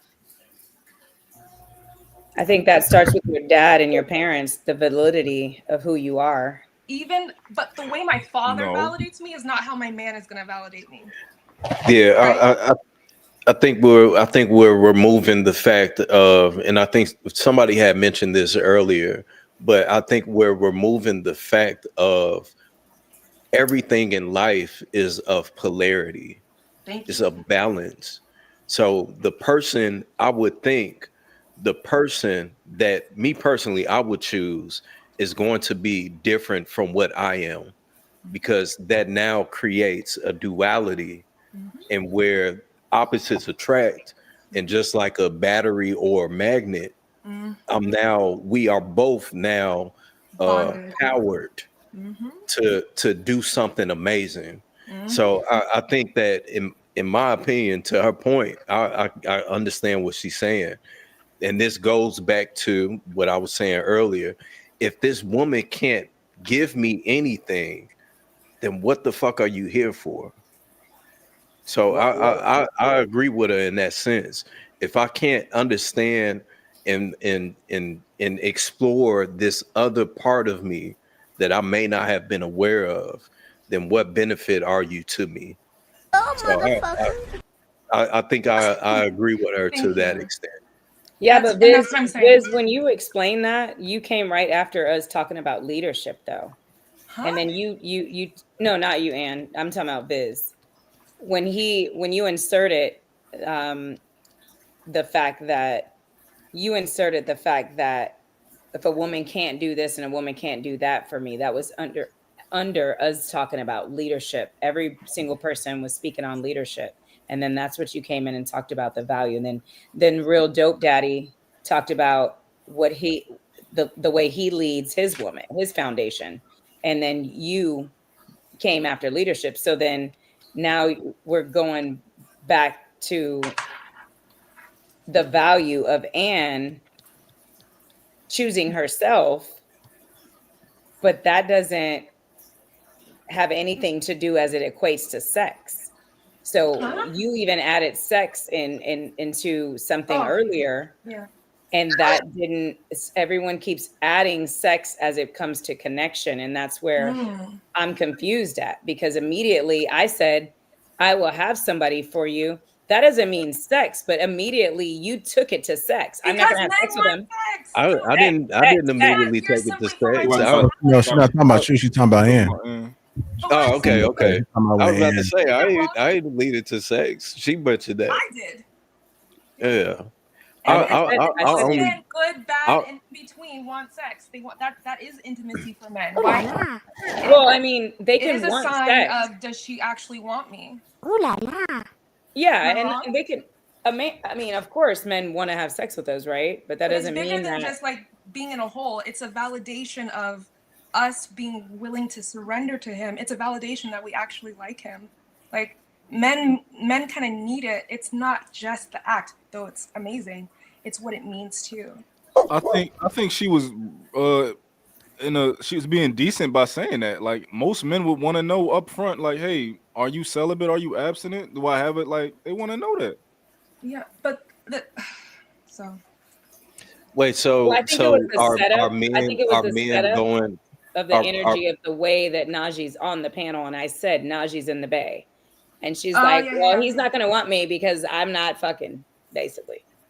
basically, and it's a fact. And it's But- like, but that's not the connection at all. That So Okay, I was trying to okay, make. that's valid. That's valid. I got a question. So my point was more or real- less, connection, not sex. I don't relate connection to sex. I can connect with Lapeef, and we not ever think about But- sex. We just have a dope connection. But DJ, when to- a woman to says the- something like that, when a woman throws something out like that, she's not cutting off the tie, right? You have the opportunity to say, "Oh no, he's not worried about that. He's not one of them type of guys." Like if a woman say like, "Oh, you don't want me. I don't look cute tonight," and she wants you to say, "Well, you look good to me." So you had the opportunity to kind of like, say, "No, my friend not like that. He more spiritual, or he religious, or Yeah. you know." No, I wouldn't have Or to he's say looking for anything like something. that. What I Well, want hey, yeah, dope. I'm sorry, I wasn't trying to like dismiss the opportunity. I'd love to, but if it's in a romantic sense, I just want you to know I'm already moving with an assumption that yeah, but regardless to Najee, right? I'm not saying Najee. I'm just Shout out saying to in the Najee. space, I want you to get in a relationship with yourself to where you don't even have to feel like I need another like person. I mean, can I be girl, I've honest? gone 9 years no sex. I'm not an intimate person at all, right? So I disagree it's with not that. what I'm saying is sex shouldn't be on the forefront.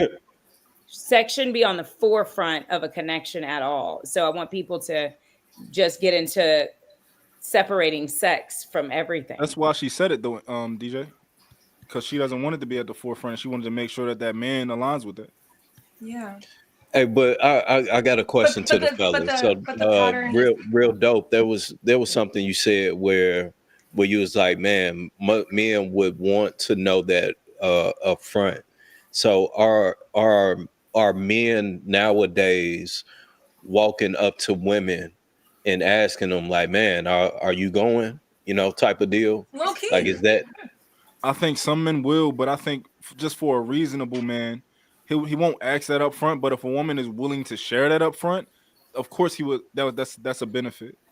Some men will be they'll be like, oh, well, I want to get to know you, and then they smash, and then Like if I'm like, yo, I'm a type of guy that my girl. like if I'm like, yo, I go Dutch, right? I think a woman would want to know that up front. Like, yo, I'm not paying for your bill when we go out to eat. Like they gonna want to if you let them know that up front, I think they will be appreciative of that. That's fair. Yeah, I think people will be appreciative of it. I mean, I'm definitely a person when I get to connect with you. I do want to talk about sex. I think that's important. I think that it doesn't mean talking about sex doesn't mean we're gonna have sex or anything like that. But I do want to know who you are sexually. I want to know your lifestyle. I do want to know about your sexual. If for me, and this is just for me. For me, if a woman brings up sex early on, and we're just in the talking stage, it's the first date, and she say, "Oh, well, I'm not fucking or whatever." Me personally, I'ma immediately think, man, shorty must have been a buster. This mom got 100 bodies, and now she, she want to wrap it up. Maybe she just got done. Somebody just burnt her or something like that. I personally don't. If you bring up sex early on, to me personally, because I'm not going to bring up sex early on. That's I may want to have sex with you, but that's not going to be a part of the conversation. But if it comes up, it comes up. Do you think bringing up celibacy? Do you think bringing up celibacy or abstinence is like just bringing up sex? I think so. Yeah. I think celibacy and abstinence is more of like just the path you're on in life. I think that's very important. I think it's more than just sex. I think it shows something about your character. It shows something about your values. It just shows where you are in life and where you're headed. I think that's fair. That's fair. I agree with that. I definitely understand where you're coming from. I know a celibate chick that robbed a bank. So what about her character? But again, Yeah, I'm confused. What does You not know, having sex make you a good person? How do you know? I'm so confused. Well, it don't make you a good person, but romantic stuff. it can give it's evidence, right? It doesn't No, mean it's that not. it No, Man, I know suggests some something. beautiful it's not girls that had evidence. sex in a long time. Hold on, y'all. Hold on. Like I'm gonna say is I don't think it's evidence because I've seen situations where all people do is talk. The best way to show your character is by action. I don't think you have to announce it. If that's what you're gonna do, what you choose to do, it's gonna show in your actions. If you're trying to make a move and it's lights out, that's all you need to know. Once you're going to announce it, it's just like the whole leadership thing. Why you gotta announce this? If you're gonna do it, just do it. If you're gonna be about it, just be about it. Because there will be men who will be like, why isn't she busting it open? No, She's at my house. Why men is are she at my always house? men are a lot of men are gonna always question that. It's not gonna change. So you shouldn't be concerned about what they're thinking. Just be concerned about what it is that you're doing. So if you're choosing to opt out of it, then just opt out of it. You don't have to announce these things. Just move how you gonna move, and men will pay attention to it. Same thing, vice versa. For a woman, just pay attention to how you moving. It's gonna show you everything you need to know. You guys are trying to make these announcements and speeches. I've seen That so shit many weird. women. I've seen so many women or heard about women that say one thing and Hey, them be the main ones going talking not about. that way. You know, And then I'm not there's a fucking. conversation, and then there's a conversation about regrets and all that stuff. Just be about it. If No. that's you, be about it. Shut up. Nobody's want to hear all that. Just do it.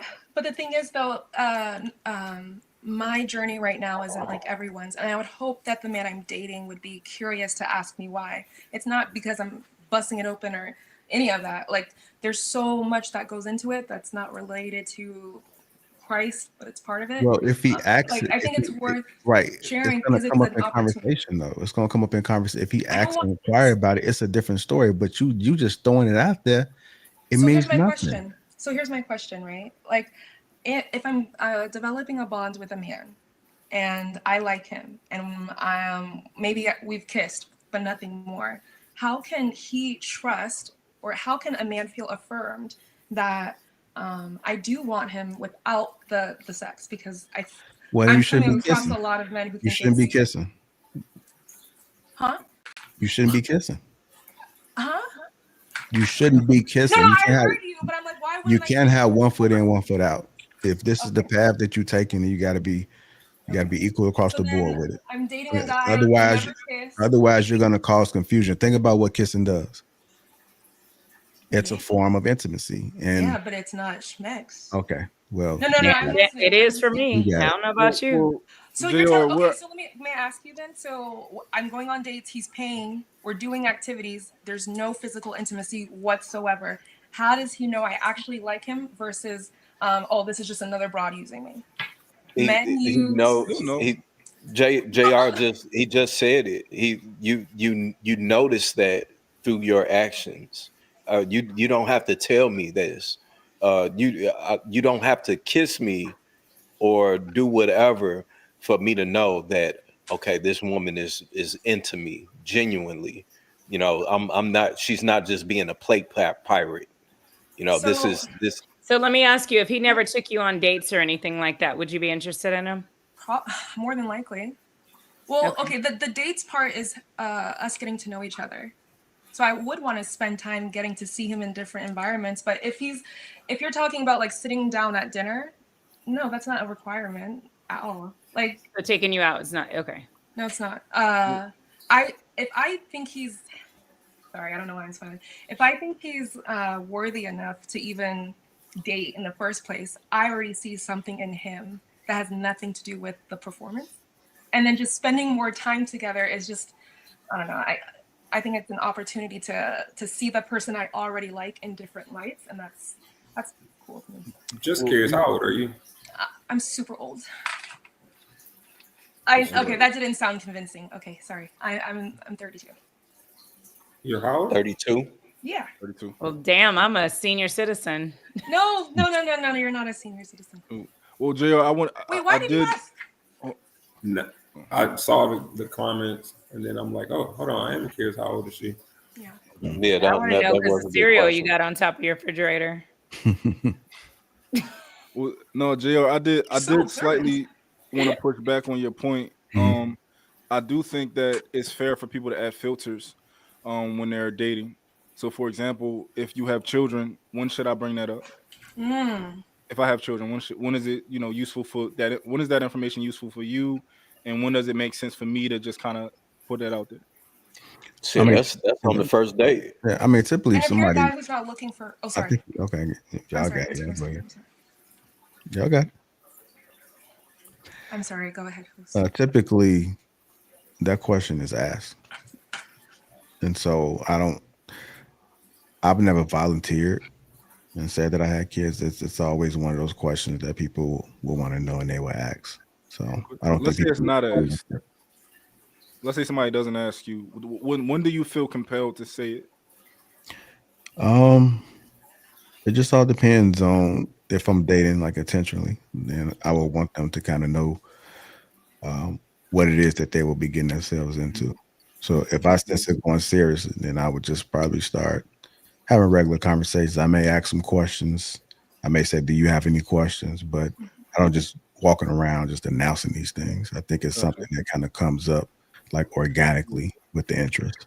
Because I know, like sometimes you can steer a conversation because you want to throw in a piece of information that you think is important. So, like for example, like if you got a wife, right? Let's say you're not wearing your ring, and a girl seems like she's flirting with you.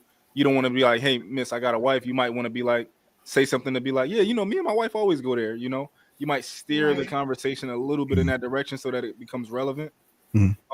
So that just was a piece of. Oh, yeah, no, I can understand those things. Everything is always situational. I just know the flesh is weak, and so when you hear a lot of times people say these things, I don't think that they actually live in it. So if you're gonna be about it when it comes to that flesh, then it's one of those things that you just got to just show it. You I just gotta 1000% do it. agree with you. I'm I just agree with you. thankful that I just don't have that like dating life of men, no more of that fairy tale life living mentality. I really am thankful for my therapist teaching me properly how to get into a space of connecting with a man. I just refuse. But what do you mean by that? Yeah. It means that too. it means what I've been saying. My focus isn't to get in a relationship. I want to have a relationship with myself. So when I'm having a relationship with myself, I only know how to show up as myself. So I'm only going to connect with somebody that's going to show up as their self, and I'm going to accept them for who they are, not based off what they can do for me. Well, DJ, you keep saying you want to have a relationship with yourself, but I didn't say I wanted. No, I never you said I did. wanted You to. did. It's a fact. No. I said they should have relationships with themselves instead of trying to find them with someone else. That's what DJ, I said. I'll I bet you know that money I that you have. said I No, want no, to have a no. relationship with I myself. do have a relationship with myself. I never said I wanted to. I'll bet you money. No, I never said I wanted to. Okay. Well, everybody, I'll bet somebody else money. She said And how many times did I say you should be in a relationship with yourself? I don't want to be a part of this. Just be honest. Just be cute, bro. No, you said she did. Definitely said that. No, but I did mean, she some just things say can she be right want to at have? the She same, at wants the to have same a time. relationship. Some things can be right at the same time. So Yeah. I mean, What'd you But say, did Real? she just say she wants to have a relationship with herself? I would have to go back to hear the first part of that, but I do know she has said multiple So times. what are you saying to that? Oh, so what I was saying is, if you should most likely you already have a relationship with yourself because you've already done the work, you did your therapist and all that type of stuff. So why is that? I was going to ask, why is that still a concern of developing a relationship with yourself and when meeting somebody else? That's a great question.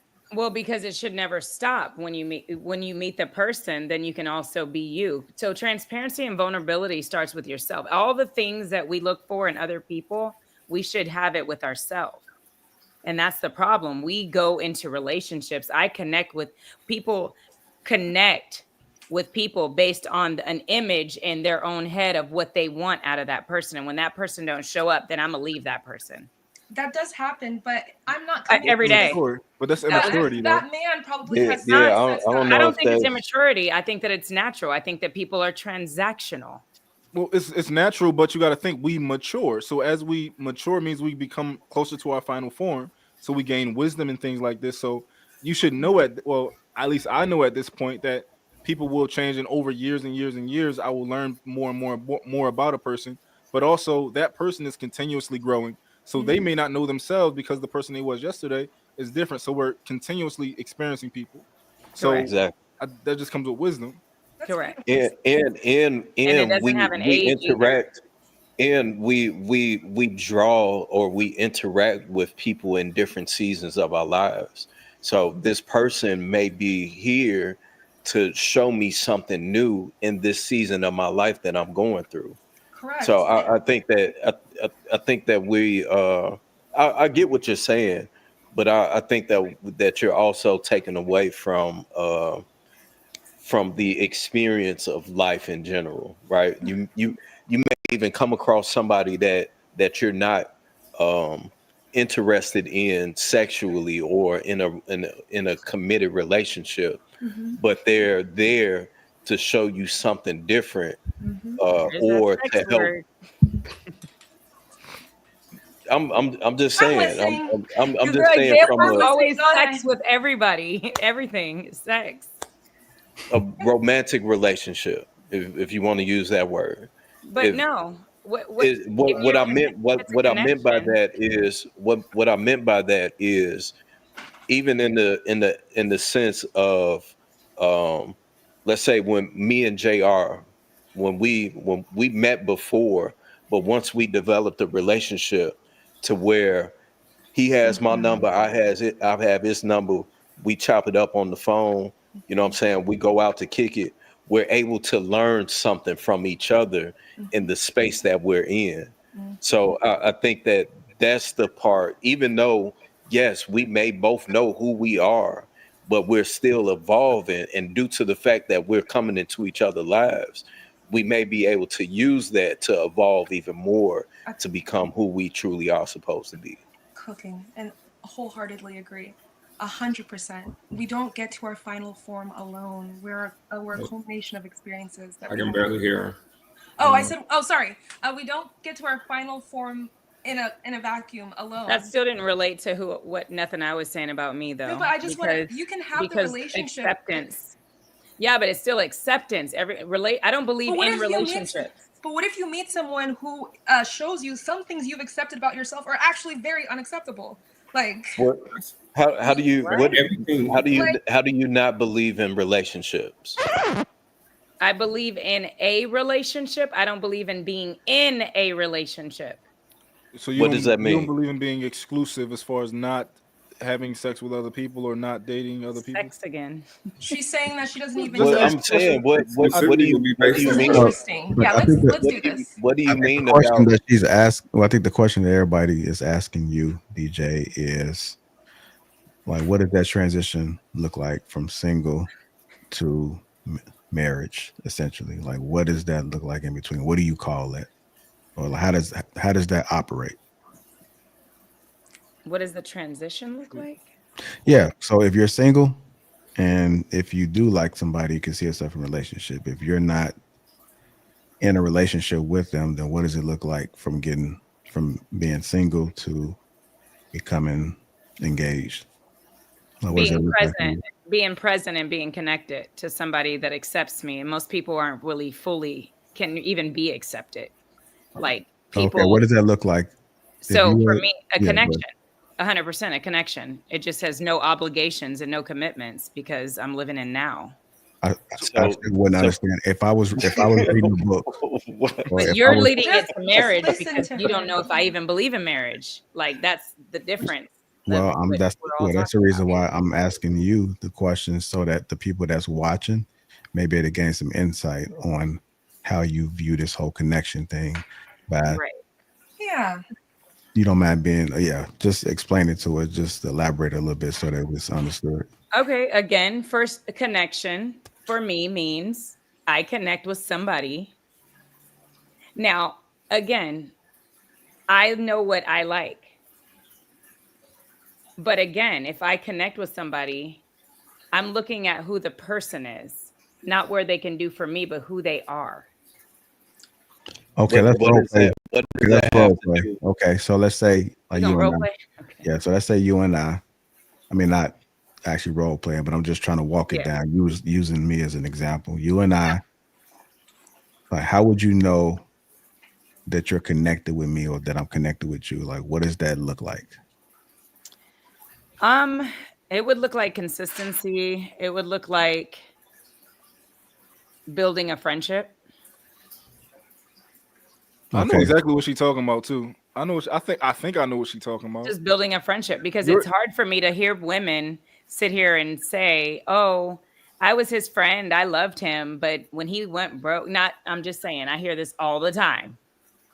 Not my All girl. right, go ahead, Early, Dope. If you want to right? come in. So in the space of there, you hear people in these relationships get right out of a relationship based off something that didn't meet their vision of what this person was supposed to be for them. So my question is: are you saying that? Because are you saying that you don't believe in having possession of another person? Are you one of those? Would you consider yourself to be one of those people? Yes, absolutely. Because I think that's She kind of the definitely road is. you're going down. Yeah, definitely. I don't own you. So, You're not my man. so you don't want to get married again. I don't think I was really married before, but okay, because you said earlier, I don't desire to get married. Because you said earlier, you said that you do like to talk about sex with people that you're building a connection with. Yes, I do. I think you're talking about sexuality, not necessarily. I'm talking about sexuality. Like, are you Sexuality. into one woman? Do you like Yeah. threesomes? Like, is Okay. it big? I want to But just if you're know. not gonna enter a Yeah, relationship, I want to these type of things. communicate. So, I mean, how Same would- way I want to talk about feelings and emotions. I want to talk about sex. So where I'm going with this is, so Not literally only. do you feel but like yes. are you because it feels like you kind of like, not say you're doing it on purpose, but you reserve the card to say like, I can physically do what I want because you don't possess me. So at some point I can go and connect with another person physically, sexually, and that's okay because you don't possess me and you don't love me. If you're saying that you care about that, you don't actually love me. It seems like you kind of like trying to keep that in your back pocket, which I'm not saying that you're doing it in a backhanded way, but is that kind of what you're saying? Not at all. Okay. So you're willing to a man, because to some degree he's going to possess you if you can't go and have sex with other men.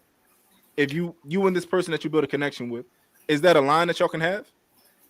Dope. If you got to understand that this is fear.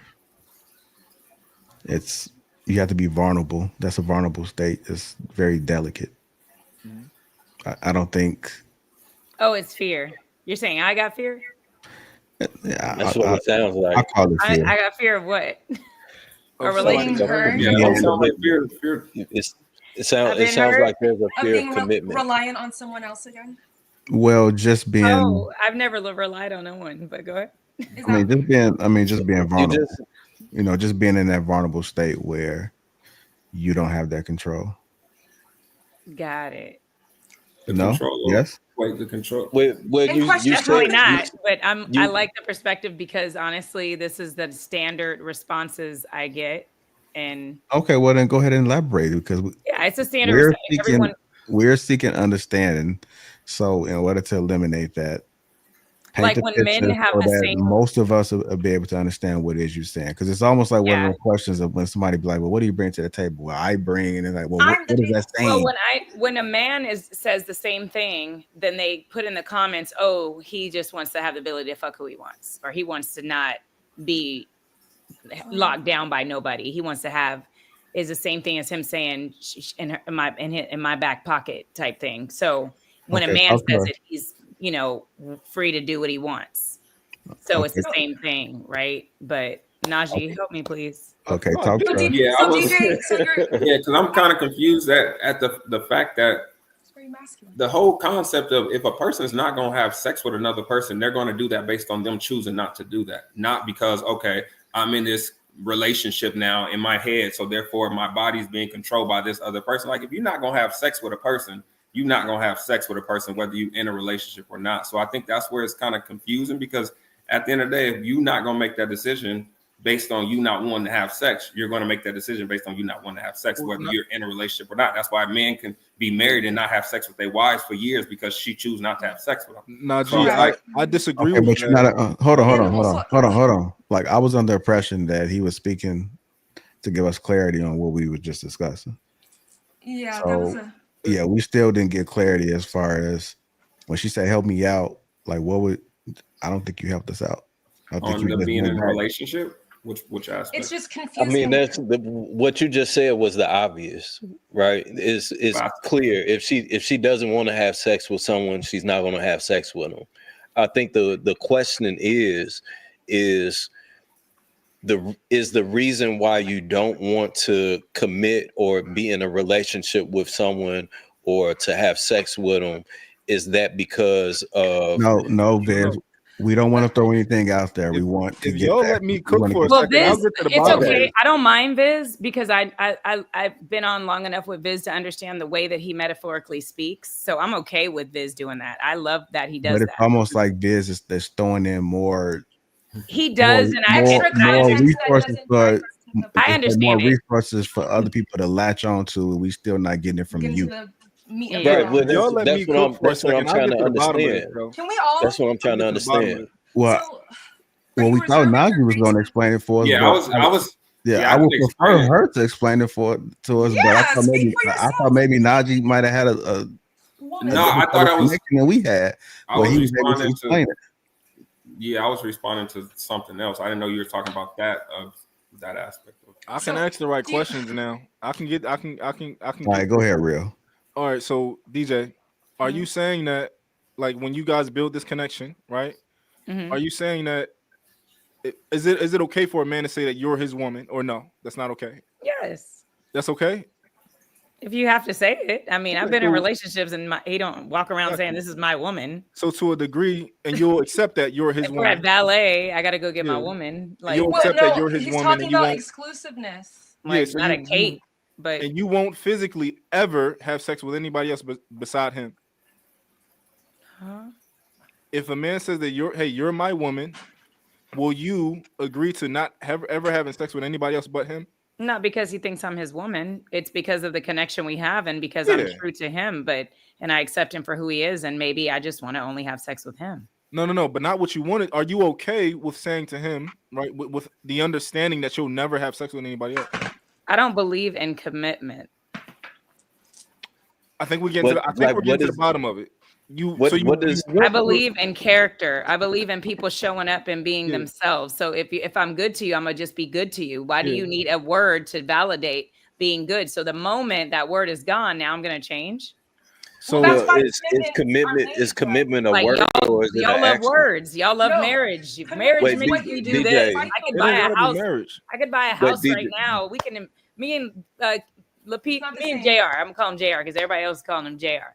Me and JR could buy a house right now. We could tie our credit together. We can do a whole, but we can have a baby together. Oh my God, we could raise a kid together as friends, as co-parents. We can do all that together. So I'm just confused on the space of why do y'all need these titles and things to make a connection with two people when really it should start with acceptance and safety. Y'all know Does it make sometimes sense? acceptance Wait, I can have be a question. dangerous, Never guys. is. Does it It make never sense? is. Y'all keep doing it over and over and over. Okay, It let me never ask you this. is. I'm just Okay. confused. Wait, I do have a question. What holds you accountable? God. Girl. Is your connection or your the accountability to God, is that not a part of a commitment to him? To God? Yeah. 100%. But you just said you don't believe in commitments. Not on this earth with these fleshly humans.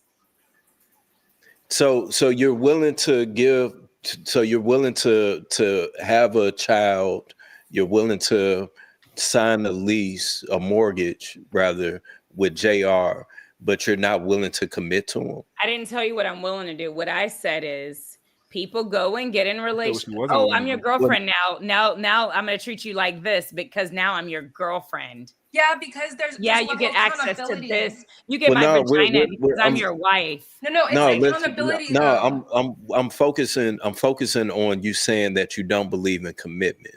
Correct. So But I said if, I used JR as just saying an example of why you don't need anything to be anything or to get anything with another person in this Viz, I world. got a good one. Viz. So Would you be willing to agree with Looking over that? here With the at man that you JR. have, with the man that you have a connection with, would you be willing to at least agree that, hey, I will never have unprotected sex with another man?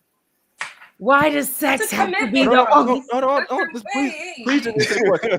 Just answer the question. I'm sorry. Y'all can't talk about nothing else. That's You'll what's understand at the end. Just answer the question. Let's have a mature conversation.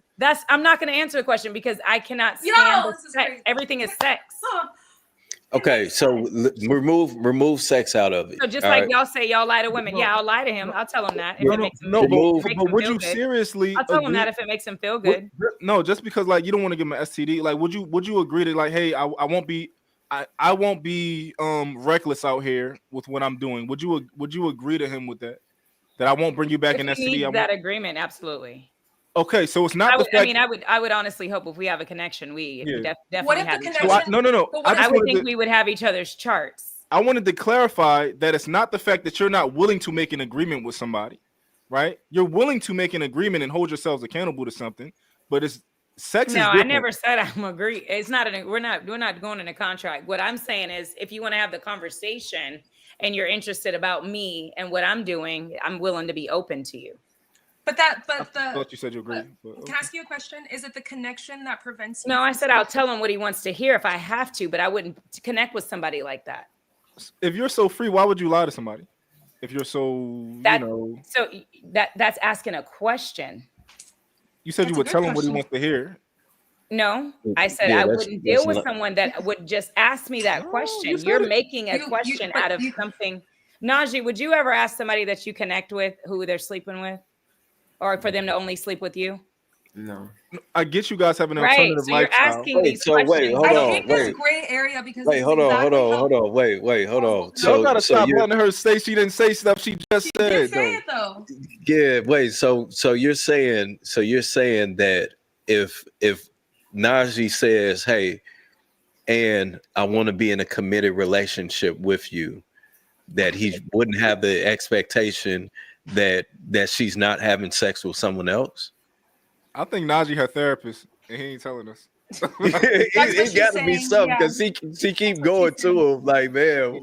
Now Najee just don't believe in relationships. Going on right now. Because even if I make that commitment to you, that doesn't mean that, according to this, I will actually faithfully not sleep with other people. So I'd rather just not make any commitments. But it's not at all. about sex. Nothing about me is Remove sex. sex We're from not it. talking Remove. about sex. It's All right, relationship and connection. Everybody, let's remove sex from the conversation. So if y'all want to ask me The personally, conversation. I would not have sex outside of one person. No.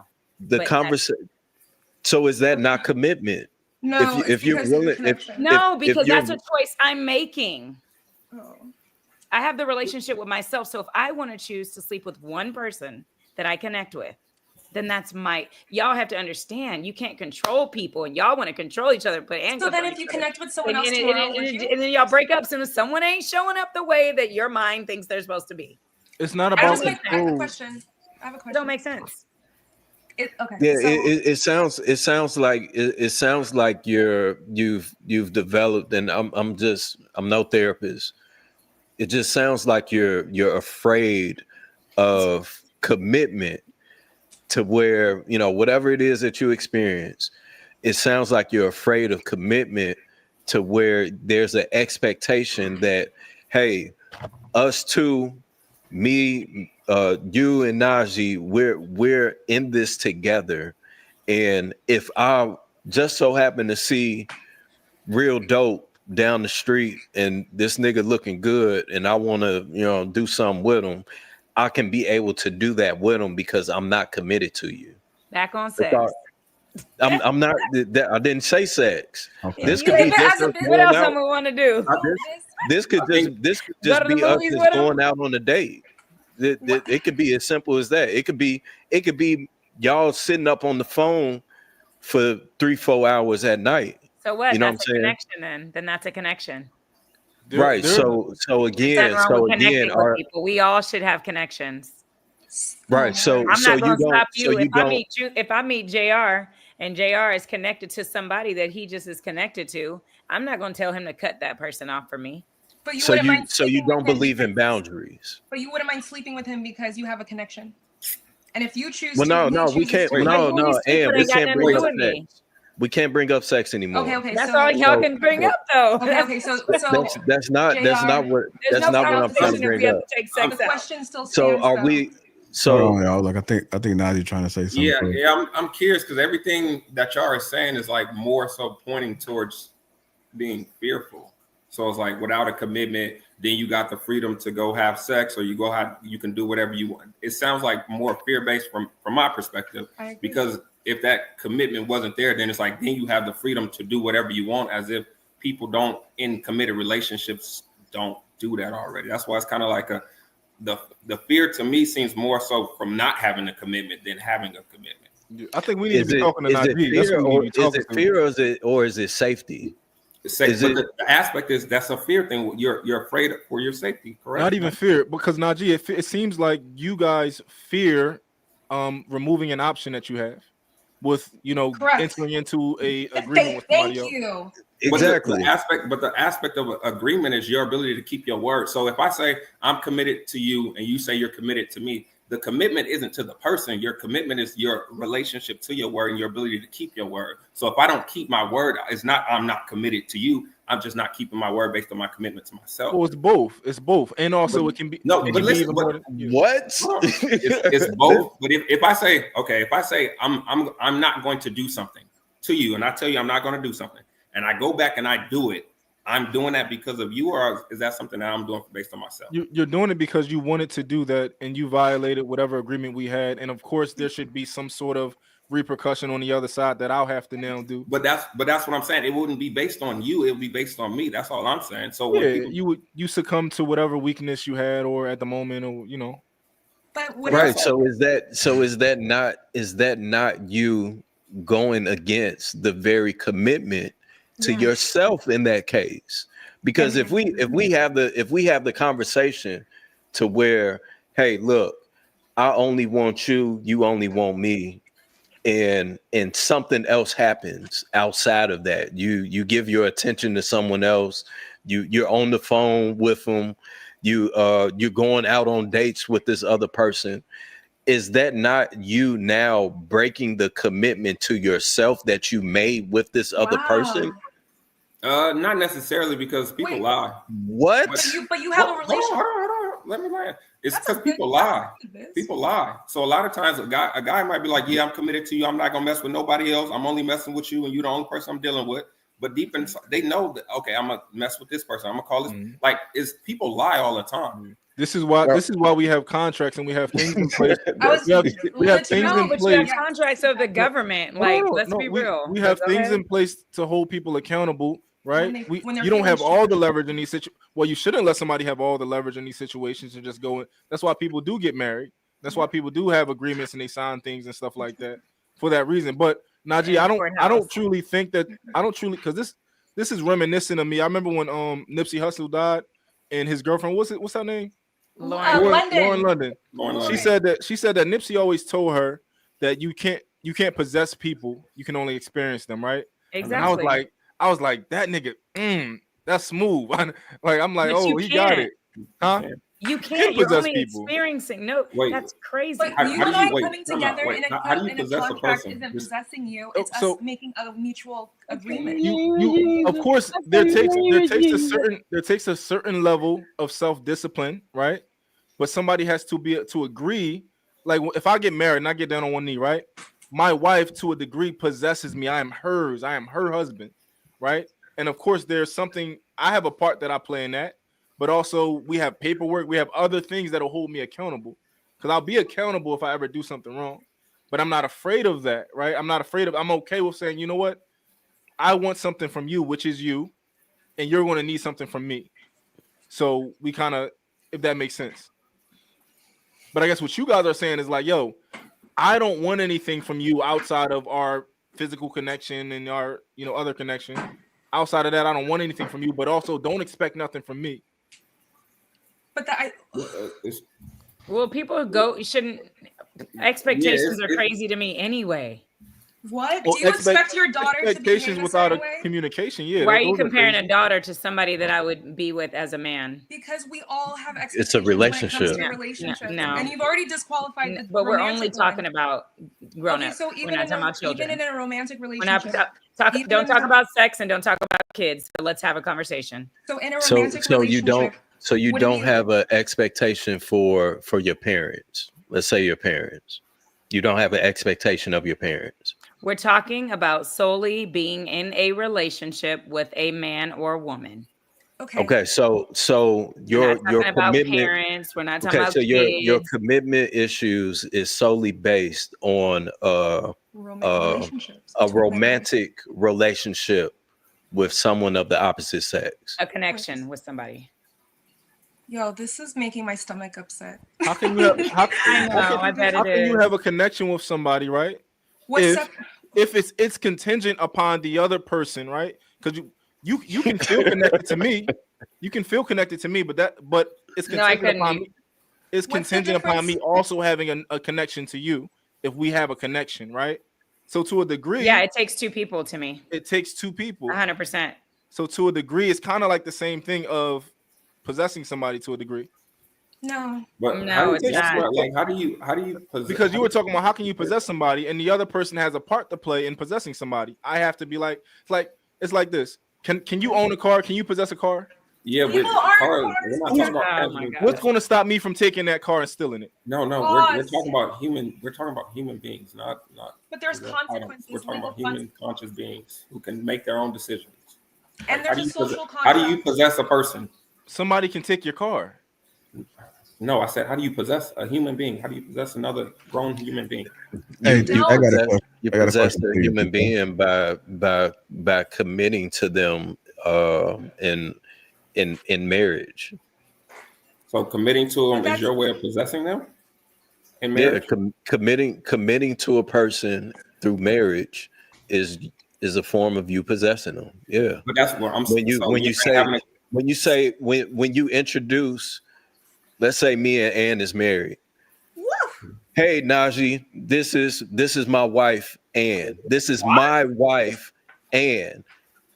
Ann would say, hey Najee, this is my husband Viz. So a possession is y'all is that not state of not owning. No, that's not the same. Owning. Marriage, The state yeah. of owning. Nope. The possession Not is the state of ownership. owning, having, owning, or controlling To a something. degree, it's nuanced though when we're talking about humans. I know everybody wants to So- make their own narratives fit their scenario. but okay. So if we are in a committed relationship, if we're in a marriage, hold on, and hold on. Let me finish. What do you mean by committed? If we're in a committed relationship in a marriage, and as we all know, women expect men to be leaders. When you lead something, are you not taking control? Do you not have ownership over what it is that you're leading? The only way that you can lead something is if those two factors play a part, right? No. You're Do you just possess you're your just children? responsible for it. You're Do you possess your accountable. children at all? Did you just say no? Do we possess our children at all? Are they ours? If I follow you, if there's a I think fire that and you run out of we're a the vessel to fire, get them here, if I follow but you out of God that owns place, all of us. do you own me? Okay, so what if somebody came and took a child of yours and they said, you know what, I want to take care of from now on? What would you do? I might let them have it. Why would you ask that? Cause y'all being silly. I said leave kids out of it. I'm Y'all just can't. challenging her. I'm Y'all just can't challenging have a her. conversation without kids or any other dynamics that don't make sense. 'Cause that's You not what possess it's your about. children. You wouldn't let I nobody have a take your question. kids because you feel like they're yours. I have a question. Well, I birthed them, but I'm not their owner. But can't nobody have them. In reality, if you really want to get deep, don't get deep with me, because none of y'all own y'all kids. If No, the I birth know how. y'all got, I know how if deep. you got a birth certificate, you got immunizations in your kids, you got a No. stamp, they got a social security number. Yeah. You go to the doctor, Mhm. you go get them checkups, routine checkups and shots. Yeah. Oh, okay. So It's none of y'all is- own or possess nothing. Hold on. Is My it- kids, is my it- kids is not it- Don't get me vaccinated. started. Don't get me started. Is it not your obligation to do all of those things? as the owner of those children? To take your kid to the Will doctor there and be get legal shot? consequences if you don't do Yeah. those To things? take your kid to the doctor and get shot? Yeah, is Oh, it Lord. are there not consequences for doing all of those things? Who If you don't do those things, yeah. But DJ, you know we can simply move to another place that we prefer with different laws that don't require us to do these things. You know that, right? I do have options and freedoms to go live wherever I want in the world. I don't care. With my kids that I think I possess. This is great. So DJ, how long And were you're you still monitored with their birth certificate and passport, and you're still monitored everywhere you go. Not if we get citizenship somewhere else, no. You're still monitored. If I commit a crime, yeah, like they're gonna be looking for me, but You're still not an original citizen, so go try that. You'll still be monitored. you can get citizenship though. You'll still be monitored. I mean, I can monitor you. That don't mean anything. Anybody can monitor anybody. No. Okay. And no, to your question, Viz, he started talking, but no, that's not. No, to answer what you asked me, no. So when you let's say your child gets into trouble, right? And as the law states that they can't speak to this child without whoever has parental ownership over them. Is that not considered? They never say ownership. They say guardianship. So I don't know where ownership came from. Y'all are adding words and changing the goalposts. They don't never say ownership. But we still know what he means. Trust me, they know who own your kids. Y'all the mother signs them over. And the reason why they don't do the dad on purpose, the reason why the dad ain't signature is required, it's the mother's. Is because a mother, if you go read, she's an informant and she's naturally signing over her child. So DJ, do you own yourself? No, because my mother also signed me over to them. So who owns the child if it's not the parent? So if I don't own me, why do I want to own you? No. My question is, if we you don't own yourself, we are not possessed. If we are not in possession of our children, then who is? I didn't hear you. Sorry, I'm listening to him telling me I don't know myself, and then he says. My question is, you're saying we don't possess our children. Okay, so then who does? Why do you want to use words like possess and leadership? That and still all doesn't these answer words my question. and the foundation. These are words I don't use, but y'all want to use them. The real question is, why does that trigger you? Yeah. That's the real question. Why does what trigger me? Why does the word ownership and leadership trigger you? Especially when you already admitted that you don't even own yourself. Who said it triggers me? She did say that. Just from your responses, it sounds like those terms trigger you. Okay, you can ask me, do they trigger me? That'd be better. What you say. Okay. And how do they do those? Not based on what you assume, and based off the perception of who you are. No, they don't trigger me. Okay, so what is your gripe against those terms? There's no gripe against it. I just don't feel like you guys have any valid anything you're asking because it's very consistent with the same words. So, but you're not giving me an answer. You're tap dancing around it. So what is it about the term ownership and leadership that you don't own anything? So you don't own yourself. I said that even earlier with the house. Someone said, "Oh, he has." I think it was Ann that said his status if he owns a house, and I'm like, he don't even own that shit. Okay, but let's focus. Please don't do that. Let's focus on yourself. So how is it that you don't own yourself? How don't I own myself? Yes. Because again, I have a birth certificate. And I've seen my birth certificate. Have you guys seen yours? Well, even without it, at any given moment, if she commits this particular crime, she can get taken and put into jail whenever, whatever. She has to follow a certain set of rules living in the society. So that's what she means. We're in America. But in a relationship with a man who you have a connection to, we're even worse when we leave the country and we're born here. So, what'd you say? In a relationship with a man, what'd you say, Ann? You have a connection to one man, right? You're asking me, do I?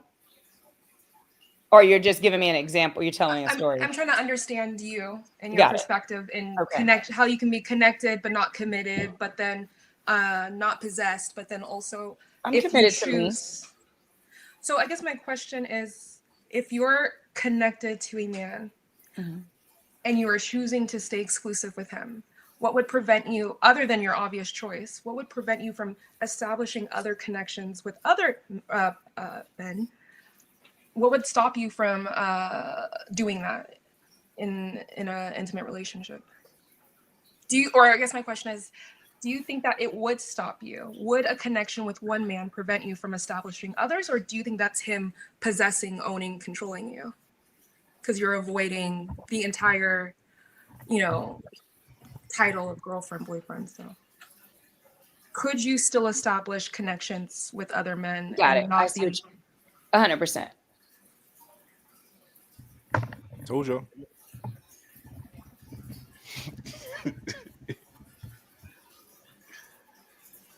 Were she saying what would stop you from doing that? No. She said it in different ways, but what she's asking is the person that I'm connected to, because she said in an intimate relationship, which I don't know why intimacy was added. It's fine. Intimacy doesn't mean sex, remember? We going a long way to just say doesn't mean what you mean. Yeah, it's fine. It's okay. No. Intimate relationship does not mean sex.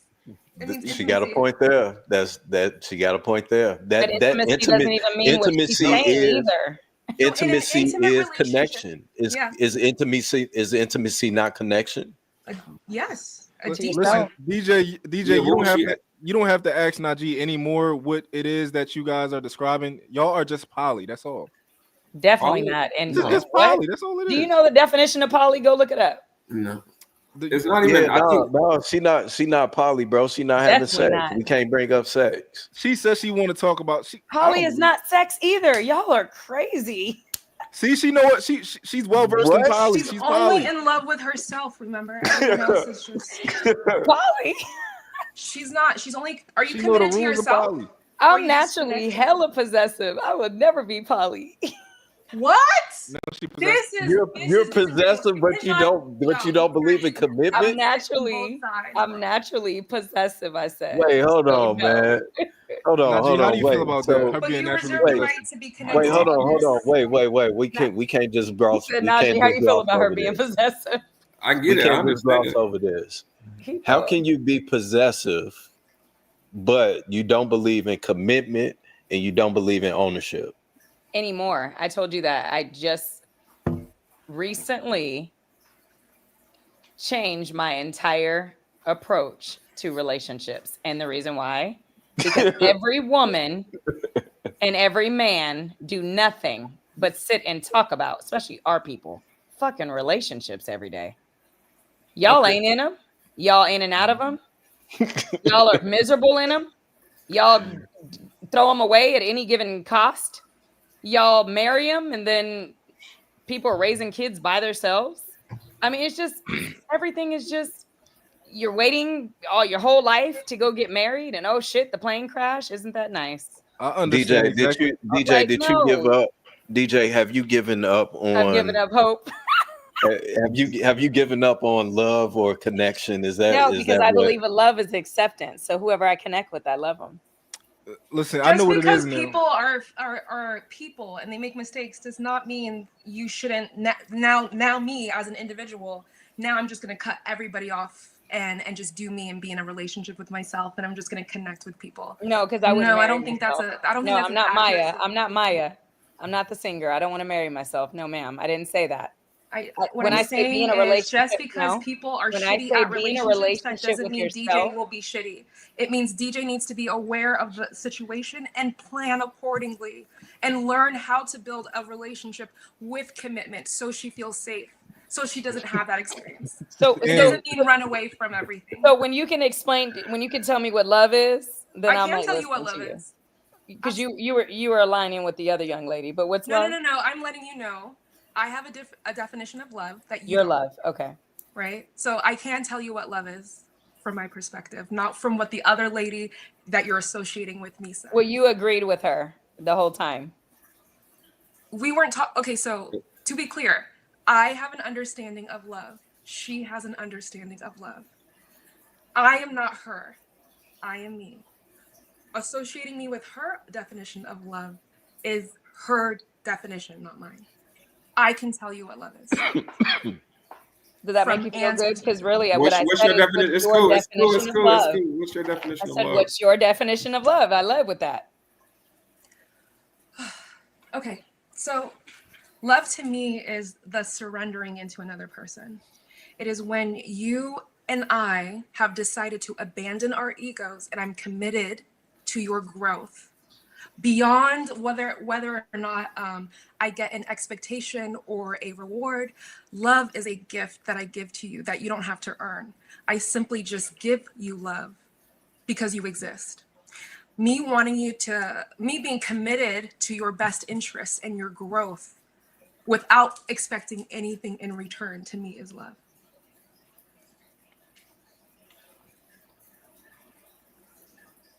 I'm gonna tell you what this is.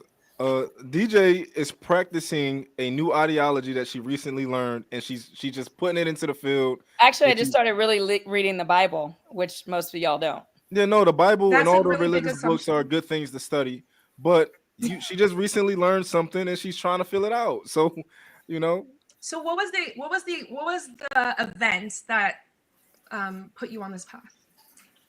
And I guess how did that event put you here? Event? Yeah, because you're saying I recently went through something, I and now definitely never said that.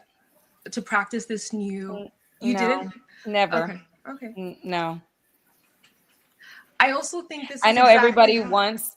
Everybody wants to think sex and brokenness or going through something makes this thing that y'all don't understand. You want to validate it with those points, and it's crazy to me. I But think it's I fine. think you're afraid It's fine of being because vulnerable. I combated it too. But Your it makes fear sense. of being vulnerable and open is obvious here because you're moving around, dancing around this the conversation, and not trying to actually be committed to an actual thing, because being seen is scary for you. I feel someone saw you and hurt you. and DJ, and I'm not saying that this is you, Hey, right? Lapeef, I love your content, man. DJ, I'm not saying that this is you, right? But the behaviors that you're exhibiting, or not the behaviors, but the things that you're saying and things like that, it typically aligns with when a woman has been through something traumatic, whether it's with a few men or Yeah. maybe a lot of men, and she gets to a point where she's like, this is where I'm going. And this is why Lapeef earlier said, like, yo, don't let them tell you they celibate or nothing like that. You got to see it, right? Because it's like the Brittany Renner thing and all that type of stuff. It's like women get to a certain point So and what they about? start to reject. So why are you saying women? What about Najee? Oh, Najee's just a manipulator. He's manipulating you. Oh my Man, God. Najee cracking something, man. Hey, Najee cracking something, man. Come on. Najee be manipulating all his Protect chicks. yourself, sir. Time out. Because this is how trauma Yo, works. that was This is literally rude. trauma in I'm love. manipulating. How y'all come up with that? I can picture Najee right now, yo. He's a player. Me? Player. I'm a player. You get around with the chicks and you be like, listen, man, I can't own you. I don't want to possess you. You a butterfly. I don't want to, and I don't want you to do the same for me. We just people, and this is just flesh, and we got souls. These aren't real bodies. We can do what we want with them. Najee, they dragging you. They're not dragging me. They dragging the idea in their head of me. The idea in their head of you, right? Someone who doesn't need to manipulate. I think women will Hey, gaslight Queen. themselves. Hey, look, Hold on, he said Queen. I don't want to connect with your body, Queen. I want to connect with your soul. Wrong. Hey, I don't know what. That's definitely nothing I say. But nah, it's just that's where I was named after the saxophone player. But I just don't lie to women. All these dudes with this whole commitment stuff, and I like to ask a simple question. If a person says I'm only committed to you as long as you're committed to me, is that person actually committed to you? No. As long as you're committed. No, they're not. So that's what the whole committed that's what y'all be relationship is. doing. I'm committed to you as long as you're committed to me. I disagree with y'all. But wait, you say you disagree? Yeah, breach of contract. Yeah, it's a breach of contract. You guys had an agreement. But that's why I was going to ask the question earlier. When y'all say commitment, because the commitment at this point is just a conversation. So what does commitment mean to y'all? A commitment to me is us coming to an agreement to whatever terms we have and us sticking to that agreement. We're all men. Yeah, we're all men, right? We all want to have sex with other women, but if we're going to get a wife or be in a relationship, we're going to actively turn that off and be like, that's not an option anymore.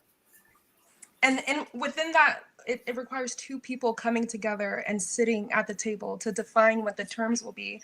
What are my expectations? What can I expect from you? And then promise, or at least trying to make that commitment and meet those terms.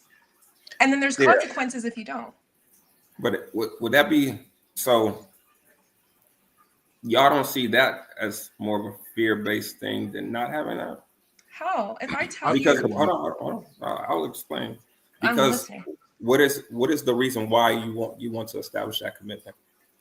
If there is ever a time where, well, for me, if there's ever a time where I need you to make a life-changing decision for me and I'm incapacitated, because you and I have this safe space, I trust that you can make that choice in my best interest if I can't, but it's because we already have this commitment, right? I have a commitment to you, you have a commitment to me. Within that relationship, when things happen, I can trust and rely that you will show up because we have a commitment, versus just like a random person. So without a commitment, you don't trust that person? Well, I think what it boils down to is just simply just accountability. Yes, thank you. It's just all it is when you become committed to a person, to a place, or even to a thing. That's not him. That's not. You're Aww, that's you being held accountable for whatever your actions are from that point on. Exactly. I go to a job, I sign a contract. I will not do these things. That's not fear. That's just honoring. That's what I'm just trying to understand. So it's not a fear-based thing. It's you holding yourself accountable. Is that what? And the other person is us holding each other Shout accountable. out to We Locked On Nation. I've been married 16 years and I never had to say all that nonsense. We came together because we connected in our way without a contract. You just said that you weren't. You just said that you weren't really married. You literally said you weren't really married, even though you got That's married. literally what you just said. You verbatim said that I wasn't really married when I said that. Didn't Lapeef tell y'all to stop policing people? No, you're being manipulative. Policing? What? Come on. Yes, Dope Daddy. I'm glad you know. Hey, DJ is emotionally manipulating us right now. No. So wait, I was curious. I don't like claiming him. That's all. But Can I ask you a question? Who? Which one? You. Me? Would you consider the Constitution as a commitment to the government, to its people? And if the government ever broke its commitment, we as people have every right to reinforce it. Do you think that's a form of commitment? Is that a fear-based thing, or is that just mutual agreements for us to come together to organize this country? Does that make sense? That's if so the Constitution of the United States, right? Mm-hmm. Establishes us as a democracy, and every single one of us, we have rights. The First Amendment, the right to bear arms. Yeah. In that contract, it says things as if the government ever infringes on an individual's rights, and we as the people have every right to overthrow the government because it's behaving unjust. That constitutional paper is the foundation of this country. It's built borders. That's how we know we are the US, and that's how we know they're Mexico, because of this commitment the government has made to its people. In a similar sense, could you see how that could be applied in a marriage? Like, we are coming together to build these terms, and the exclusiveness of it is not fear-based, but it's to protect this. It's to protect, but all the stuff that you're saying is more so to protect. That was a long-winded way of saying that. Yeah, you're good. I get it, but I like to talk. It's a protection. It's all about protection. It's all about. It's again for me. It just sounds more fear-based because of the aspect of if I don't have this, then I won't know how I can hold you accountable. I won't be able to almost like govern your behavior based on us having that commitment. It's like I won't be able to attach my emotions to the expectations of you upholding this commitment. And Do to y'all, me, do y'all think the Earth is flat or round, DJ and Najee? I don't even. It's both. Whatever you want it to be. Wow, whatever you want it to be. Whatever you want it to be. I don't know. I never really did So research. Najee, do you have a desire to be married? Nah, once I learned the real reason marriage was created, no, not anymore. What is the real reason marriage was created? It was a contract to legally purchase women as property because they wasn't considered valuable. That's why the man has to ask the dad for his daughter hands in marriage. That's why the dad walks the daughter down the aisle. The wife takes the man's last name, just like how the slaves took the slave owner last name. The ring symbolizes ownership. All this stuff was based on purchasing women. It was a survival-based thing, and I think a lot of times people don't understand the relationships back then was based on survival. Now we're trying to have a survival-based relation, or we're trying to connect from not from a survival place, but more from an emotional space. But it's still transactional, and most of these transactional relationships are rooted in selfishness. So it's like, are you more into are you looking to? Do you want to have a relationship? I have a relationship is just a connection shared between two or more things. This is a relationship. You have a relationship. Do you have a romantic relation? Do you share a romantic relationship with someone? Yeah, like you talking about having sex. Don't say sex, Najee. No, you talking about penetration. Because romance is sex. Okay, not sex, but we say intimacy. Intimacy, yeah. Okay, so is there no commitment in that relationship that you have with that person? If that person was to go and have intimacy with real dope, would you feel some type of way about it? Nah, honestly, because my perspective, I had to go through these experiences to really learn the truth. My perspective, once I realized like you don't actually own a person. Like at the end of the day, if it's her body, she decides to go have sex with her. She allowed me to have sex with her to begin with. So how am I feeling entitled to her body now? All of a sudden, she allowed me to have sex. Like to me, do you own anything? So you're willing. Hold on, dope. So you're willing to share. I'm not sharing something that doesn't belong to me to begin with. Do you own anything, Najee? I can't share something that's not mine to begin with. Najee, do you own anything? Correct. So you don't. Do you live with someone? Yeah. Do you not share that home with that person? Do I share as far With as a woman? 100%, yeah. So what's the difference? You're talking about sharing space and sharing your body. That's what you're talking about. Two totally different things. What I was saying, you can't share a person's body who's not yours. You don't own them. I can't share something that's not mine.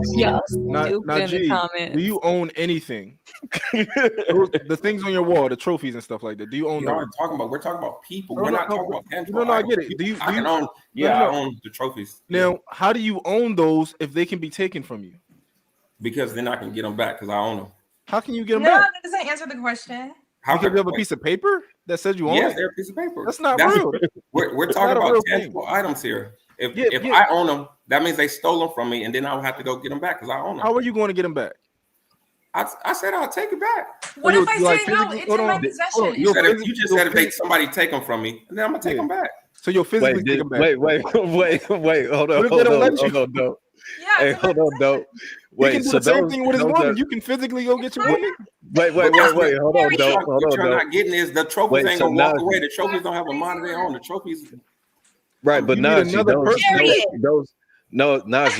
those trophies were given to you, right? Yeah. So they're not technically yours, technically, right? You're right. Wait, what? No. He earned it. It's fine. It's fine. Technically, he's right because they were they were given to me. But then technically, that means that I don't own them because they were given to me. But I guess when you give somebody something, that means because the labor that was put into it for that reward to recognize.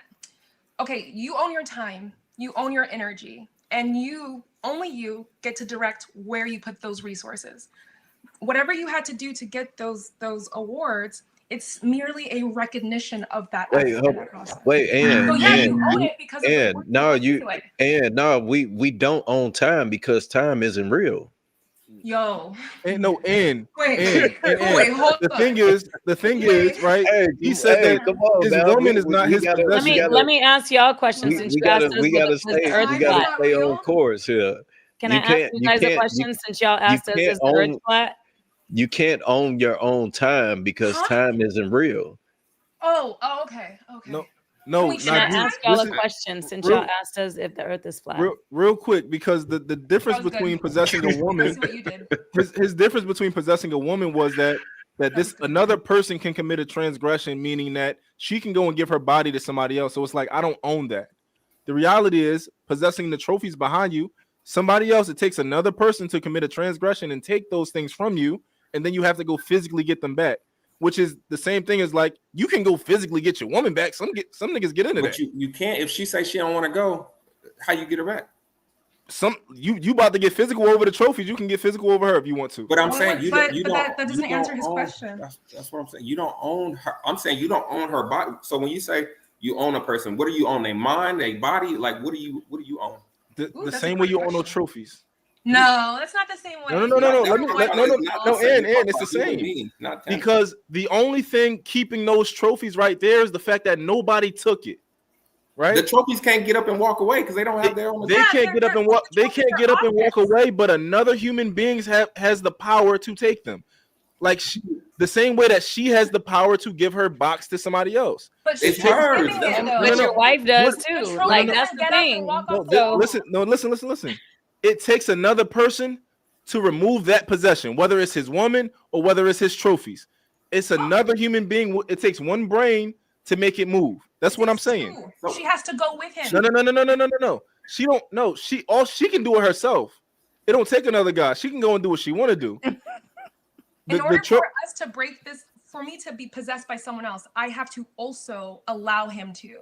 He can come in and try all he wants. There are some men who don't like who feel a certain way about their woman masturbating. They might have an agreement that you can't masturbate, right? Okay. But you can't do that. And if she goes and do that, that means she broke she broke his lied. Right, but that doesn't mean who came and possessed her and took her away. She took away herself from him. She took herself away. If you got to ask a woman to be yours, to me that just means she's not yours. Well, you don't think she can be yours? No way. But no man can come and take her if she doesn't how many be taken. Are you in a relationship now? Me, yeah. Never been in one? You have, huh? I'm in a yeah. So if the woman decides that your woman, your girlfriend, whatever your wife, if she decides that she don't want to be with you and you still want to be with her, does she not have the freedom to walk away and leave? Yeah, she got free will. That's all. You don't own her free will. Yeah, that's all I'm saying. So and I get it. That's the same thing. It's all the same thing. If we want to get to it, we don't own anything and nothing's real. If we want to, but you can't say that at the same time, Najee, because you said you own your trophies. No, but I don't. No, he's being facetious. I was just playing. I don't own the trophy, bro. If you come and grab these trophies, I'm not gonna be like, bro, give me my trophy. So you admit that you don't own anything. You have no possessions in this world. You don't own. You don't own your body. Wait, no, so you have no possessions in this world. I just said. So Najee, hold on. So Najee, if somebody walked up to you, you was getting in your car, they walked up right behind you, was like, man, give me your keys, man. I need this. I'm giving it. Damn. I got insurance. Damn right. Here you go. Get on it. If they break my back door right now, I'm giving them everything I got. If JR walked up behind you, was like, man, run them pockets, nigga. What you gonna do? Run them pockets. You don't own me. God damn. Najee, do you at least own your body? Do you own your body? God, he'll own nothing. Right, I don't. I'm gonna just tell you. Najee is hands off. Whatever you want, come get it. If you want to take, if you want this bussy, come get it. Najee, the comments are asking, are you polyamorous? No, I'm not polyamorous. He's not poly nothing. he's not poly because I have emotional attachment to things outside of myself. I understand my feelings. I set the standard for how I relate and connect to things. So I've never been related. My name to things outside of me. My name has never been in the emotional connections, Najee. No, emotional attachments. Oh, okay. Yeah, I don't attach my emotions, but emotional connection, 100%. That's what I value in a relationship, quote unquote. I think y'all poly. Nah, it's poly. Okay, when you say poly, if you're talking about the real definition of just many loves, everybody's poly. But when you try to make it a sexual thing, no. I think y'all want many sexual loves. But it's not for me. I don't sex. Y'all, everybody plays sex on a pedestal. I don't care about sex. It's like I don't care about sex at all. You can't say that because that is a lie. No, let me say this. It's one of those things where once you realize, like, every person you ever have sex with, the sexual experience will not be the same based on the individual person that you connected with. That doesn't mean I don't for care me, about it. I don't place sex as the end all be all. What makes the connection special? Because I understand it's the person. Like, if I don't know you as a person, a woman can be fine. Cassie and Diddy. She could be fine as all get out. But if her mind and her mental's off, I'm not gonna want to have sex with her. So I don't place sex as like the end all be all. I value a person's character more than they. It's like we can say that, right? But I'm gonna say this. We can say that. Oh wow, that's awesome. I like that. Shout out to the people that really wait. I really admire people that wait, as I try to teach my daughter the best way I can to save herself for marriage. But shout out people that can do that. I personally, you don't care about sex. We know. No. I want to have good sex though. So if I'm gonna be with somebody, there's no way I could save myself. You know what I think? If I wanted to be married, I'm not waiting for marriage unless we get married now. DJ, we I think you're definitely need to have sex. DJ, you know what I think? I think you're an extremely sexual person. Which doesn't mean you have sex with everybody, but you look like the type of woman that when she chooses a man, she wants to be very intimate with him. As soon as she whenever she wants to, said nympho action. Damn near nympho action. Vince, are you a Sagittarius? I'm a Leo. Ooh, worse. What are That's you? Najee. July or August. That's Najee. You Najee. July or August. August. The most toxic. Nah, that ain't. Hey. But no, I am. I definitely do satisfy somebody I'm dealing with. But I do require I require a certain type of man. So that's why she says she requires something. I require a certain type of man sexually. That's why I have to have that conversation. So they gotta be committed to something. No, because No, you have to no, have no. a connection. I'm talking about in the space of where we have to align sexually. Because I don't. I'm saying a requirement is a commitment. Yeah, be nasty. She's saying she's right? nasty. She doesn't. Yeah, it's an expectation. No, I never said I'm nasty. Nothing about me is nasty, sweetheart. Isn't that an expectation? Good try, DJ? dope dad. I'm a dope DJ, mom. isn't that an expectation you were saying you have? What? Earlier you said you don't have expectations in relationship, but you just said I have a certain man I'm willing to be. He has to be a particular way. Girl, use your words semantics, Will. She said requirement. But she said that's requirement. That's an expectation. If he doesn't meet this requirement, then he's not getting coochie. So an expectation and a requirement is not the same thing. It isn't. That's what I'm at. That's what DJ said. I don't agree. Ain't If I nobody require you to do this thing to get this thing, then I expect you to do it. If you don't do it, then you're not getting this thing. I expect you to fulfill this thing, requirement or not. Like, well, no way you just no way that you just reiterated what I said was valid in my tone or any type of way. What I said is, when I connect with somebody, sex is important for me to know who you are sexually to see if we align there. Right. You said that it So was in order for me to be the best, you have. in order for me to be the best version of me, if you want the freakiest side of me, yes, I'm freaky. I know I am. You said you wasn't freaky. She hasn't had sex in 9 No, I said I'm not nasty. Bruh. There's a difference. Okay. There's a major difference. It's a difference between freaky and nasty. There's a difference Yes. between freaky and nasty. Yeah, it's a difference between freaky and nasty. Yes, it is. Can someone I'm a elaborate? I don't grown ass know the woman, difference. so no, I'm not a I don't- nasty little tramp. No, but I'll be. No, Wait, definitely so not. doing freaky stuff is not nasty? Period. No, I think freaky Freaky and can- nasty are two different things. What Just, are just the- like when you go to someone's house and they're nasty versus messy, those are different. So Well, I'll I'm tell you the saying, difference. so, I think so, that's the same. I'll tell you the so difference. let's say, No, messy and nasty are not the same. okay, so don't let's think it- let's say oh, this. Let's say I'm this. I don't know if you're into it. I'm just putting it Like out your there. box on your refrigerator are not neat. The cereal boxes, like you're messy a little bit. All right, That's not DJ. messy. That's DJ, just- To me, it I is. gotta- That's what I'm saying. We all have different So versions that's exactly of why I'm what like, what is messy and freaky nasty and- are. and Okay, But so nasty wait. is it's nasty. tampons. I could see them in your toilet and your freaking trash can. Okay, That's nasty. okay, so DJ, hypothetical. Yeah, that's all nasty right. if you have tampons in your trash Would you consider Bro, this you're- to be you're supposed to put it in the freaky? Wait, hold No, on, it should Ann. be. It It's should go cool, out every it's cool, single day. No, God, you if throw your tampons away, sis. You don't collect them on a table. they should not be in your they should not be in your trash can. Oh, okay. So where should they be? In the Where do trash, they go? outside. When you take them out of Outside. Okay, so, If you're so having is guests, that a trash outside. can? Outside. Is that a trash can if you put it outside? Outside. I'm Okay, talking about in your bathroom. specifying the location. I'm doesn't- talking about in it your doesn't bathroom. change- But it doesn't Talking change about in your that, bathroom. it's still I'm a talking trash about in your can bathroom. the tampon is going into. So, yeah, I get that location matters, but that doesn't change the fact that, listen, your interpretation of messy is your own interpretation. Please Anyways, understand. All right. All right. So How are you question, nasty question. and not a freak Is at the this same time?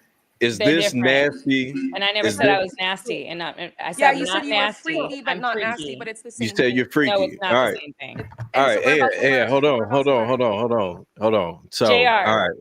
Is a Question nasty to the girl panel. the same as a freaky Yes, girl, but I JR? think Wait, this hold is on. talking. I'm trying to ask a question because this is going to gauge where Yes. you are as far as with nasty and freaky. You All can't right. ask me nothing. I I told you can't. what I am. I'm asking everybody. And I'm gonna choose to want to answer because I already said I'm not nasty. I'm freaky. It's That's the same cool. thing, sis. So listen. It's not. And So- I'm nobody's sis, She but my was brother. So the friend. is this to everybody on the panel? Is this either nasty or freaky? Is it nasty or freaky to spit in somebody's mouth while you're intimate with them? freaky? Nasty. That's freaky. That's nasty. See? Freaky. So what's the Nasty, difference between nasty literally means nasty. That's not freaky. That's nasty. some guys? Freaky is if you want to do it all the time. you Oh, let's kiss do it if you gonna outside. kiss a Let's do it person in the here. mouth, So Let's what's- do it on a okay, plane. so Let's help do us it. Like, that's understand. freaky. So time out. Wouldn't kissing be the same thing as spitting in somebody's mouth? No, that's vanilla. No. What? It's the texture is different. Then somebody This is weird. somebody spit in your mouth, right? That means that it has to travel through the air, so it's going to get cold, When right? they're hawking it, they gotta Yep. put a loogie. They're not hawking. Yeah, No, but no, it's talking we about gotta sex, collect a though. certain amount of Have you spit not before it seen the travels. way they Sex. spit in each other's mouths? Yeah, we're not talking about hawking, It's not not like We're not hawking out a loogie because, like, it's sex. During sex. So you're nasty. That's why you're trying to defend it. No, You're no, no, no. nasty. That's You don't make freaky to me. sense. It's freaky. So you let somebody spit in your mouth, Ann? Maybe, yeah. During sex, hell yeah. Of course, when you're married, though, right? When you're married. No, she didn't say she's waiting till marriage. She's just saying she's practicing. Waiting for the right person. I am abstaining until I meet him. Yeah. And DJ, it's in the past. It's in the past now. at the end of the day, right? Oh, Like, she found him already. oh man. there's- I still don't think you Okay, can you recognize give us that. your nasty, freaky questions again? Because that one was, nasty. That would be. Everybody agreed it was I don't freaky, think right? it's nasty. Is sucking toes nasty or freaky? Nasty. Freaky. What? Freaky. It's nasty if I suck your toes. It's freaky if you Yeah, suck mine. yeah. If you suck a man toes, you nasty. If you suck a man toes, you nasty. Yeah. Ew. Wait, so I'll massage your feet is the most you're gonna get out of me. sucking toes is freaky. but And if a spitting in the man mouth is desired that is gross to me. So he You're can crazy. put his toes in your mouth, and that's freaky, but he can't Oh. while he's, Yeah, that's kind of. No, toes in can't the just- mouth is nasty for a No, man. no, no. You said he can put his Okay. toes in my mouth? Is going down I love on sucking is toes. swallowing nasty or freaky? Nasty. Nasty. Swallowing Wait, is say nasty. Swallowing that is again. nasty. That's That's freaky. See? That's nasty. Wait. Yeah, What was it? vanilla. What was the The question? whole time, you nasty. Nasty. Is Wait, swallowing what was? nasty? Is swallowing nasty or freaky? I think It's it's nasty. Nasty. That's freaky. No, That's spitting. nasty. No, letting somebody come in your I mouth think- and spit it out is freaky. To be honest, that's both. It's both. What? If you drink it, you Swallowing nasty. is nasty, but If you drink it, you nasty. You nasty if you drink it. Hey, this doesn't well, make y'all sense. vanilla as hell up in here, Boy, that's man. what- So if she puts it in her mouth and then spits Y'all it out, vanilla she's a as freak. hell, I'll man. give you the vice Damn. Swallows versa, it, right? she's nasty. What else is? If a girl, if you like, if you eating, if you doing something to a girl, she squirts on your face, cool, you're freaky, right? If you drink it, you nasty. You technically Why? already But drinking why? it, bro. Yeah, you already. It's If already you in your drink mouth. it, So you're you just just go what?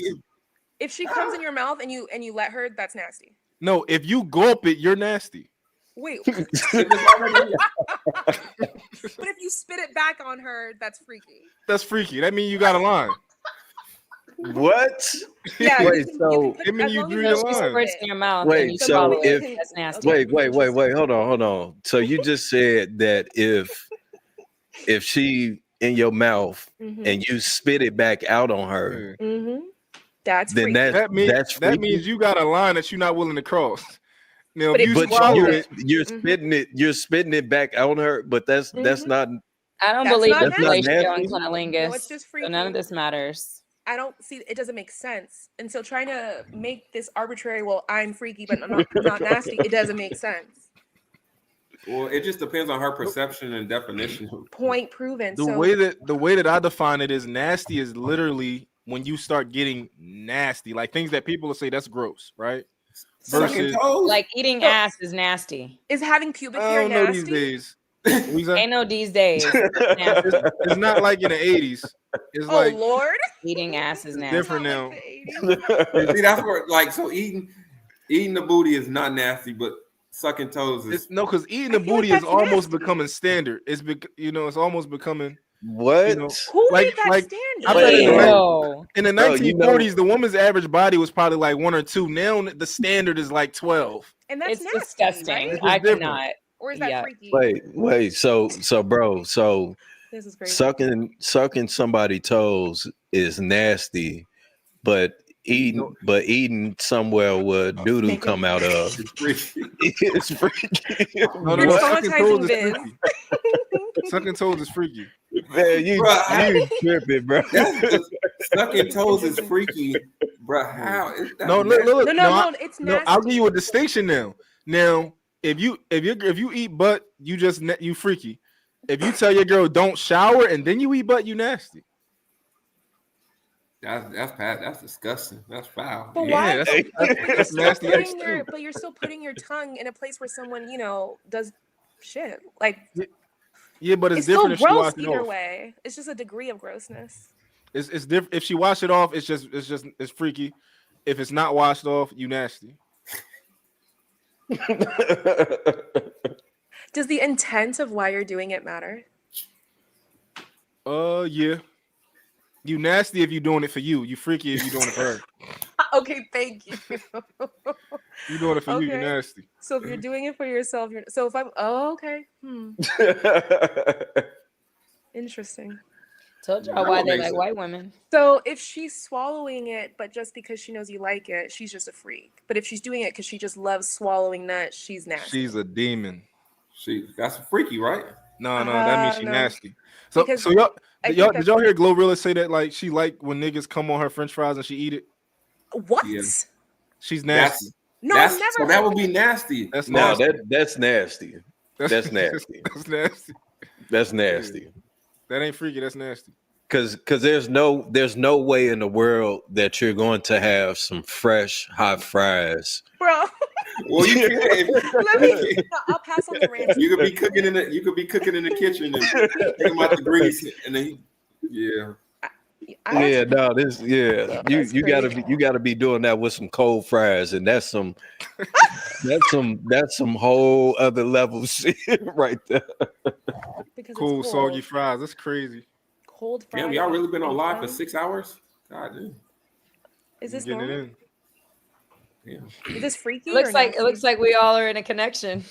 Yeah, we in a Don't relationship. We don't all do in a that poly relationship. stuff This over is we in a here. relationship right now. shit. Don't start the poly stuff, man. Oh shit. We all in a relationship. Hey, DJ about to choose. Who she gonna choose? Nah, G, you can't manipulate us. Hey, I'm over here with that. The commitment Hey, is the only DJ, manipulation people have. what's DJ? What's the requirements? What's the requirements to connect or to have sex? Oh. Oh shit! So what's the Which, requirement that you have go for a ahead. man, like sexually? Put them both out there. Please don't say fries and cum. I would like him to be open. What that mean? Whoa, hey, yeah, no, you gotta, Why is you he gotta rubbing his clarify hands together that. like that? You in Atlanta, you gotta be more specific. You gotta, yeah, you especially if you in Atlanta, you gotta clarify that. Yo. No, but I would just want him to be like, I remember being in a relationship with an ex, and I was headed home, to be honest. I'm not into women at all. Like, somebody was asking me about that the other day. I don't like women. I'm not like in the space. No, I remember. We don't like each other. I got it. No, and not like No, I got it. No, I'm saying Keep telling us. I get it. You don't like girls. I'm a girl. not sexually. I don't want to see a girl naked. Don't pat me on the butt. I don't No, play. You don't like us at all. I get it. Yeah. No, just I'm not. You like don't that. have to, I just don't like women. Please tell sexually. your or period. So anyhow, I was headed home. We were drinking, and I was with my homegirl, and she was like, "I'm coming home with y'all." So I called him, and I was like, "Hey, I want to bring such and such to the house." He was like, "Why? Is her car messed up? Is she drunk?" And I was like, "I mean, yeah." This poor boy. I was like, so I was naive. like, she's drunk, but her car is fine. It's at her house, but she wants to come get in the bed with us. And he was like, "Babe, no, God, no." I was like, ugh. Wait, is she cute? Yeah, wait. Is your Yeah, friend- she's a pretty girl. Is But he that a was- fun boy? Huh? Is he a fun boy? Like gay? Yeah. He was not gay. He's not gay. He's You just sure? It took Why you a don't I second to believe answer that. I don't think he's gay. He's married now with a woman and I mean, another it's baby. very possible that he wasn't. That in her don't friend that as don't well. mean That's shit, the thing. especially No, in no, no, no. Atlanta. Remember you said earlier. No. So no, it's just the men that I'm always with are so square, straight, and that I've always been with all my life. So it just I would really love to experience that with somebody going forward, my next man, because that would be potentially my last connection with a man. So I would really want to explore the best sides of me, and I never had a man that wanted to be like do that. I'll just ask him. I've been with a couple of men, and I'll just ask him, would you do a threesome? And they'd be like, no, why? And I think guys lie too. So Well, you need Kevin Gates, but this is my question. sometimes if I ask the question, I think if I ask the question, they're going to answer based on what they think I'm asking for, and really, I'm asking because I would maybe want to do that with you one day. No, DJ, my question is this: is he okay? Like, let's say he like, yeah, I'll do something with you and a girl. Is it okay for him to be like, yo, no men? Is that cool? Ew, I don't want two men. But you don't like girls. Okay, no, I just wanted to make sure that he don't got to be too open. No, I just want somebody to come over and get him head and have fun. Now, question: as a woman who's like not gay at all, what do you gain? What's your thing with like watching him have sex with other women? You like a voyeur? I can't hear you when you got a little cheerleader in the back. No, I was saying as a woman. I'm just yeah, go ahead, sorry. Yeah, as a woman who's not into women at all, what do you gain from him, kind of experiencing another woman? Like, are you like into voyeurism or something like that? And I don't know what that means. What's that? Well, you know all about poly. Watching. It's just watching somebody. You said I know all about poly? You was trying to tell me the rules. You was like, you don't know what poly mean and all that. No, I definitely didn't say I know all about anything of poly. No, I you said ain't say that, but you was no. You was about to define it for me. I said, do you know the definition? Go look up the definition. You knew it off top. No, I never gave you the definition. So we both ain't know the Najee definition? gave you the definition. I ain't say you gave me one. I just said you knew it. No, I didn't. Najee gave it to you. If I knew it, I would have told you the definition. So it's like, so you thought I was wrong about it, or I didn't know, but you thought that you didn't know also. No, because naturally you said, you and all the comments said that Najee's poly. You kept saying both y'all y'all are poly. And I said, go look up the definition of poly. Because people use poly wrong anyway, in the sense of people that are even poly in this world right now. Okay.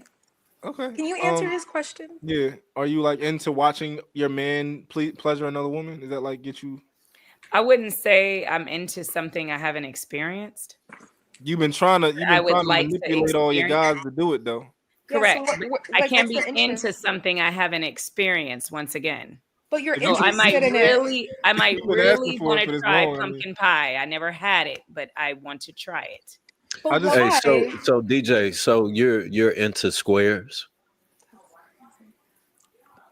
What's a square to you?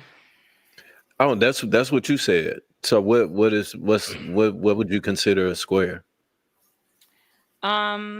Highly educated, intellectual man, doesn't really cuss, does no tattoos, don't drink, don't smoke, never been to jail.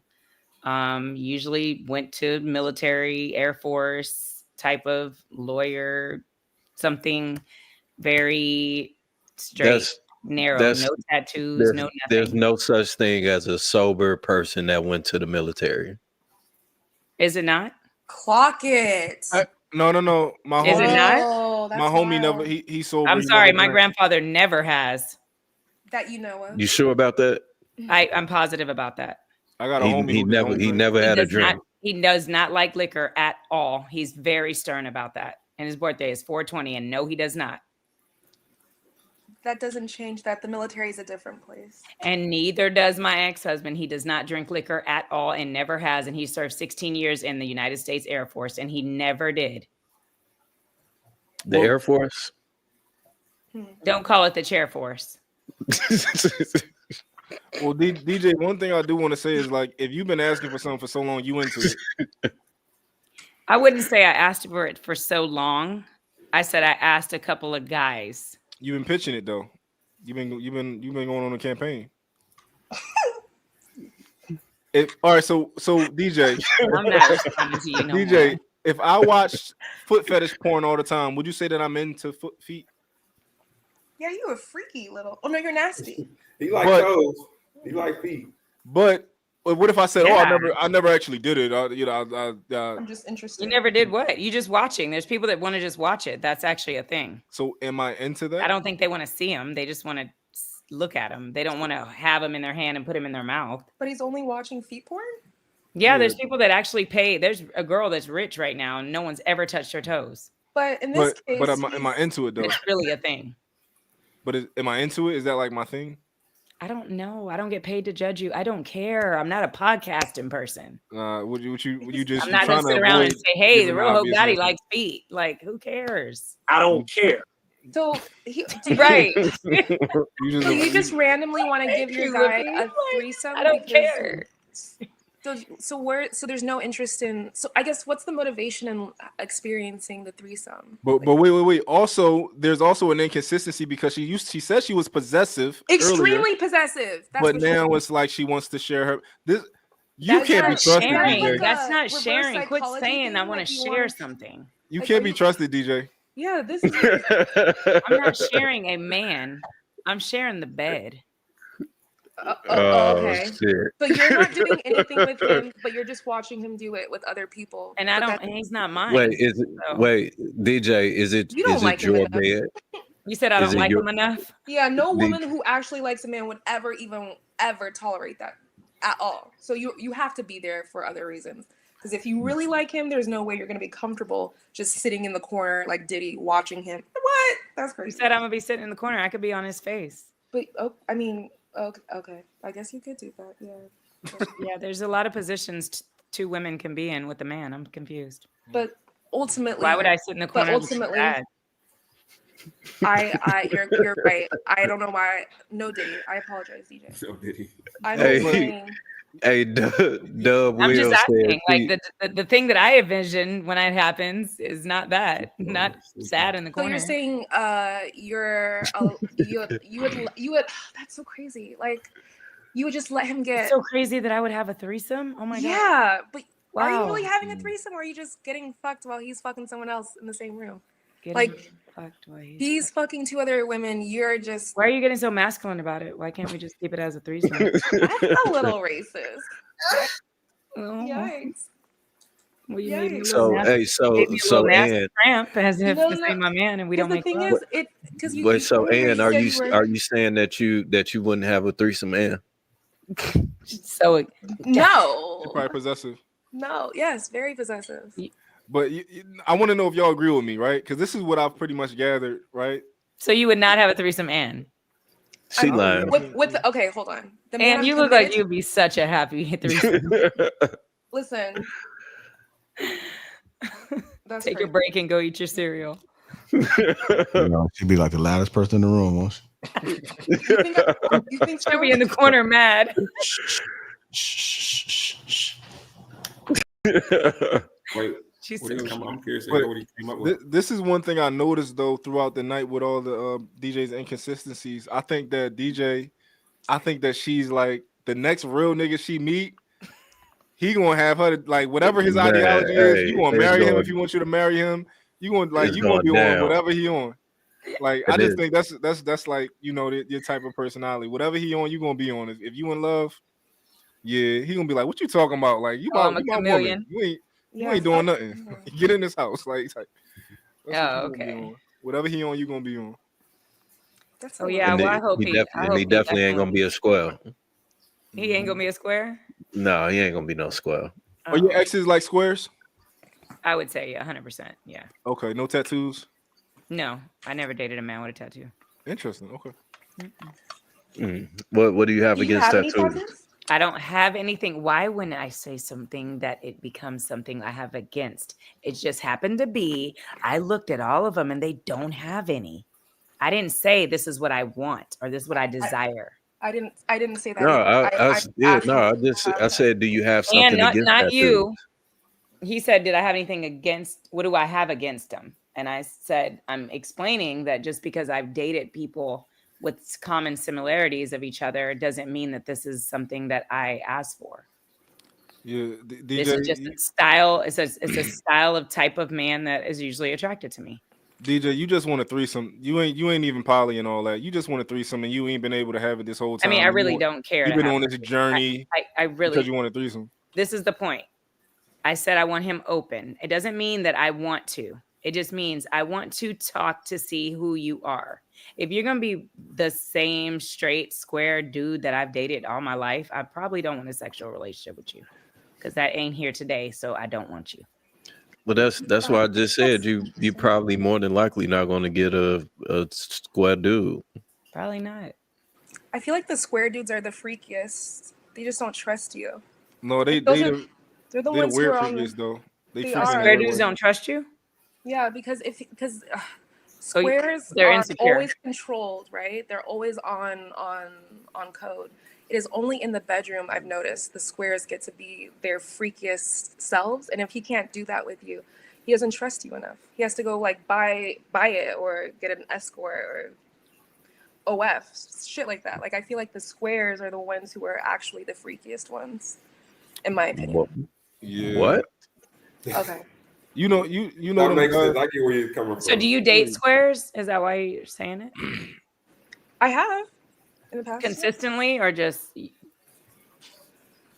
I just go with who I have a connection with. What do you That's consider? you. I like that for you, Ann. I love that for you, Ann. I love it. Gangsters in the past. Wait, what do you consider? Because I guess we kind of already touched on it, but what do you consider freaky?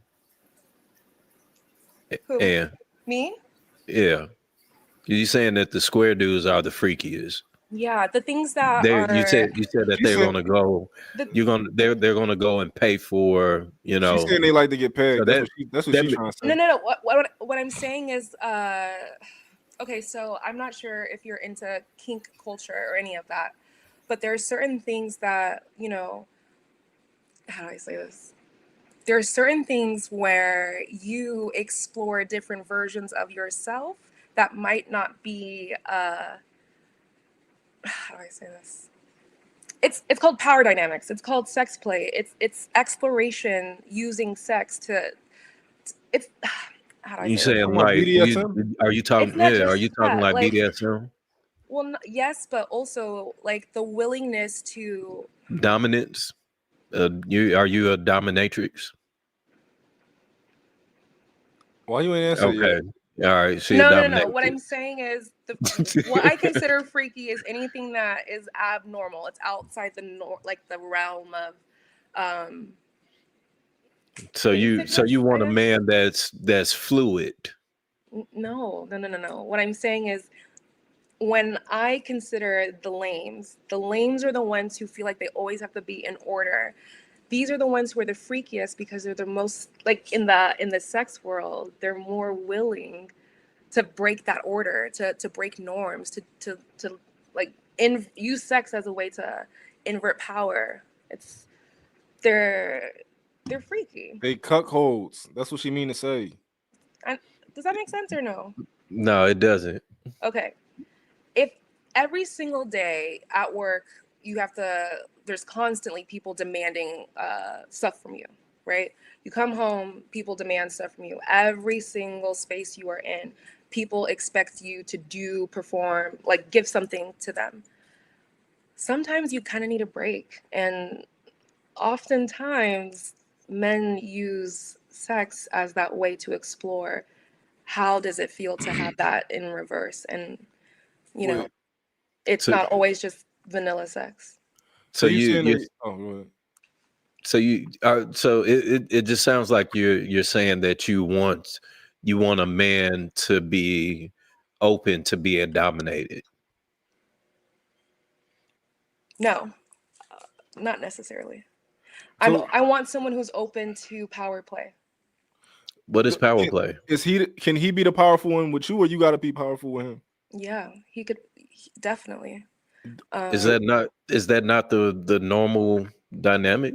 No, not necessarily. Because when it comes to power play, it's about surrender, or at least complete surrender into into the dominant one. It's, how do I say this? Like, if he says this is what we're doing as the submissive in the power play, you don't get to say no. You do it. And there's different types of ways to explore this, but power play is really about how much submission can the other person do to the dominant, regardless, using sex, without like it being abusive. Because some people might think choking is abusive, right? Or other stuff is abusive. And what you're saying is relatively normal, though. Like in terms, only I'm trying to be normal, yeah. in terms of if you're the submissive one. But if you're talking about him getting on his knees, wanting to be whipped and with a chain on and all that type of stuff, that's the out of the ordinary. But I think most men will put you on your knees and whip you with whatever you want to, whatever you ask for. When we're talking about spitting in the mouth, right? It's not the actual spit that's gross. It's the receiving of something from him, the complete submission. That is what makes it freaky. We all think that's nasty, but because you don't have the power play, you don't see that like him giving me his spit is and me receiving Because he's it essentially a god to you in this situation. Yeah, he's the god. We get it. But that's not a normal dynamic of No, of at a least not with man. me. I haven't, not normally with me. In the past, it's always been like me. So me you being the like more squares too. dominant. This is why she's celibate, because she's. So you like this girl squares too. really. Nah, her squares. I'm just letting her cook. No, I don't because like- I I never don't like- dated Freaky Square, so I don't know That what is kind hilarious. she dated. They not It black. sounds like she hasn't dated a freaky square. She don't either. want to unleash that dragon. That's why she's celibate. You can't put the genie back in the bottle. So she like, I'm holding on to this. That's what it is. Personally, I blame like the reason why I want to grow. That's not why. Is because I It's part of blame it. even my ex, That like is the man I married, coming from Jehovah's Witness, the first man I was with. He didn't help. If he was older than me, for him to be older than me, I felt like if I'm your wife, I'm your woman, you should take me. You should have taught me sex. You should have taught me things. I didn't. Y'all was having sex to church music. I wouldn't say that, but more or less when I got, let me see, I think I was 30. I think I was like 30. I forgot who it was. I forgot what age I was, but I was talking to this guy from Chicago and he was mentioning head.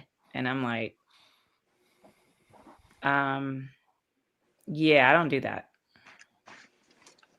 Do you think it was a respect thing? That's Wait, why what? he didn't feel like being freaky with you, your ex-husband? Wait, you said ain't got no your respect, husband, buddy. Huh? you said your husband didn't believe in that? Didn't believe in head? Yeah. Why do y'all make words? No, Y'all make these I'm weird sorry. words. You were He saying that that's something doesn't you get wouldn't want to do. head. He doesn't care for head. It's not a belief. He didn't care for head. Neither did my boyfriend before him. Neither did my boyfriend after him. So all the way until I was married at 20. So all the way for 10 years, every man did not care for head. So I was never in that mindset of giving head. I didn't know men like it. I thought men don't care for it. I personally never cared for cunnilingus. So I never cared for that. Interesting. And you said he didn't teach you sex, your husband? So what, like, No. so was sex just for making babies? I've been told I was asexual several times. What that mean? That you have no interest in sex. You really don't have interest in sex. You do it when you're married because you're supposed to. You have an obligation to do it, or you do it for a baby. You don't believe you asexual though, right? No, it's basically no desires. But you don't agree with that, right? Not her trolling us the whole time. I would say when I was younger, yes. But now you understand, you learned yourself a little bit more, and you don't think you asexual. You think that you are sexual. I have the ability to be sexual, yes. You want to bring another woman into your bedroom, and that's a Oh little. my God. Can you let that go, Daddy? I can't let it go. Why? Why would I let it go? You said it. But why not?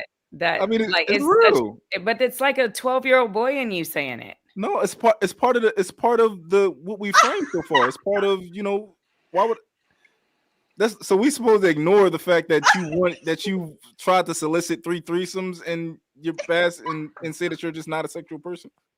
I tried to solicit 3. I gave a number. I'm sorry. Well, several.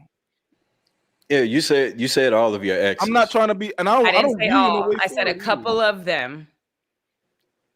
A couple And one is of them 2 or was 3. not my ex-husband. A couple is 2 or 3. Right. You're not wrong for it either. I'm not making fun but of you. he's living there. Like everything he says is that. That's like a 14-year-old kid, like, you peed your pants. You peed your pants. You peed your pants. You think I'm not making fun of that? Like that's. But what I'm saying is that's what it sounds like to me. Oh, I'm sorry. You're so focused on that. You're so Yeah, that's not my intention like, at all. I feel like Lapeef's gonna bring me on a live again, and you're gonna be like, yeah. So DJ, she solicits for threesomes. No, Yo, that is a. I mean, but you're doing it kind of now, guys. And be real with me, guys. Does it seem like I'm doing that, or am I just kind of saying things that are relevant? I think you're trying to say things that are relevant. Okay, I want to know. You asked just Ann. He asked everyone. I just answered. Guys. Oh, I'm sorry. Well, everybody, y'all let me know if it she's- seems like I'm she's a- being, she's- if I'm being like a little bit What was too that? hard on her, or 'cause I don't mean to come off that way. Do you guys feel like he's being too hard? Hard? I wouldn't say that. I just You would said just call him daddy. Unfair, or like I'm saying things that are unfair. You'll go viral, DJ. That's all. That's my point. That's what he's doing. Like, I hate when people. That's why I Oh don't my like God. podcasts. Because we could talk about something 3 hours ago, and then y'all can drag the same narrative on a person forever. Okay. This is nothing to be embarrassed about. It's not. But see, this is the thing. I mentioned it, so then you run with the story. Now that's who I am. It's not who you. Well, it's a would part only of. know I'm if sorry. It's a part of your sexual self. No, it's not. Okay. Okay. But why are you dissecting my sexual self? Why is that I'm just saying intriguing? it's a part of it. Sounds intriguing to you. It's a part of your sexual self. Is it intriguing to you? What intriguing to me? You My like sexual threesomes? self? No, I mean threesomes are regular. That's not. It ain't nothing So too if it's big. regular, why do you keep bringing it up as if it's like, oh my god? Because because the idea of being asexual, not liking sex, is so far of a contrast between that and being in the threesomes. I'm just bring we I don't somebody. know, Viz. You're pretty much a good listener, Viz. Didn't I say asexual was when I was younger? Yeah, you did say that it was more when you was younger. Then I was asking questions, and you said when you got older, we were trying to say that you realized that you were more of a sexual person, or can be. You said you can be a sexual person. Correct. Yeah. So How old are you, Dope Daddy? I'm 32. Okay. Well, I'm 41. Congratulations. So I have an entire life I've lived. So in the space of my younger days being asexual, after I divorced at 22, being in no relationship for 9 years, going to a whole nother side of the world as a single mom now, Okay. So in the space, I thought I was an asexual. Okay. So then it took different men, which I'm dating squares, which are not helping my sexual side because they're not focused on that. They're focused on what? Getting in a relationship, marrying me, giving me this la la dreamland. But all in reality, didn't want me. They just wanted what they had in their mind of me. Are you trying to someday explore your sexual side with the man that you want to be with? And I'm only saying that because you just mentioned that these other guys that you've been dealing with haven't been trying to explore that. They've been trying to marry you, put you in a house, and do all of the stereotypical things that may not be things that you want, but they want for you.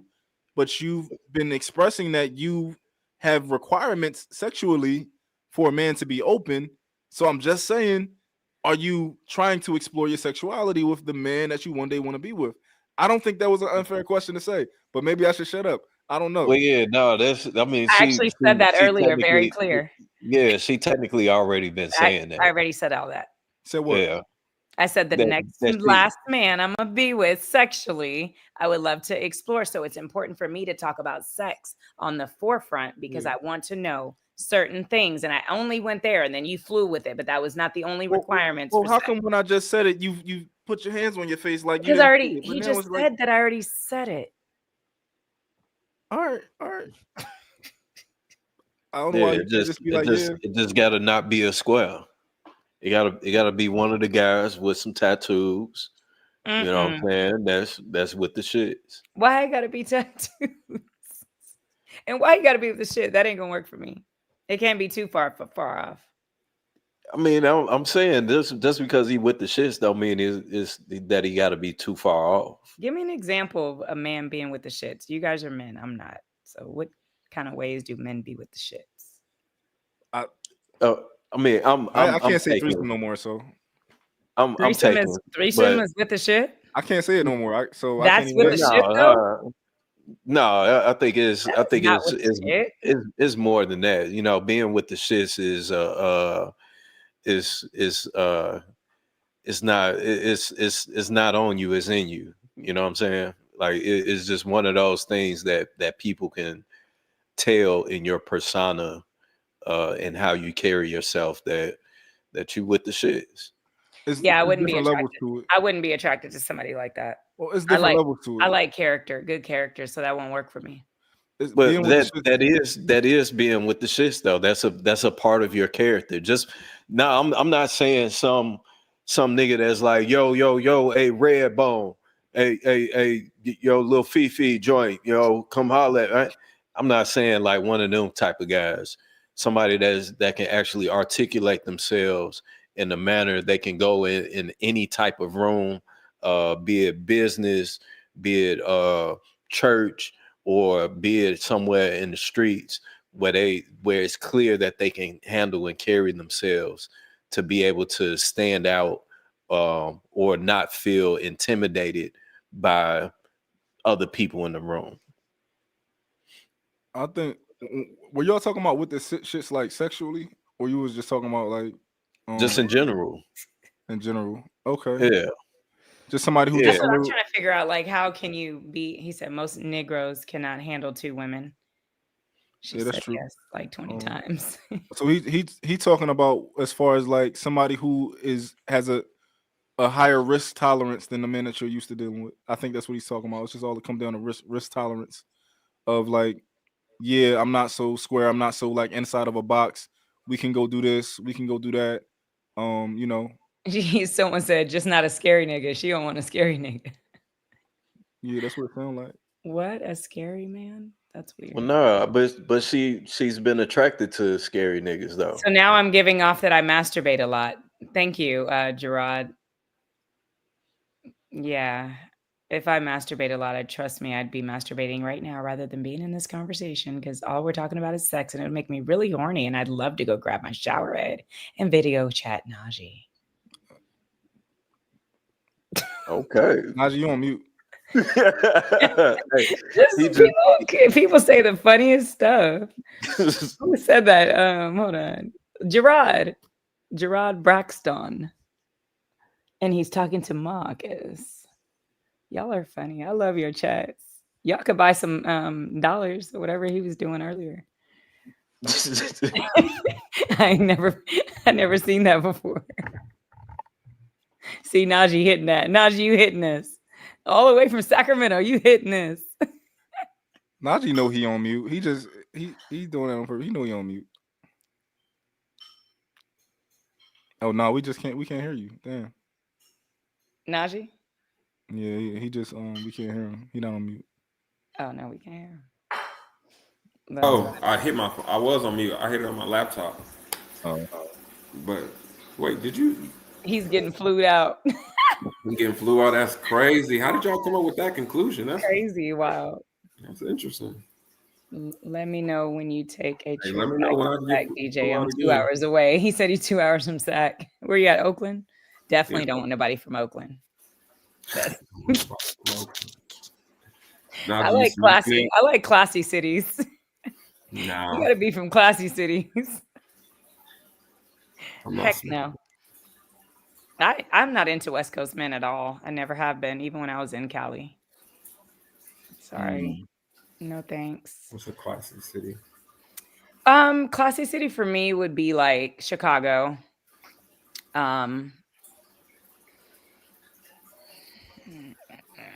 Detroit, Cleveland. Definitely not. Definitely not. Nothing about Detroit is classy. Nothing about Detroit. Nothing about New York. No New York. Really, I personally just love Chicago. There's no such thing as a classy city. He says Chirac. That's what I said when she said Chicago. No, Chicago definitely got some classy areas. I mean, every city got a classy area, you know. Very much Detroit so. don't have no classy area, bro. Last time I was there, I was off Canal by the Hershey factory, staying in a townhome over there, and it's very nice. Detroit and St. Louis don't have no classy area. Yeah, I don't want nobody from St. Louis. No.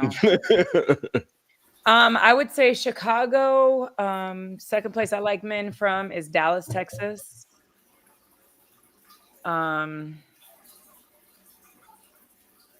Maybe Houston, but they give me a little dirty, dingy a little bit. I don't like dingy and dirty men either. Niggas from Houston dirty. Damn, I didn't know that. Atlanta, you like dudes in Atlanta, don't you? Definitely not. You know I don't like no damn body in Atlanta. Well, is Atlanta a classy city? You know what men I actually like, believe it or not? I like men from Alabama. And I like men from Memphis. You like men from Alabama, Memphis, Chicago. Alabama is classy. Dallas. So in the space of where my experience is from, yes. Classy as in like etiquette. Roll Tide. Roll Tide. Very classy. Oh, you talking about Tuscaloosa? Childersburg. No, but I just like men. I like men to actually be men. I love educated black men. I do. I don't like niggas. I don't date niggas. I date black men. So question: when you say men that be men, what Chicago men have a certain persona and manhood about them that I love. New York, I would, but I just don't like them. What's manhood to you? If you What could is define, manhood to me? yeah, like you said, men that are like men. How would you define that? I didn't say manhood. That didn't come out of my mouth. Oh my God, Right? Najee, can You're you? saying it, right? Najee, your man's. Huh? Najee, did she say manhood? I ain't gonna lie, I'm looking at the comments. Did I ain't say paying attention. manhood? You They said have a manhood. certain manhood. Oh. Well, I probably said manhood, but whatever, it doesn't matter. I was asking, really. I wasn't being funny. I was really asking, did I say manhood? Oh. But for me, it's just the way that they're so I'm in Atlanta. I've been here 18 years. Like I said, my daughter just about to graduate tomorrow. She's 18. She turned 18 last week, 2 weeks ago. And I just never really aligned with men here. But if they're visiting from Chicago, or I can go back to 2 men I've dated in the past. They're from Chicago. I've even dated somebody from Florida that was very mannish. But Alabama men, when they come here, if I ask them, like, where are you from? You can't be from Atlanta. They're like, oh, typically it's Chicago, Alabama, sometimes Charlotte. But I've never been a fan of West Coast, where I'm from. I dated Asian men then. I never dated black men. Yeah. I guess I'm trying to ask you, like, what is like mannish to you, like manly? So they just don't give me man boy or feminine traits. Oh, what is okay? Because I'm trying to like understand, how you view this. So, what is like a feminine trait? Feminine trait of a man, catty, arguing with a woman. I like Hinge, because he said I'm not gonna argue with no woman. I like men like that. Okay. You do know what typically comes with men like that, right? Control. Control. And they want control. I like control. And next. Okay. Why are you hating? Why are you hating? I mean, I already said that. I already said you just need a real nigga. That don't make it. He don't have to be a nigga to have leadership. No. When I say real nigga, I don't mean like the term that people will typically mean. I mean like you need a real man. Once you get one of those, you fall in line. But that's all I meant. Who falls in line? Anybody? No, you. Once you get one of those, you'll fall in line. Like you gonna drop all of the like I don't got no restrictions. I'm my own person. Oh, got it. Yeah, you Okay. gonna drop all that. Oh, well, what about if I just meet a real, what you say, ninja, that accepts me for who I am, and I accept him, and we just rock? That's not a thing. It doesn't align with the characteristics that you like. Oh, it doesn't. Which characteristics? As far as like you want a manly man, like you want a So that man. he wouldn't be manly if he just So wants the to. thing about being a man is there's a certain level of healthy ego that we have. So for an example, you might be walking up to a door and I'm like, yo, don't touch it. Like my I had to train my woman not to touch a door. Like I would get mad at her for touching the door. Be like, yo, I got you. Like, Is it because it's your woman, or it's because it's who you are? it's I don't know. I would have to think deeply about it. I would have to process that. I haven't even thought about it. Because I'm sure Anne has been on dates with men that were not her boyfriend, and they still open the door for her. Oh yeah, no. If I'm on a date, like I'm gonna touch it, but I can't train a woman that I'm on a date I'm with. sure Anne has been to the gym, and a man will open the door even though he's not on a date with her. Yeah. Absolutely. So these are just character things. So back again, connection to a character. Exactly. Accept them for So who they are. You want a man with a healthy level of ego who exhibits these characteristics. So he's going to not want you to pay for the bill. Like these are things that he's going to insist on because he has an ego. And also a part of his ego is his woman is his. I mean, I'm his for the moment. Whoa.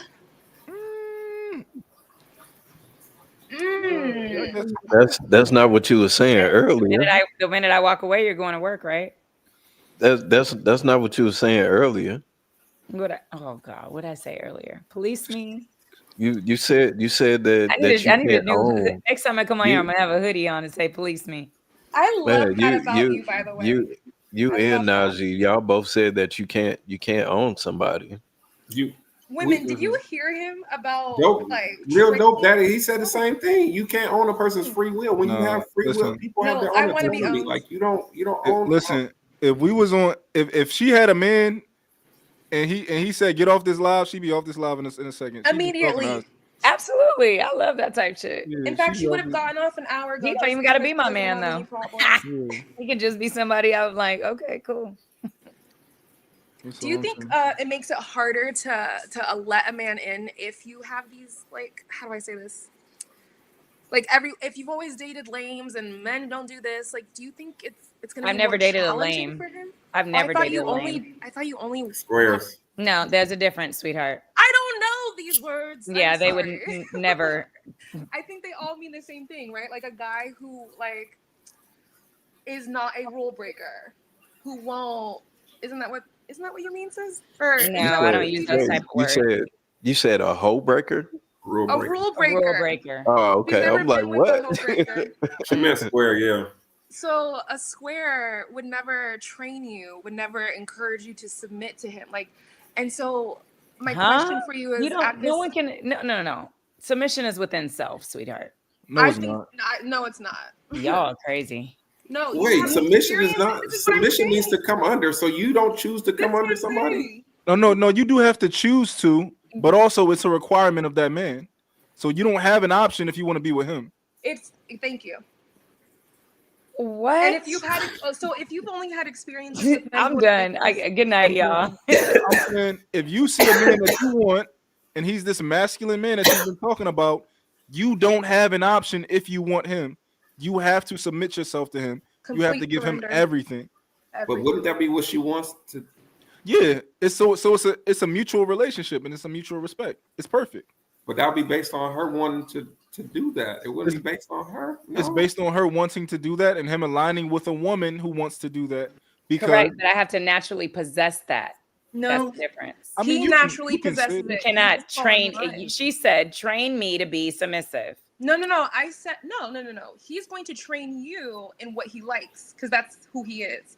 The expectation is you surrender, but because of who he is as a man, yeah, you don't get to choose whether or not you're going to follow his blueprint. Like, you just do it. That's the expectation. Or correct me if I'm wrong, Kat. But that is you doing it is you making the choice though. No. Yes. Yeah. You don't get to Yes, it choose. is. Either you're with him and you do it, or you're not with him and you don't do it. Well, you only got Is the that- choice is because that it's not- 2025. You is wouldn't that have not the making choice a choice? 500 years ago. What? I said you only got a choice because it's 2025. You wouldn't have the choice 1,000 years ago. You'd be submitting to whoever tell you to submit. Damn. But even sorry. then, right? Even then. Yeah, 'cause you're purchasing even property, that's then why. you could have. couldn't Yeah, even never love. even then, even 1,000 years ago, it was still to an extent a choice that woman was making. All right, 2,000. Do you think so? Nah. Hold on. She ain't had no She didn't choice. have a choice. She ain't had no Marriage- choice. 1,000 years ago. Yeah, 1,000 years If I ago. came to her daddy with a cow and some money or something, She has no choice. she out of here. She's doing No, it. she did have a choice. It was either you're going to submit to this man that I'm giving you away to, or you're going to be defiant and potentially get stoned or some shit. That's not. That is not a choice. That's a. I mean, you that's have a the choice choice. to be defiant, but as a human being, our body. How is that not a choice? As a human being, right? Your Viv. body typically has certain reactions to things that you encounter in your environment. So if you look at a group of dogs, certain dogs are naturally going to cower to the alpha, right? Is like, is it their Because choice? Mhm. I don't know. I think you're right. When an alpha presents himself as the most dominant one, it is almost instinctual the way other animals submit. And if you try the alpha, he's He's gonna not put you on your tolerating place. it. You He's you going to either physically submit to- put you yeah. where you belong. yeah, or you leave. Again, submission starts within self. It really don't. But What? and I'm gonna tell you why. Wait, I don't understand. Because It's you because you you won't, think you have your Hold on. person to be submissive, and that's Hold on. wrong. Because you won't submit to just any man. you have to meet a certain man inside of your environment, and it's All going to that be doesn't natural. matter. All that doesn't matter. It still starts within self, though, is what I'm saying. Oh, it's instinctual. You my want to meet a If it's certain how does man, it and start within self, DJ? But yeah, if it's instinctual, then it has to be in you. Right. but she's saying it like it's a she's saying- choice. It's Yeah, instinctual. like some people have Who's it saying too. it like it's a choice? Oh, you wasn't saying it was a choice? I said you have to naturally be submissive. Point blank. Okay, so it's not a choice. I'm single, alone. I am a submissive. What? Because you're just naturally. I just want you to I answer the see what she's question saying. real quick. Regardless it's not if a the choice. person exists, she's a submissive. Yeah, no, it's Interesting. it is a choice to the extent of the woman, like you said, being willing Thank you, to chat. submit, I'm glad y'all understand. being What's willing chat to saying? submit to the man. DJ's But- correct. but You have it's- to naturally be No, submissive. DJ's She's right. right. Oh. Like, where are you not? have to That's naturally because you be new girls don't. No. If something is natural, how is it necessarily a choice? If it's instinctual. That is a great Who said it's a choice? Oh, okay. So we agree. I've been asking the question. You just haven't answered it. No, I thought you were saying earlier it's something. No, that's I within you, you drifted can't out of choose y'all it. because I was texting, but it is a choice for the woman to submit to the guy. Yes. Yeah, it's a choice. But how can Yeah, it be a choice the if woman it's the woman naturally- has to. The you're woman has saying to. you guys are saying where it's directed. Yes, 100%. Yeah, 'Cause I'm not gonna the woman has to choose the man Right. in order to submit to him. But her And at the desire to same submit time- is inherent. But she in will. her. But I would also say a submissive woman will naturally be easygoing, also to be in a friendship or be out on a trip with. You guys take a trip, like No. as friends or whatnot too. So I remember going in on some girls were saying that they wouldn't date men that I forgot what these girls said, but they were just like, I'm determining where we go for dinner. Mm-hmm. They gotta choose a certain type of guy for that to fly. Yeah. Honestly, Yeah. if you're Yeah, and that's fine. That's fine if that's that type of guy's thing, but every woman does not possess a submissive spirit at all. They're can just she not be submissive. submissive? Do you think She they And can they, feel possesses they men. think they have to be taught No. submissiveness, or they think that it's like, oh, he's dominant, so now I'm submissive, or he's making me be submissive. No, you shouldn't want. That's all fake. It's all role play. I think No, every it's woman not has a necessarily. submissive. If you And are most people naturally role no, play if to fit the naturally narrative submissive, of the you're not relationship even you on the want. trip, sis. You're actually Quit with calling your me man sis. as submissive. No, I'm not calling you sis. I'm talking about this woman you were saying is being dominant. A woman who is submissive, if she finds the correct man, he's gonna demand that to come out of her, and she's naturally gonna bring that anyway. But it's not a choice; it's a natural polarity. In fact, a real So there's submissive men would out have here even- saying, "Hey, she you wouldn't need have to even be been on that submissive." trip. He don't gotta say it. Exactly. He wouldn't necessarily demand. Oh, No men will demand. Girl, what kind of men? Do you date demanding white a men? woman to be submissive to you, that just means she's not the woman for that. I don't know. White men probably Didn't she do. just- okay, It's didn't- instinctual. Chat. But that's what I'm saying. It wouldn't be also something that you establish- demand. It'll be more the energy that your persona Yeah, have. it's like an energy you evolve. unspoken. It's like an unspoken underlying truth. But it that- wouldn't. Yes. That's why so many of these women are upset and angry and really unhappy, is because they do naturally want to submit to y'all. But she's fighting something that's natural in her. I think all women want to be submissive. They're just scared of being taken advantage of. But it's Wrong. I don't think it's a choice. I think it's Wrong, something so that close. in the right environment she feels safe enough to to express. And Wrong. some men how am I wrong? No, all women aren't submissive. All women y'all- are all submissive, women got but submissive all in them. women want to surrender. They're just lying. They got it. Y'all all got it in y'all. All of us. We're tired. We don't want to What be. do you? Yeah. We're not built to do everything. We want If to a woman surrender. if a woman is forced to use her softness and her submission to get something, she's going to use it. If she's forced to use it.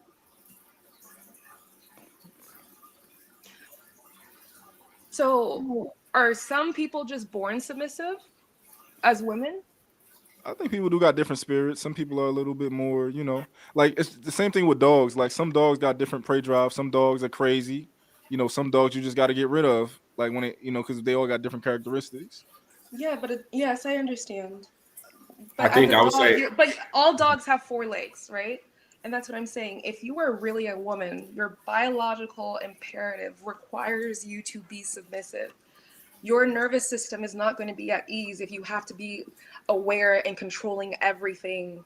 Like, you see what I'm saying? Like, it's just not how we're not built like Yeah, that. If we would be men. yeah. Because Yes, it there's doesn't some even make women sense who for are. y'all to be built that way.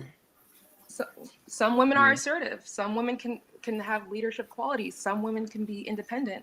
But at her core, she wants to surrender. Okay. Some women are really only assertive because of the world that And we've that's built. primarily sexually. Yes. We've built a world where you don't necessarily need any type of physical traits to survive, and it's just kind of like you can just go to work and get a job and stuff like that. So it's easy to do it these days. But if it was a long time ago, you would have had to been submissive because your environment would call for it, or you would die. Yeah. Yeah. Do you think then, like, even if a woman has all this like material stuff, she could still crave submission? Yeah, Yeah. yeah. when you I say think submission, are you talking about like being like protected? Like, what do you No, mean? like literally not having to use my brain to think about anything. Like he makes all the decisions always. Like That to me, that wouldn't. he's That's the not authority. submission. Yeah, that's But where it's he's like the that would be. You're like saying it like it's a choice. Like, let me it's choose. Can I he's crave? a I crave submission. Like, that's not. I'm not saying that actually. You said, can a woman crave submission if she has money and whatever? Because there's a lot of men who think because she has the accolades and the material objects that this isn't a woman he can lead.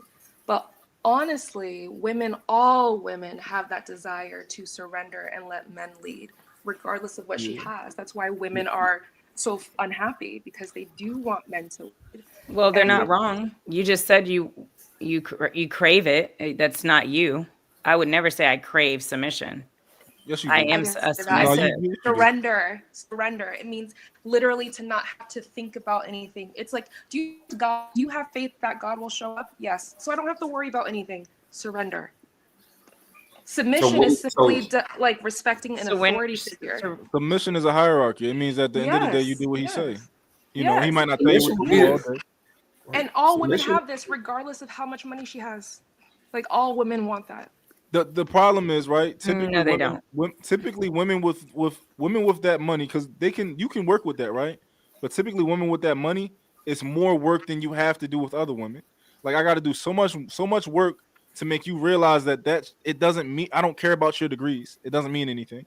I don't care about your money. I don't care about nothing that you've built. Like you have to do that work, kind of teaching her, like, yo, at the end of the day, within this house, this is the hierarchy. I am the man. You Yep. submit to me. I Yep. am the like a woman can. So it's like dictatorship. You No, can, no. yeah. It's Yeah. power He said play. yeah. So he said yeah. She said no. But Yeah. she's gradually allowing him to have the power in a way. What is So it's a fear-based thing. No, dictatorship is not inherently bad. The thing Whoa. is, if Okay, you have go a on. bad listen, if Jesus was here and he was a dictator, that would be a good thing, right? No, No, God yes, it literally- would, because he's going to tell you to do the good that thing. would go against free will. Yes, God gave us free will for that exact reason, because he doesn't want us to be in a dictatorial relationship So, with him. so God isn't a dictator.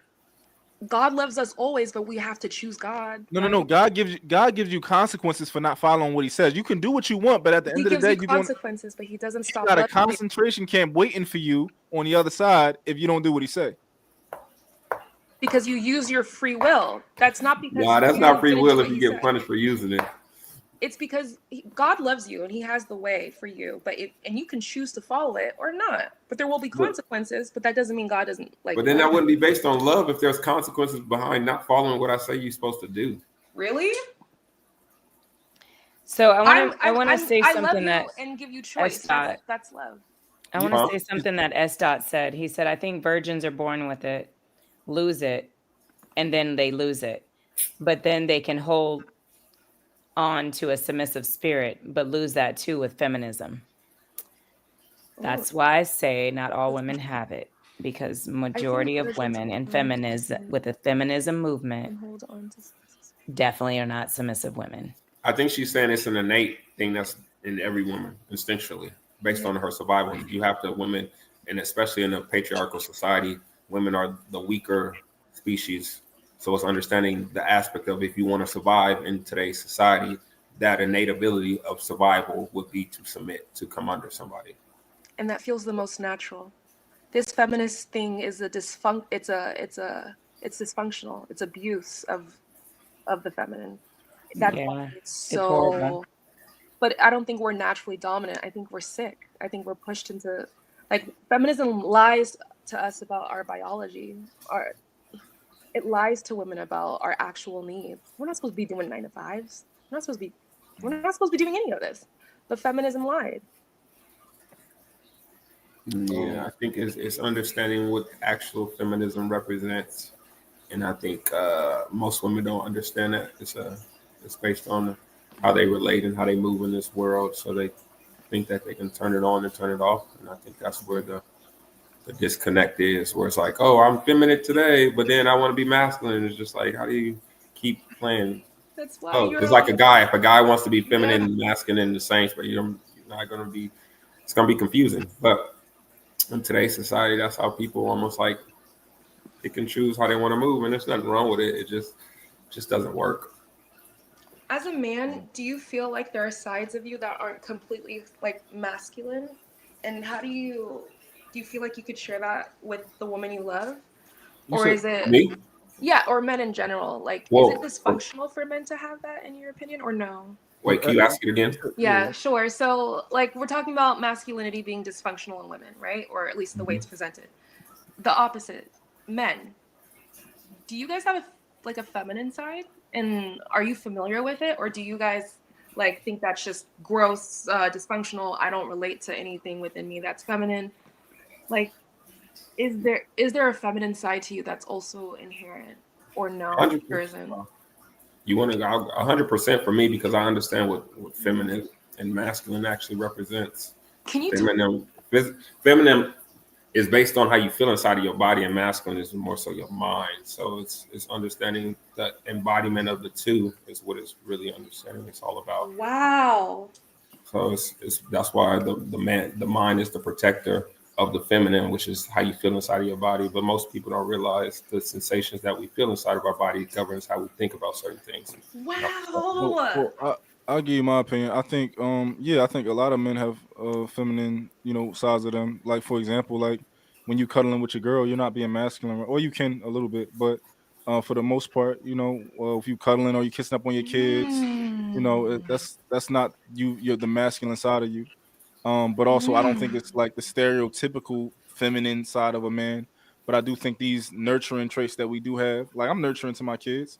When they was younger, like I was like I'm kiss daddy, making the baby noises and all that type of stuff. So we got both sides to us. Yeah, and I would say, just to add on to that, I think people don't understand. I tell people masculinity is how a person behaves whenever they're scared. So it's a protective energy. Femininity is how a person behaves whenever they feel safe. It's a soft. So it's understanding it's the duality of the two. So when people are like, oh, she's masculine, it's because she's combative. So she's argumentative. She's in fight or flight. She's trying to protect herself. But people don't get that. Femininity is about soft and being yourself. Yeah. I guess masculinity just don't work if you. I love this. Masculinity just don't work efficiently if you're not like really a man. So because like we're not that emotional, right? At least for me, like when I say emotional, I don't mean we don't. In the stream. Okay. Thanks for thank you guys for tuning in tonight, man. Wait, Anne said she needs a real dom. Anne, who are you talking to? I appreciate you for having me. I appreciate you for having me too. Did I miss them? No. It's in the chat. It says she needs a real dom, and I said, who is she talking to? Yeah, dom is a more dominant. I guess she was talking about you. The only other girl here, so I don't know. Oh yeah, that was at 4:00, so it's 4:19. Did she leave? Yeah, she out of here. Yeah, because she said that. Because she said it's a stream. I don't know.